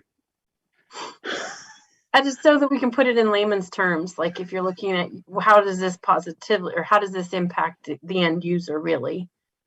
If we're looking at $9 and 62 cents. We're basically looking at the 2%. Yeah. Okay. Holistically, we can say 2% on the utilities. It's not like we have our flat fees have gone up to 2%, but also it's a 2% also on the more water you use, you're going to, so you went say from 91 cents to, and I'm just pulling numbers out of the air, to 93 cents a cubic meter. I don't have the actual new rates in front of me. Let's talk about, I know it's 2:30 and I know some people had to run. Let's talk about that. Does council prefer to see a flat rate increase or a cubic meter rate increase? Or both. Or both?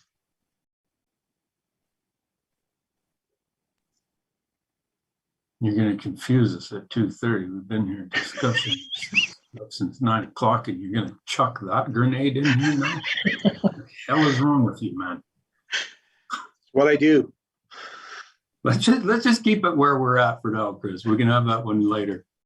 That's my thought. So just one little thing when I'm going through my notes here, that just to give you a bit of a visual for council and to the expense of these utility replacements and everything else.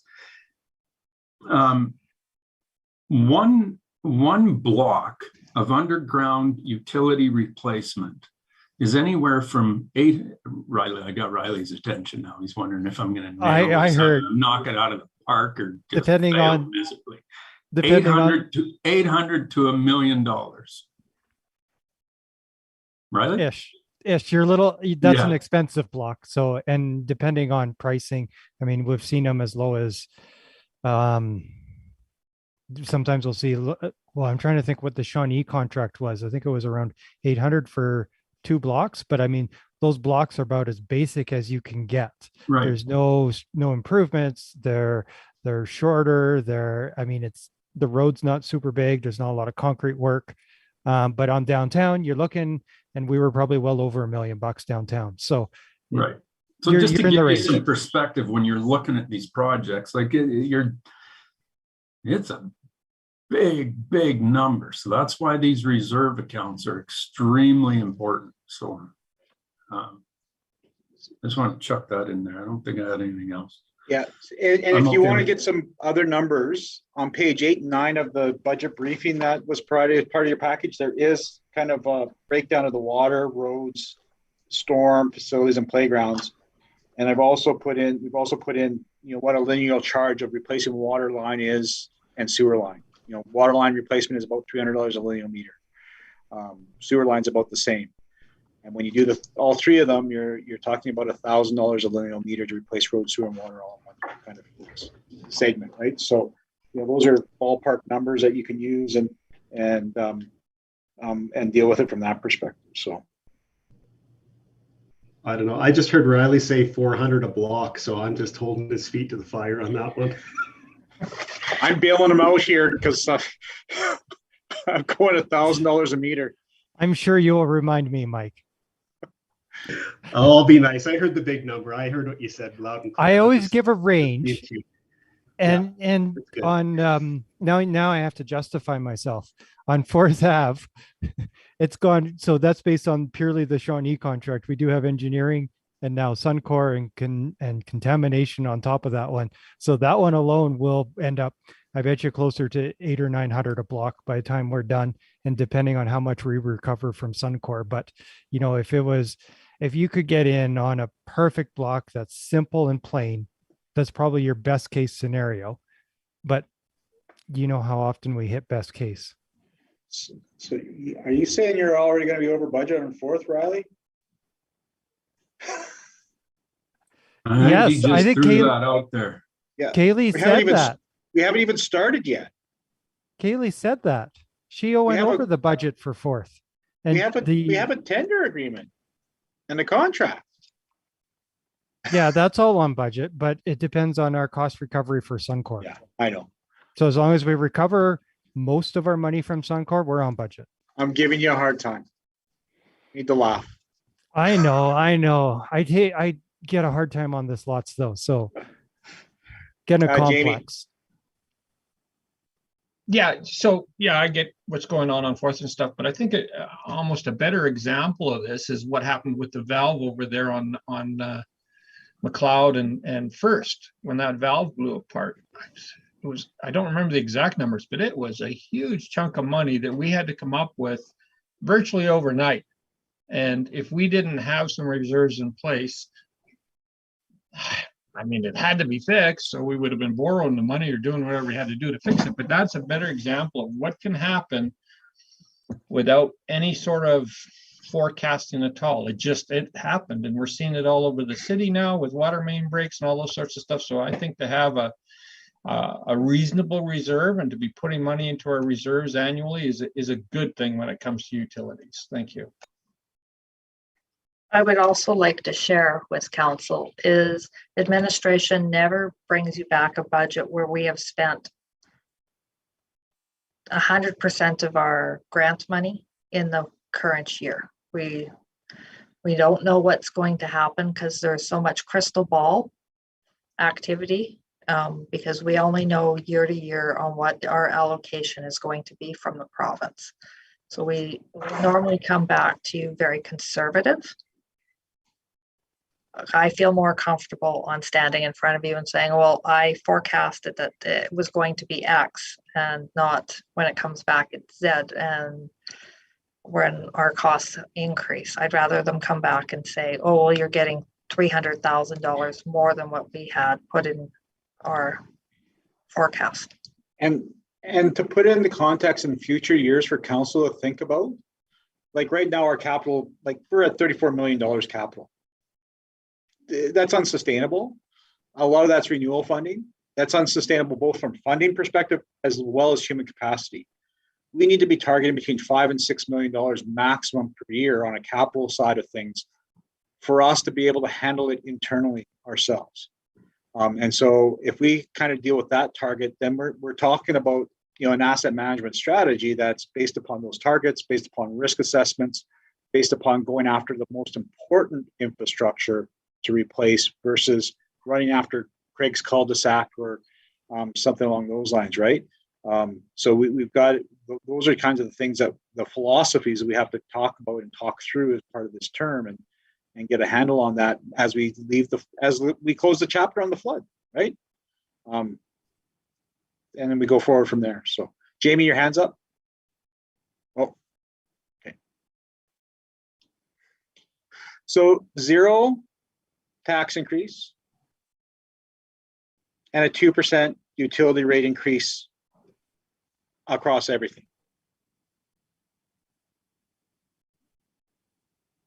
Thumbs up, thumbs down. I see Jenny's gone. Jenny had to leave too. So Continue with that. Approved Okay. at the meeting. public comments, Jody, do we have any? Nothing further has come in other than what was attached to the agenda. I didn't see that. Sorry. What was the public comment on the attached to the agenda? Oh, sorry, it was the top item on the agenda. Let me just pull it up here. It was an email that had come in from Charlene Hansen.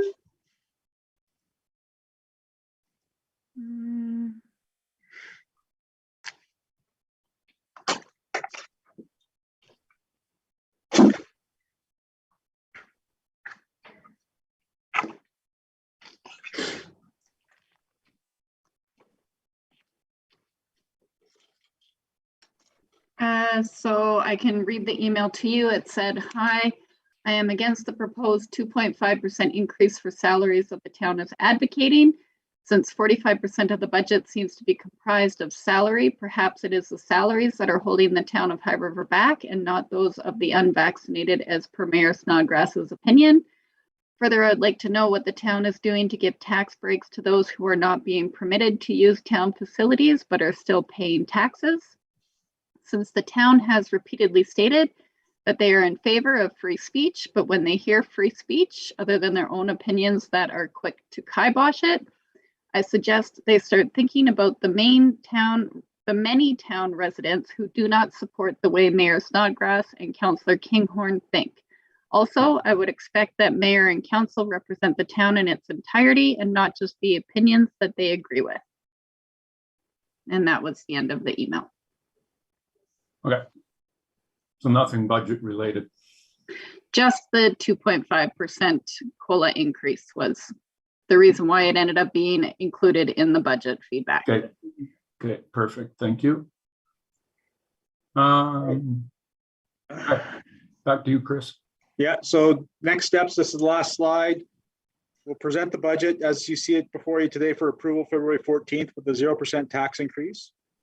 We'll present the utility rates and they're under the fee bylaw for February 14th at the regular meeting with a 2% utility rate increase. Tax rates will be finalized once we get all the requisitions from other agencies in May of 2022. And then the conversations that we need to continue to follow up on include the recreation funding, fee for services for community groups. See, I kind of predicted that you guys were going to talk about that, right? As well as future infrastructure replacement plan. And so those are the three kind of actions, main actions coming out that we'll need to talk about leading up to the budget of 2023. And we'll be starting that in September of 2022. So we're 8 months away. So now any questions, comments, or concerns from council? It's been a heavy day. Good. Lot done. No question, Michael? Just want to say thanks, Chris, to you and to Leanna and to the rest of the team. without your guys' leadership and ability to answer our questions, and we couldn't make the decisions we do. So thank you guys for all of that. Appreciate it. Thanks. Thank you. If there's nothing else, your worship, you can adjourn the meeting if you wish. Yeah, nice way It's to end a lit. budget meeting. I'm kind of brain dead, right? So Committee of the Whole adjourned 2:40 PM. Have a good night. See you. Bye. thank you all. Thank you.